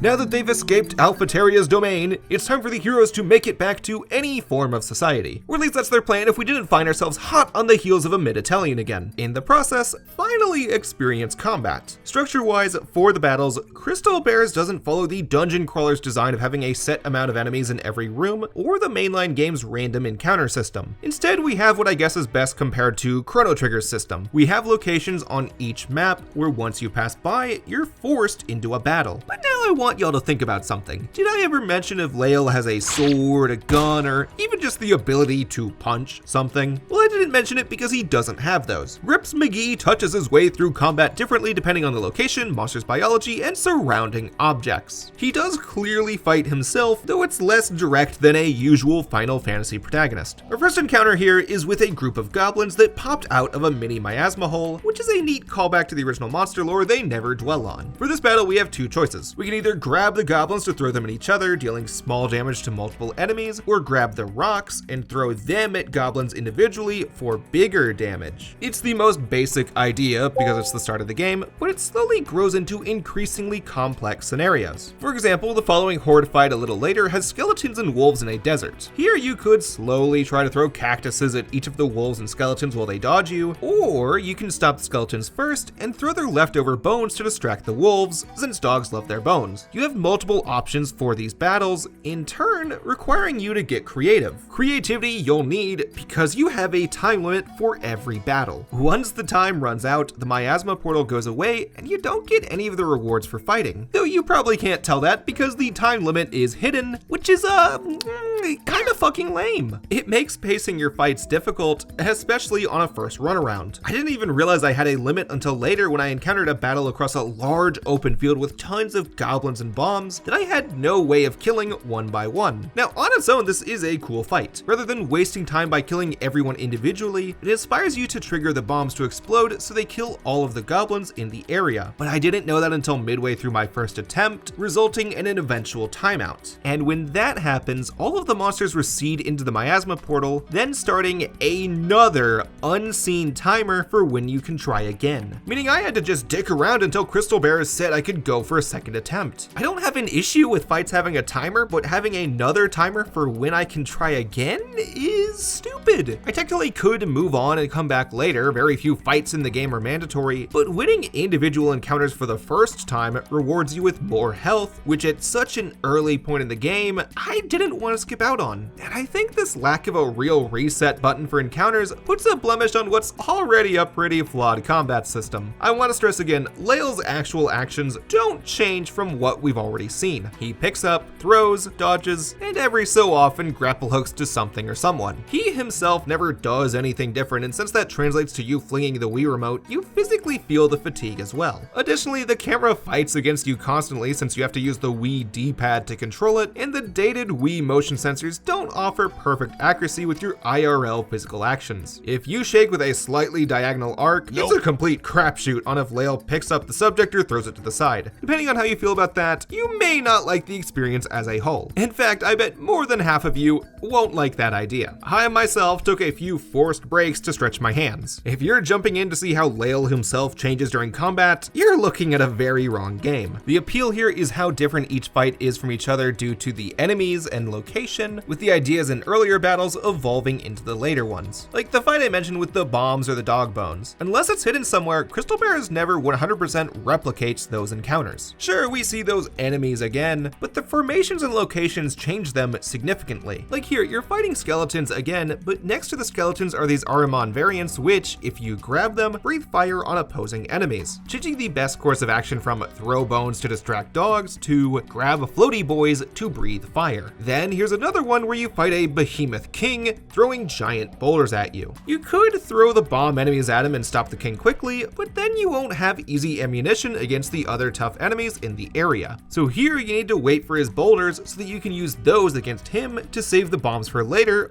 or what I'm realizing now, use the boulders on the other enemies while the king is still alive, so I have that ammunition at the ready. Though that does put me at risk of this shit.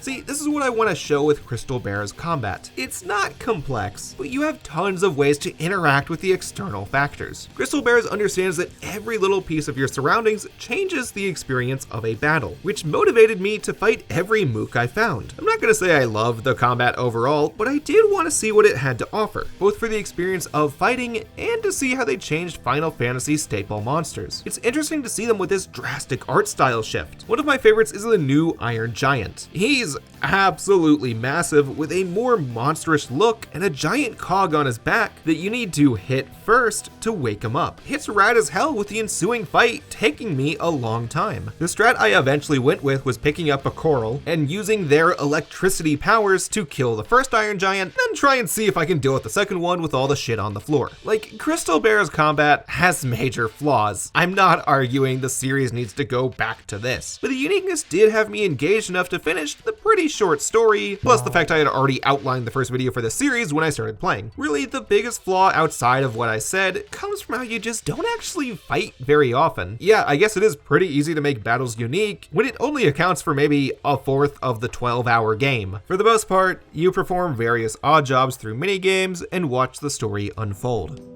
After their rough fall, Lael and Belle travel into an ancient tomb with brand new myths about crystals and the 4 tribes. A myth which, if taken literally, contradicts the DS game, so I'm glad they only call it a myth in-game, letting me reinterpret it once we get back to this later. According to that myth, there existed only 4 crystals in the beginning. Those 4 crystals founded the crystal principle, and with it, humanity. Upon the making of humans, they each created one tribe, giving us the 4 we have in Crystal Chronicles. Belle! Belle, look out!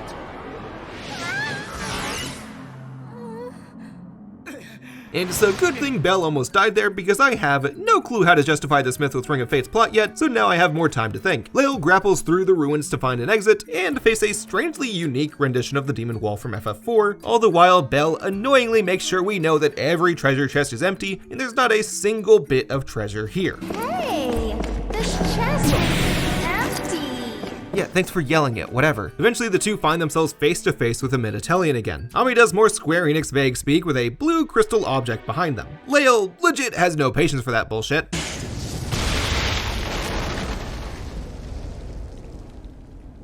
This one's in the bag.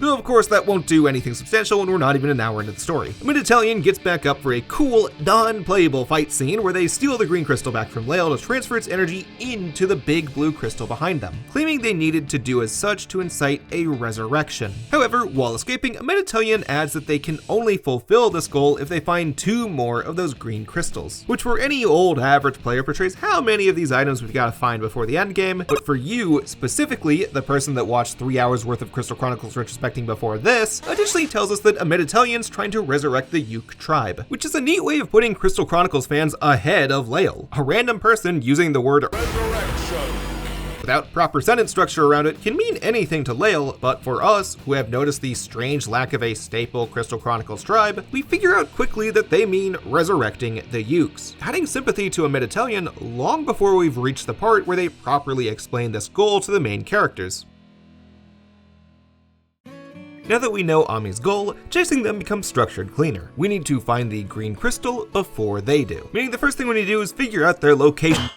Yeah, never mind. We, the players at least, already know where both crystals reside. Belle stole one during the trip in the ruins, while keen-eyed players might remember that Ferret Chaser had the other attached to her chest, though Lael has to figure this out for himself, and honestly the way he does it is extremely amusing. For the first one, he goes to visit the most Goron-looking Cid of all time, who explains everything related to these items. These items are the crystal idols. As we've already surmised, there are 3 of them, and the Lilty royal family consider them family heirlooms, with one kept on the royal family at all times, meaning Lael's gonna need to get close to the Princess of Alphateria at some point. And in this same scene, we, the player, learn that Susukul is Princess Altea Sol Alphateria. Basically here just to remind us she has the 3rd idol, and maybe she has some trust in Lael. So if you want a girl's trust, just go fucking catch their ferret. Then for the second one, Lael realizes its location after he receives a letter from Kais. Kais lets him know that originally, the dungeon we were at with Belle had 2 crystal idols in it. A few weeks ago, one of them went missing, which we can presume was when a Mid-Italian stole it. Then, when he starts to think about how he never saw a second one, he remembers Belle screaming about the empty chest, and it hits him that she already stole the second one. It's It's such a hilarious scene for those that paid attention up until now. And upon going through my footage, I was smacking my head when rewatching the dungeon section. Belle found it really quickly in one cutscene, and then she constantly yells about the lack of anything during gameplay to throw off Lael. It's such a genius scene, especially after they had already bantered a lot by now, which I think kind of segues us into another topic I want to get into. Since almost everyone has had an introduction by this point, I can move into an aspect of Crystal Bears which really shocked me: the quality of its characters. Besides Ring of Fates, the series had next to no heavily focused on characters that went through big story arcs. We had Charlotta and the Undead Princess in Echoes of Time and the fellow caravanners in the original, but the former was played for laughs during a majority of the journey, while the latter wasn't even full stories that we observed. We bumped into people during the middle of their stories, and maybe we had an impact on them. Additionally, Ring of Fates had a fairly by-the-books cast with the newly orphaned hero, wise mentor, comic relief, the girl, hey wait a minute, I think I know this structure. Characters and their growth took a major backseat in prior Crystal Chronicles games so that you, and theoretically your friends, could self-insert easier. Buckethead Lilty didn't go on that journey, you did. Crystal Bears, as a 99% single-player adventure, throws that aside to give us a genuinely, and sometimes a tad ironically, likable cast of modern-feeling characters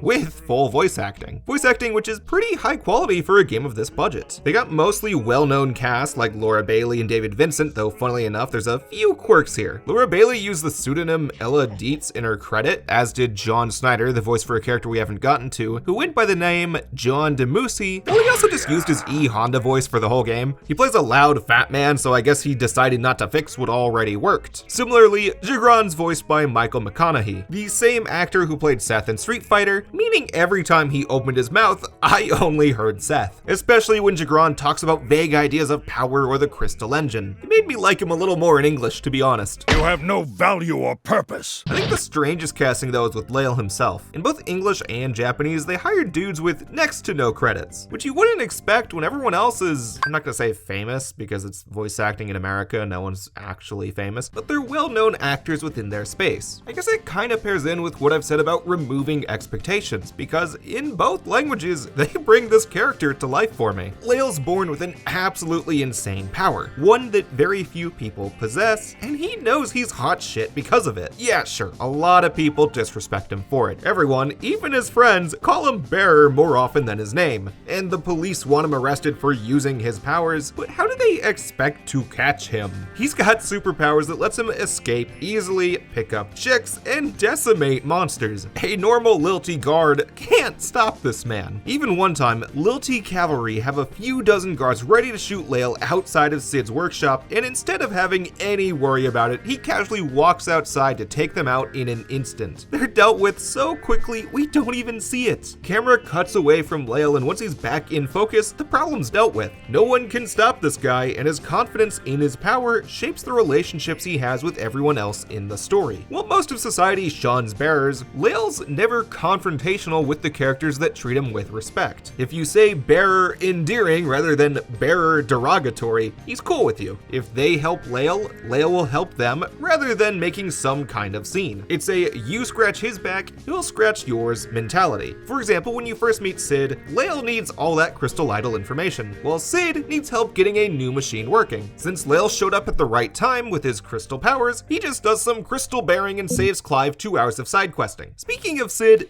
having him again was nice. This is the first time we've had Sid in a Crystal Chronicles title, unless you count a Moogle named Mog Sid in My Life as a King, who pilots this very unimportant airship that I completely forgot about until right now while editing the video. And God, I missed him. For as many ways that Crystal Bears strays from Final Fantasy norms, it finds some ways to adhere even more than the other Crystal Chronicles games. We run around with and race chocobos often, one of the few bosses is against Bahamut, and Sid here adheres to the very stereotypical Sid role from older numbered games. He's old, rotund, lets out a big old chuckle, and invented both the airship from the start of the story and the crystal-powered engines entirely. I loved his inclusion and his relationship with Lael. I feel it adds to Lael's street-smart type of persona. persona. Cid, while retired by the start of the story, is well respected by the Lilty army who want Lael locked up, making his amicable relationship with Cid show how as long as someone's chill, Lael can get down with them. In fact, Lael probably wins for chillest FF protagonist, though that's a really small competition, only Bartz and Zidane really compete. Then on the other side, we've got characters that confront Lael more than help, like Jagron and somewhat Bell. For Jagron, he and the Lilty army hunt him down during the whole game since they don't want to bear her on the loose. Doesn't matter if Jagron hired Kais and Lael works with Kais, Jagron seems to want Lael straight up dead, and tons of the game is spent avoiding him, including a stealth minigame on a train, which I found hilarious. Lael's forced to hide in these little carts pushed by the Mughals and crawl around, while doing everything in his power to avoid getting caught, showing a contrast between Jagron's stiff, serious nature to Lael's knack for getting out of situations with indirect creative methods, kinda like in the combat. Though I think my favorite relationship in the game overall is how he works off of Bell. Out of all the characters we meet, she cares about the whole crystal bearers and mid-Italian resurrection junk the least. She only stays around Lael when it helps her, and even during those scenarios, she tries her best to lose the dude. Probably the most ridiculous part is when Lael first meets up with her after deducing she has the crystal idol. Bell stopped off at a beach to relax with her friends, giving Lael a chance to steal the crystal from her bag. Or at least that's what we assume before Square Enix reminds us this series is anime as fuck and adds in a very,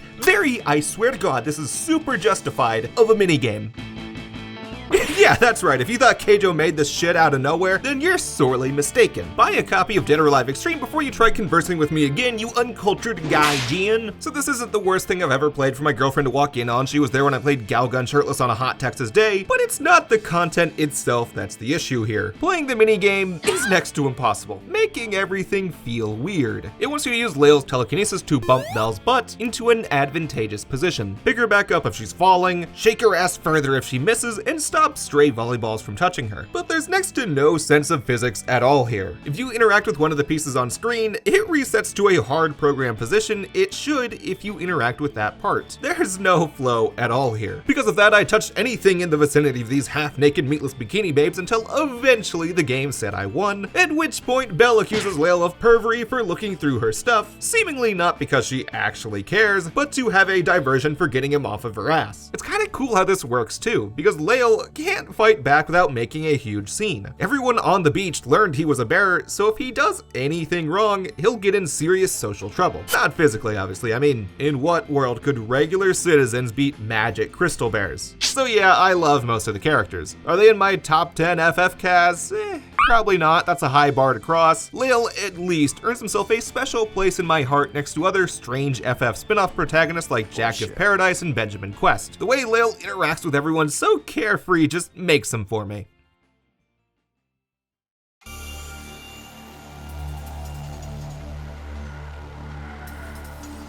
Once Lael learns of the two crystal idols, he has a few run-ins with the rest of the main cast. Immediately after leaving Cid, Kai summons Lael to a Clovation vineyard to look for Mid-Italian, where, before their meetup, Lael notices Kais fraternizing with High Commander Jagron, seemingly to get a good deal for himself and Lael. Although maybe Kais shouldn't trust the dude that's spending half the conversation saying how fucking badly he wants his best friend dead. Right after that, the duo take 5 steps to find a Mid-Italian right fucking there in a wine cellar, perhaps facing their own demons, leading to a very, okay, yeah, I guess, chase sequence in the wine cellar that very abruptly leads to a forest and then into a trippy void-like room. In here, a Mid-Italian finally explains part of their plan to Lael about the Yuke tribe and shows off a strange red crystal shard, an item that should set off the radar and Ring of Fates players' heads, even if it's not really related. A Mid-Italian says that the red crystal is throwing off the balance of the crystal principle, and finally reveals their bearer power, the power of summoning. At least that's how they describe it. It's more like portal creation since they can send themselves through the summoning as well, though I guess they wanted to use an iconic FF keyword that's surprisingly gone unused in all of Crystal Chronicles. And to ease into the parts, they summon Bahamut.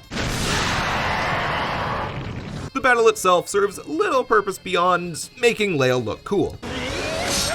Mid-Italian escapes because the game hasn't gone on long enough for us to finish misunderstanding each other, leaving Lael and Kais at the Selkie Guild where they split up. Vigali, the Selkie leader, doesn't get along with Kais since Vigali's, kinda rightfully, racist towards Lilties, while Kais has a pretty good standing with the Lilty army. So Kais, the scab that he is, heads to Alphateria to research the idols, while Lael stays to talk to Vigali in hopes of gaining information on a Mid-Italian. He doesn't get much because he fucked up and brought up Cid, so Vigali shoos Lael away for him to go through the beach episode and then then takes the train stealth sequence back to town, where he has a few talking head scenes with every major character, serving the purpose to see that Kais has enlisted in the Lilti army. The princess tells Lael her dad is sick, and Vigali and Sid decided to make some fucking trains together. Through that train, we can finally meet up with a Mid-Italian again to experience the big chase sequence. Lael and Kais follow a Mid-Italian towards a church, where they additionally find Belle and her crystal idol that she still refuses to give up. While a Mid-Italian and Lael focused on trying to get the crystal idol from Belle, another character, Blaze, started a fire across the whole monastery. As you may expect, it leads to a boss fight, but I gotta stop to talk about Blaze for a minute because he's really weird in the grand scheme of the story. So every other main character serves an important purpose to the narrative. Lael's the Clavat hero with crystal inside of him, Sid's the Lilti mechanic giving us help kinda from the inside, a Mid-Italian's the Yuke trying to save their tribe, etc, etc. But Blaze? Before this point, we've seen a dude in a blue robe every so often, with Lael causing an issue for them. It's during shots that go by so fast with so little focus that I didn't even notice them until my New Game Plus run. So he himself, the body Blaze, is not out of nowhere. He has a grudge against Lael for very recent actions, but then he unrobes himself to reveal that he's not only a crystal bearer with fire powers, he's also Lael's old partner and mentor. We can tell they ended on bad terms since Lael's dismissive of everything Blaze says, but his actual relationship with Lael isn't what I want to talk about. He implies a long litany of past journeys he went on with Lael, and I almost have to wonder, was this meant to be shown at some point? Crystal Bears had the development issue, so I wouldn't be shocked if that was cut, but more than that, I wonder if Blaze was meant to set up some kind of prequel game. Crystal Bears starts well into Lael's life journey with experience using his powers, a strong friendship with Kais, knowledge of the world around him, and given that the dev team spent a very long time on changing the status quo and art style of the Crystal Chronicles world, I have to assume they planned more journeys for Lael. Maybe this was meant as their new hope, the story that you can expand on by going forward or backward. It's a very big idea that I'll come back to towards the end of the video, because talking about it with Blaze has little meaning when he himself does next to nothing outside of burning this church and the ensuing boss fight where you throw Virgin Marys at him.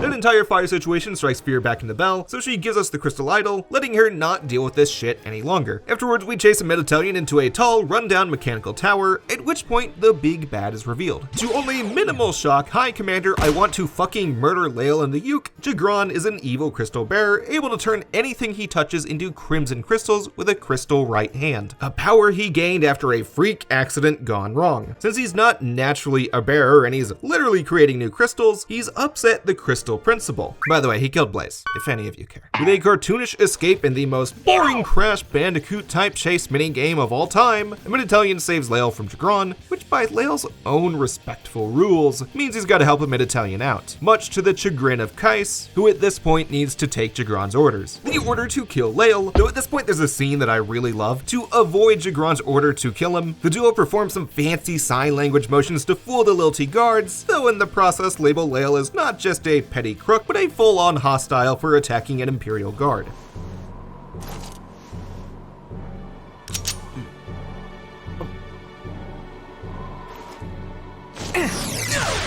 Now, fire!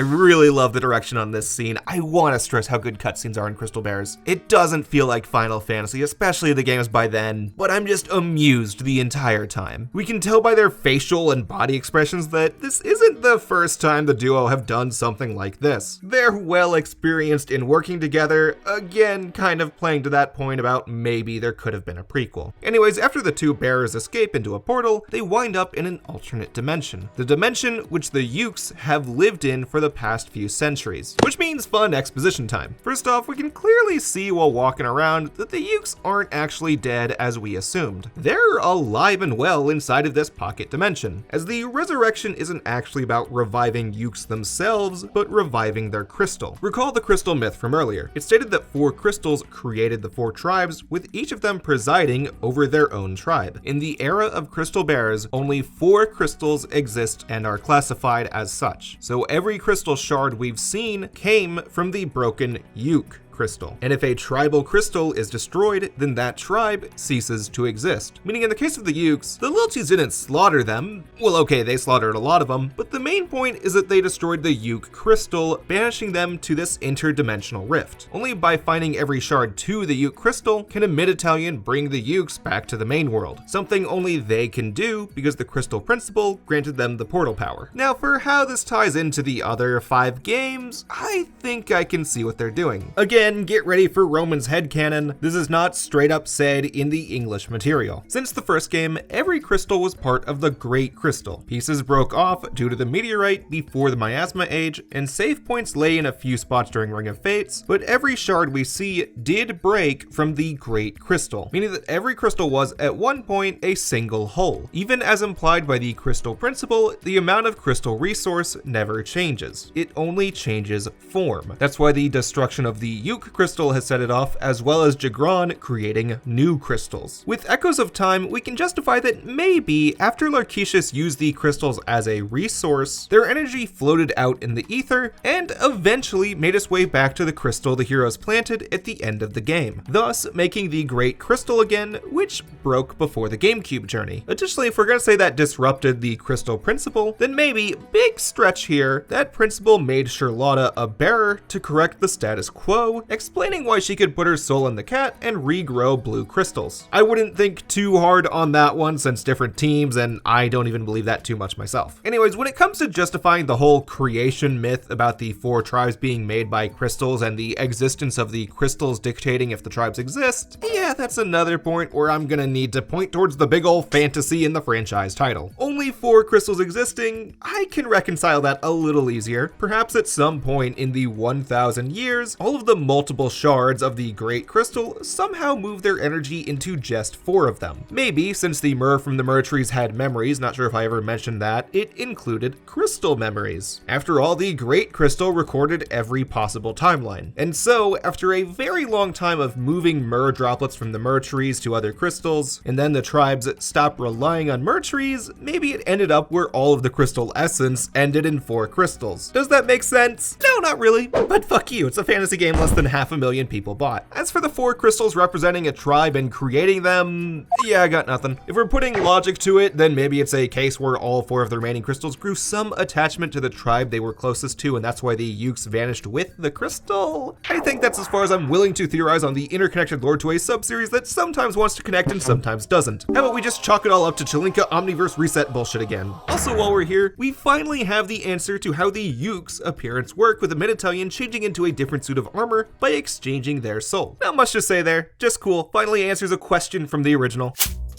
After Lael talks around the Uke pocket dimension, he agrees to help a mid-Italian with bringing back the Ukes. But this is also the part of the game where all but one location opens up to us with a teleportation option, meaning it's time to finally talk about the real meat of Crystal Bearers gameplay, the overworld missions and minigames. As I get into this, I want y'all to think about one thing. Crystal Bearers is the first full 3D open world action game in the Final Fantasy series. That specific description doesn't fit any other Final Fantasy game by then. And I know that because I had to re-say it multiple times to not mean Dirge of Cerberus. Right around this point in history was when the tropes of 3D open world games had kinda set in. We already had Shenmue, GTA 3, Yakuza, etc. Final Fantasy XII also offered a 3D open world, but it was still a turn-based RPG where you needed the bar to fill in order to take action. So Crystal Bearers is, to my pretty informed knowledge at least, the first Final Fantasy game to take the route modern games like 7 Rebirth, 15, and 16 took. Now why do I start by saying that, you may ask? Because quite frankly, the open world elements of Crystal Bearers is really fucking bad. Recall back in all 3 of the dungeon crawlers. We had a stage-based system where you went to a town or dungeon from an overworld map. Once you finished at your current location, you went back to the map. You had a very good sense of direction at all times due to the simple nature. And they even went the extra mile in the first title to make sure every location truly made sense and affected what lay next to it. Not in Crystal Bearers. Depending on how you want to count it, there's minimum 7, maximum a lot of areas to visit in Crystal Bearers, and you'll have no clue how they connect on your first playthrough. Kawazu called the game's genre action attraction, and yeah, I'd say that's pretty accurate if we want to go through Six Flags without a fucking map, because hey,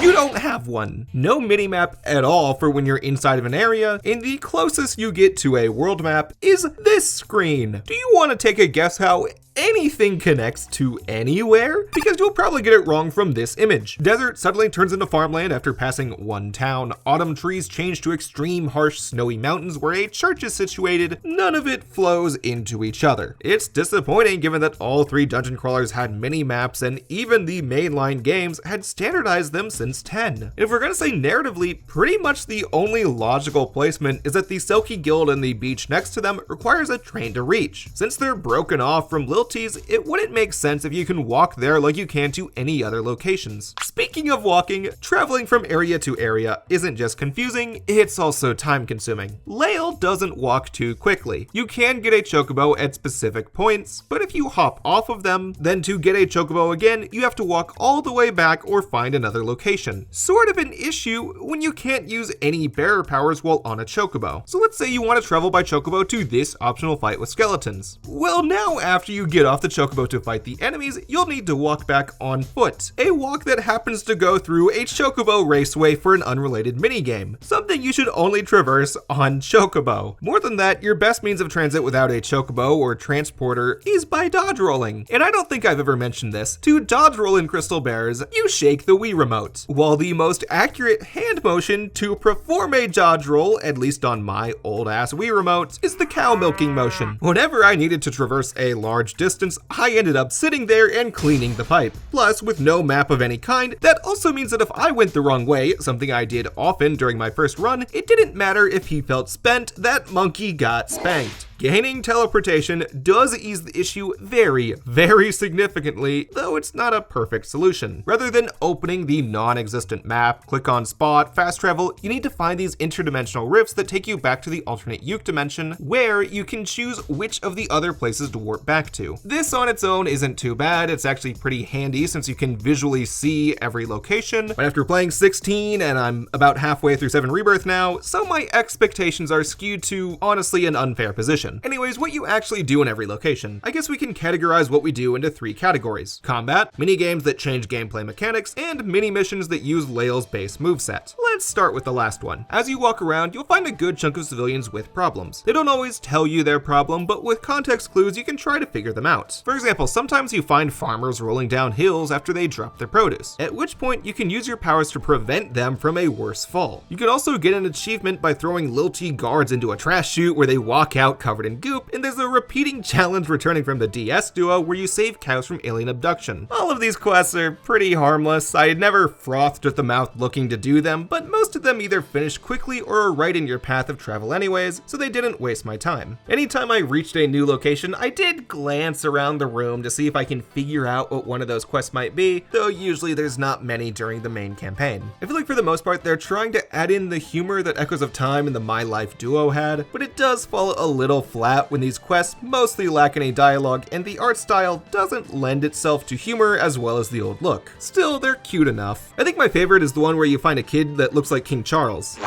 What the hell is this? It's a cute little Easter egg for Crystal Chronicles fans when there's not too many references to older titles. For the fights, I know I talked about these a lot earlier, but I do want to add a few thoughts that make more sense now. I mentioned before that specific areas on the map have possible fights, and that miasma rifts will unleash the monsters after a certain amount of time. Well, now I want to stress how poorly that's implemented. Some of the places these fights can occur have no indication they can happen at all. For example, the place you fight Blaze. It's a graveyard that, if you return to later, is filled with ghosts and mourners. As a boss fight already occurred here, you may assume that nothing else will happen. The only other real bosses are Bahamut and the final one, that both have their own special arenas you can't return to, so there's no reason to think a miasma portal can appear. When actually, one of the coolest fights in the game can. If you wait long enough, you get to battle against a special candlelit flan, some goblins, and 3 versions of Tonberry that I fucking loved. Like, these might be my new favorite non-standard Tonberry designs. The regular one hits hard like any other Tonberry we've seen before, with a skinnier look that makes them a little spookier in my opinion. But what makes them cooler is that when you pick them up, you have a chance to use a Tonberry knife that insta-kills almost everything. We also meet Tonberry Amok, a little voodoo boy who doesn't appear on your enemy radar because you can only find him if you pick up the homing needle he sends towards you, using it as a compass to track him down. Then we have the Tonberry Queen. She's great. It's a gothic Lolita Tonberry that wields a fucking chainsaw. It's so 2009 core. I love it. I really wish there was an indication about this fight. At best, maybe there's one in the built-in achievement list, which I never looked through because there's over 300 achievements and most hints are vague or need unlocking. I wasn't about to go through that. On top of this, the other best fights in the game are hidden as secondary fights, in areas where you already beat the enemy hordes. Again, nothing to indicate this. The only way to know is if you bothered reading all 322 achievement hints to maybe see that hint, or by beating a challenge and sitting there for a few minutes. Even longtime series staples are locked in these fights like Princess Flan, Jumbo Cactuar, and Malboro. They're all the best fights in the game. I have no issues with them, except for how there's no indication they exist. And if you fail or show up at the wrong time, you have to sit there doing nothing. I think that if you add up all of my time with Crystal Bears, I spent almost as much time waiting for a fight as I did fighting. That's not good. If you're gonna make adventure attraction, don't simulate waiting in line, especially when the combat itself still isn't perfect. Wonky camera, occasional motion issues, and a frame rate that kept a consistent 30 FPS during every part of the game except the hardest encounters. Queen Tonberry's chainsaw cut that frame rate faster than it cut me. It's such a conflicting combat because of this. In a vacuum, it's a great, unique system that only the Wii could give. It uses the Wii's motion and pointer in an innovative way that, if it came out 2 years earlier when the Wii's novelty hadn't worn off, people would have praised it. But once you plug it into the horribly confusing open world, it becomes cumbersome. It really needed a battle select option in a menu somewhere, especially because of those 300 plus achievements, many are about performing creative maneuvers to finish a fight, such as growing a Jumbo Cactuar into a larger Jumbo Cactuar and throwing it at the enemies. So many creative choices, and I know they could have added that menu because one exists for the mini games, our final gameplay related subject.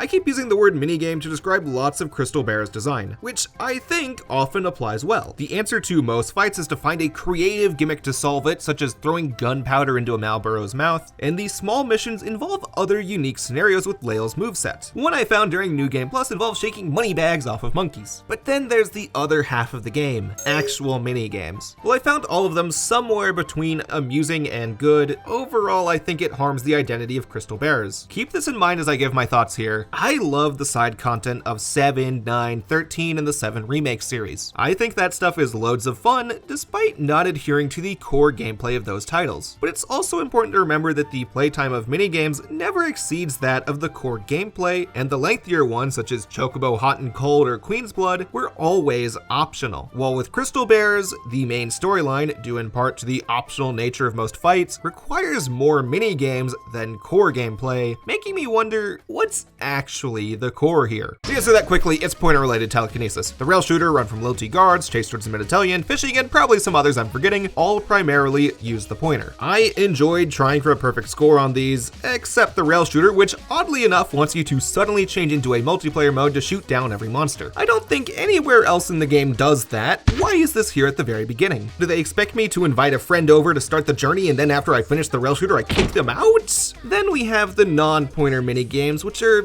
often huge misses. I already mentioned steering the boat at the start, but there's a few, just 2 okay ones I guess. The train stealth section was neat. You only do it once, so I at least found it charming during my initial playthrough. Now then on my second run, I got caught and realized you can't lose, so I had Lael beat the shit out of everyone. Yeah, it doesn't matter how many times you get caught, what's a guard gonna do to Lael? As a rule of thumb, if there's no health bar on screen, you can't lose in Crystal Bears. There's also a very basic rhythm game where you shake the Wii Remote or nunchuck when the notes pass by, so Lael can dance his way up to Princess Altea. It sort of reminds me of Theatrhythm or the boss fights in Melody of Memory. Could this have inspired those?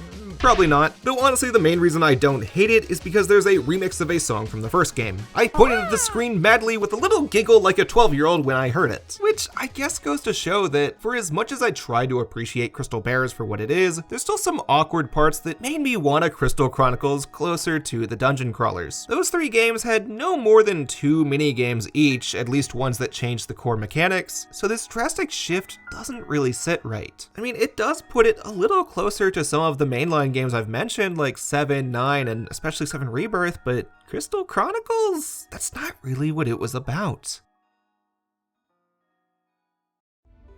After you join up with Mid-Italian, Lael's goals shift entirely. He doesn't actually care about the crystal principle since it goes against his independent nature, but he does care about Jagron killing people, especially because he plans to kill a lot of people. Lael jerks around to talk to the main characters, some requiring minigames to reach, in hopes of figuring out a plan for stopping Jagron. This includes a visit to the princess through the dance minigame I mentioned, but since her father is gravely ill, her only way to stop Jagron is through the Lilty High Council, who she can't convince without proof of Jagron's misdeeds, allowing Jagron to deed missily. Jagron sends the Lilty army to detain every Selkie in the guild to place inside of a crystal-powered airship prison. In action, Lael can't just sit idly by for, so Mid-Italian uses their summoning powers to sneak him in. This airship is one of my favorite parts of Crystal Bears actually. I think mainly because it sticks to the core gameplay longer than anywhere else in the journey, and most of the cast actually gets a moment here. Of course, since this is a Selkie Lilty matter first and foremost, Belle and Kais join in on trying to save the guild members. Because while Lael plays the video game with neat platforming and a combat section, Belle learns of Jagron's plan. As it turns out, he plans to turn every Selkie to crystal so he can fuel the Alexis's engine. To Jagron, he sees Selkie as little more than pests, so using their lives to correct a blunder that's put his high status in jeopardy seems worth it to him. Not to Lael though, he sees it more worthwhile to make us play a god-awful Selkie rescue minigame.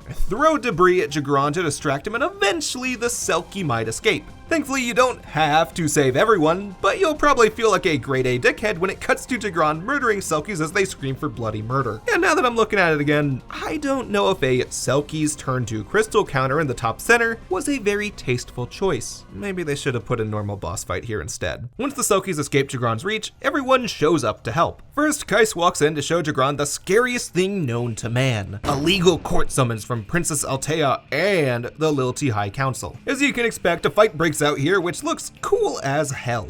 Kinda wish you got to play it. We see Kais taking part in a full-on sword fight with Jagron right as a Mid-Italian shows up and decides, fuck it, I'm gonna absorb the Uke crystals powering this ship too, whether it's timed well or not.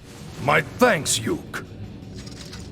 I mean, what the fuck? As the prison dwarfs the Alexis in size, Lael can't ease the fall as well as he could the other ship, nor can he make it easy for Kais and Belle to escape from such a shaky vehicle. Thankfully, Vigali shows up in the nick of time to save the Selkies, putting aside his differences with Kais to ensure his safety. Even if Selkies look out for themselves first, he cares about everyone else's survival.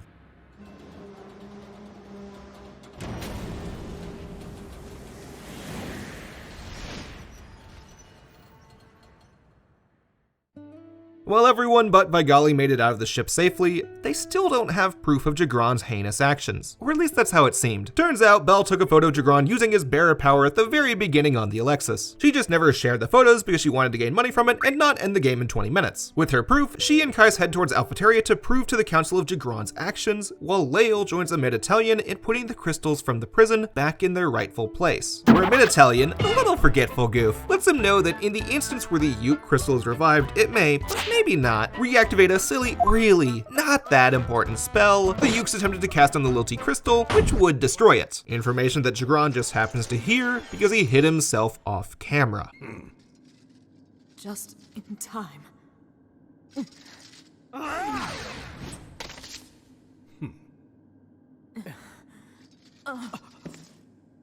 With the Mid-Italian sacrificing themselves to save Lael, he yet again owes them one, meaning even if there is that totally unlikely scenario where the spell destroys the Lilties, he feels responsible for reviving the Ukes and stopping Jagron. Immediately upon stepping out, Jagron readies a whole firing squad to kill Lael, dozens of guards ready to shoot him down. Realistically, he could probably stop any bullets coming at him, but Crystal Bears can only fit in a certain number of cool things. To stop something that cool, Belle, Princess Altea, and Kais, now dressed as a Selkie again to represent his distrust of Jagron's army, appear to arrest Jagron. No big boss fight or anything. Lael stops him in the cutscene with his powers, but no fight here. Next shot, everyone's back at Sid's workshop reading the paper about Jagron's arrest. Obviously, that's not where the story ends. It's just a very awkward stop because immediately afterwards you head back to Alphateria to get Altea's crystal idol. Yeah, I don't know. I feel like they could have walked downtown for this scene and then cut to the next scene instead of making the player jerk it to the final boss. I guess it has something similar with Final Fantasy VIII. Saying saying that, I guess I've given away what's up next. Down where the army has kept the Alexis I, different from the Alexis II, Altea takes Jagron to visit her ailing father, who isn't actually sick from a normal illness as most of the kingdom believes. Jagron turned the king into a crystal. So Altea brings Jagron here in this dark, hidden, very safe room with only her and him present in hopes that he can reverse the crystal effect to save her father.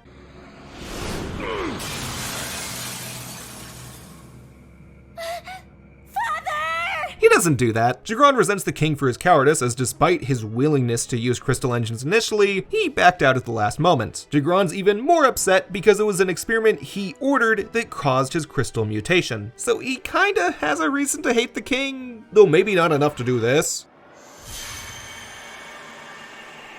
Jagron uses the situation that Altea set up so easily for him to remove all the crystal energy from Altea's crystal idol so he can fly the Alexis once more, and crash land the floating bus Lael and Kais were riding.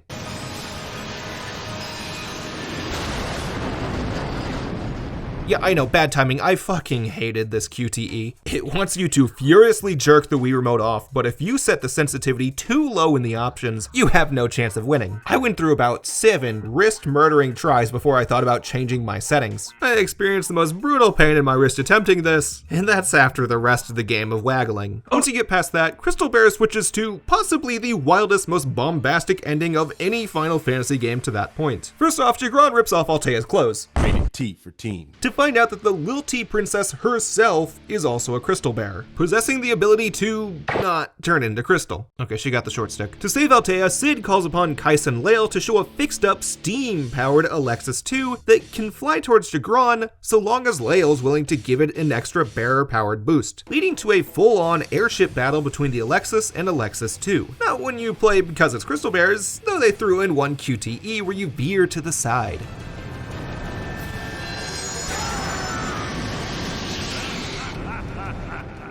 Upon reaching Jagron, he throws Altea off the Alexis to scare Lael. Lael jumps down to save her, releases the crystal energy within her crystal idol to revive the Ukes, thus reenacting the Uke spell to destroy the Lilty crystal. A huge problem that, we really didn't think would happen if it weren't for the sudden ass pull that Altea's bearer powers lets her protect the Lilty crystal. So at least Square Enix gave a woman powers at the last minute and let her do something with it. Thanks to Altea taking care of the crystal, Lael can use his time to deal with Jagron, who uses his abilities to fuse with the boat into a final boss. While a scary situation to most people, it's not an issue for us because Lael can fly and go Super Saiyan now. Yet not even a transformation sequence for him. They cut away for Jagron's transformation, then the next shot with Lael, he's transformed. Meaning, as you may expect, the final boss does not use the standard gameplay. It's another rail shooter. I mean, a little more unique than just a rail shooter. You rip off parts of the Alexis to use as guns or throw back at Jagron. It's a neat concept. I'm just extremely taken aback by a Final Fantasy game that ends with a Super Saiyan boss fight. It gave me extreme Sonic vibes to the point where I think they should have gone the full 9 yards and added a vocal track. Like, with all the ridiculous shit Crystal Bears has thrown at us so far, I'm also kinda glad they ended like this. I think it drives in just how different they wanted to make this game, even if it doesn't land every time.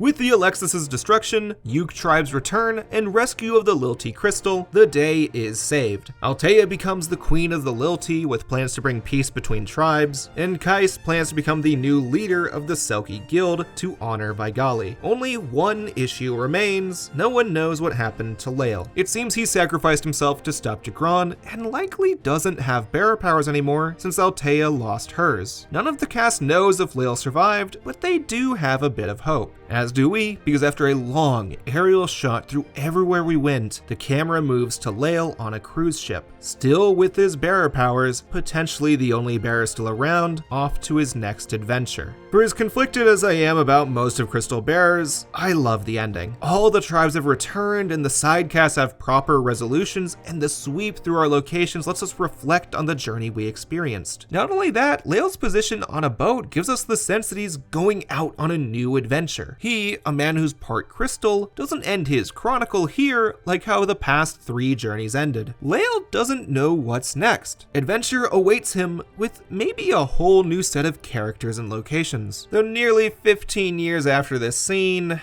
we know that's not the case.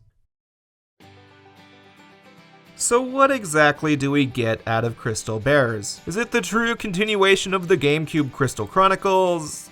Not exactly. It shares a world, but almost nothing else. Yeah, it's the next physical console game in the series, but I don't think I can ever make an argument that if you enjoyed the dungeon crawlers, you're surefire to like Crystal Bears. It's a fully linear, cinematic, attraction action game. If I put one of the fight scenes from Crystal Bears next to one of the slow intros to a dungeon in the original game next to each other, you'd think these are different franchises. Even by gameplay alone, straying this far from the prior installments, as well as the other Final Fantasy entries as a whole, probably wasn't a good idea. It's a huge shift, one that I think we can only properly discuss if we take the context of Crystal Bears' release year in mind. 1 year earlier, Dissidia and Crisis Core released on PSP, and we had the promise of Versus 13 on PS3. The idea of real-time, fast-action Final Fantasy became hot, mainly thanks to the popularity of Kingdom Hearts and especially Advent Children. In fact, pretty much every Final Fantasy game on console after Advent Children, besides 12, which was almost done at the time, strived for an Advent Children look, which in a certain way makes it even more baffling that Crystal Chronicles, the action FF series at the time, drove in a completely different direction. If the Nintendo Wii is locked to only having Crystal Chronicles games, there's a good chance some of the install base wanted a Final Fantasy closer in line with what the other systems received. Whether that means a real turn-based game besides ports, or an action game with combat adhering closer to what you'd expect of a Final Fantasy protagonist. Like, if I ask 30 people of various ages what they think of when I ask them about Final Fantasy battle systems, I doubt I'd receive a single response saying puzzle action combats. Even looking forward, none of the current era of action-focused Final Fantasy, meaning 16, 7 remakes, and Strangers, have these no weapons, puzzly minigame-esque elements. It's just not fans nor the general audience's first thought with Final Fantasy. I know, Final Fantasy changes often, but at the very least, back then, everything stuck somewhat close to the idea of menu combat. In fact, to my knowledge, this is only the third console Final Fantasy game not to have some form of menu combat. Well, the first two were Chocobo Racing and Dirge of Cerberus, so I don't even know if I want to count those. Even if we do, those released on PS1 and PS2, systems with tons of options for Final Fantasy, while the Wii, outside of Crystal Chronicles, only had Chocobo Dungeon 3 made directly for the system. Crystal Bears just strayed too far in a different direction from FF fare. Not to mention the usual Crystal Chronicles fare. We only have one tiny lick of multiplayer with the rail shooting minigame, and a small amount of customization with equipment I never even felt important to mention. Two aspects that the prior 3 physical games had in spades. I get the feeling that this is also part of the reason Echoes of Time received that Wii port, so Wii users could have a Crystal Chronicles dungeon crawler to make up for Crystal Bears' differing direction. It also feels like Irahana, Akatoshi, and the rest of the team wanted Crystal Bears to lead into a new era for Crystal Chronicles in the new era they set up. I already talked about implications for prequels with Blaze and Kais, but they're set up for sequels as well. Belle implied she wants to search for Lael, Lael still has his crystal powers, implying a disturbance in the crystal principle, and the final screen we see says, "Until we meet again," with Kawazu's signature. I don't think they wanted it to end here. However, this is when Final Fantasy went through some rough times. Not long after Crystal Bears, we received the long-awaited Final Fantasy 13. It sold really well, received great reviews from critics, and then casual folks played it. Final Fantasy 13 suffered the most critically scathing reviews from Final Fantasy fans of the time, and for some good reasons. I'm 13's biggest defender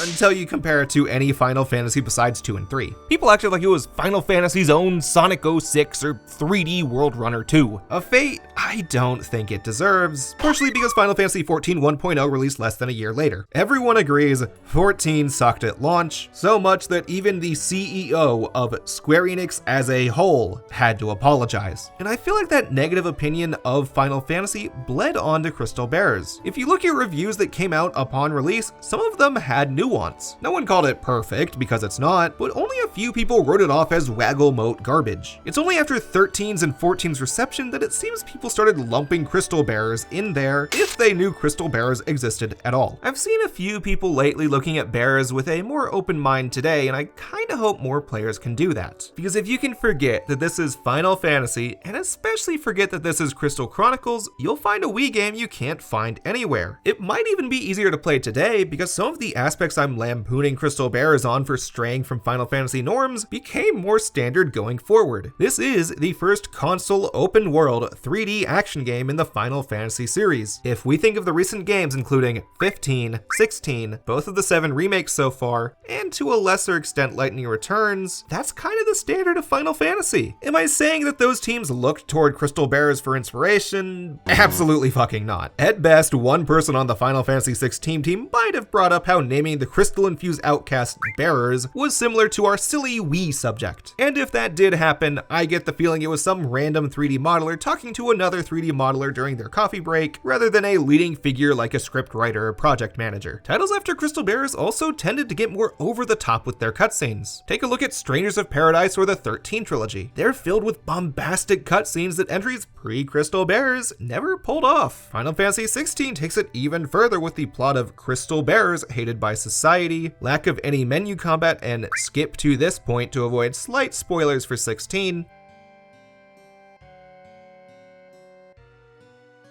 Okay, that's enough time. Super Saiyan boss fights. I played 16 right after Crystal Bears, so it blew my fucking mind that it had boss fights where the hero transformed. I texted 2 specific friends when I reached that point in Crystal Bears, and they were snickering behind my back since they had both made it far into 16. I was ready to call Lael's transformation the most un-Final Fantasy thing in the series, yet the mainline games did it just a few months before I played Crystal Bears. So back to the question from earlier, is Crystal Bears Final Fantasy? I mean, yeah, again, it has Final Fantasy in the title. That means it is. Square Enix said so. But also, yeah, I guess. It's still definitely one of the weirder, more out there, but it's no Dirge of Cerberus. Recently, I watched a friend play through that one because I couldn't emulate it. And yeah, it turns out that has pretty much all of the oddities I pointed out in Crystal Bears, except it's attached to a significantly worse story. If there's one game that I can say feels the least like Final Fantasy, it's Dirge. Don't expect a Dirge video anytime soon. Maybe if I get a better computer to play it. Crystal Bears was legitimately ahead of the game compared to the rest of the series. It just had a really, really bad timing. Not only because of the poorly reviewed games after release, but what came before release.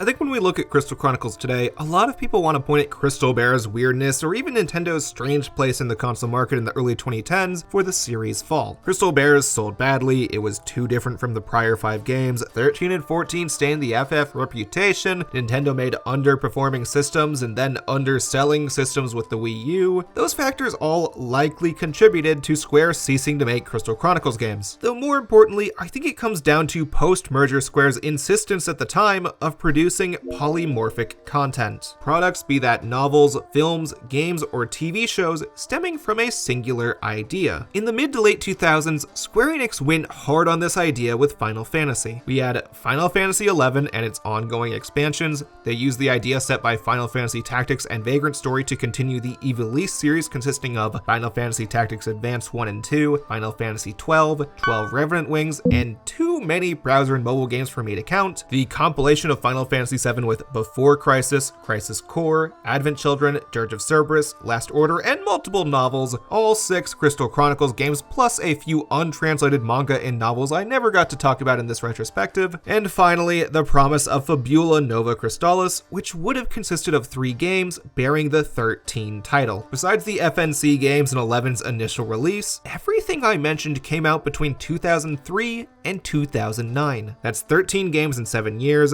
14 if we throw in Dissidia, more than I care to count once we factor in ports and remakes. Square absolutely released too many Final Fantasy games to expect all of them to perform well. It's no shock that the one prioritizing Nintendo's home consoles got the biggest axe. Every hardcore Final Fantasy fan I've met buys the Sony system if they want to play Final Fantasy on console. Just the promise of 13 had people buying PS3s, and if they wanted to play Final Fantasy on handheld, the PSP and DS did not not lack in that regard either. Eventually, Square's insistence on polymorphic content blew up in their face. Ivalice had a soft stop after Tactics A2, with only a few nods and high-quality remasters. Compilation of FF7 has never been fully accessible in English. 13's mixed reception caused FNC to change course completely, and Versus 13 turned into the 15 series, which was potentially the biggest mess of them all. They laid out too long of a plan for 15, resulting in the final DLC never releasing. Though I think that's what was needed. Square Enix seems to have mostly learned from their method and settled on a new model of one very finished game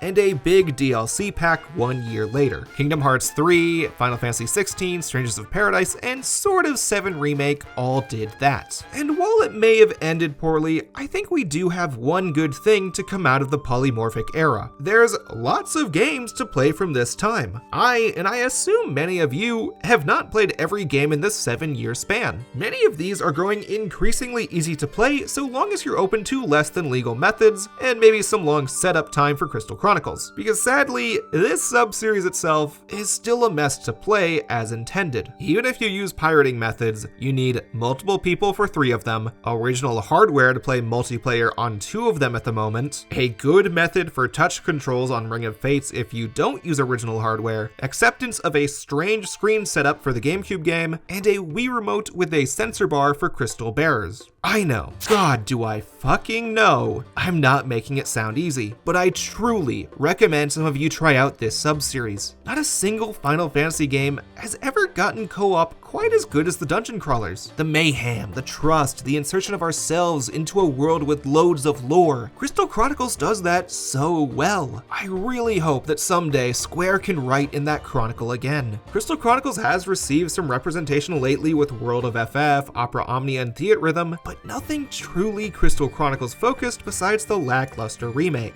Recalling, replaying, and first playing on some of the titles in this series has been a blast for me. Even if I'm the only one willing to chronicle these journeys, I'm glad I did. I hope all of you enjoyed hearing about it.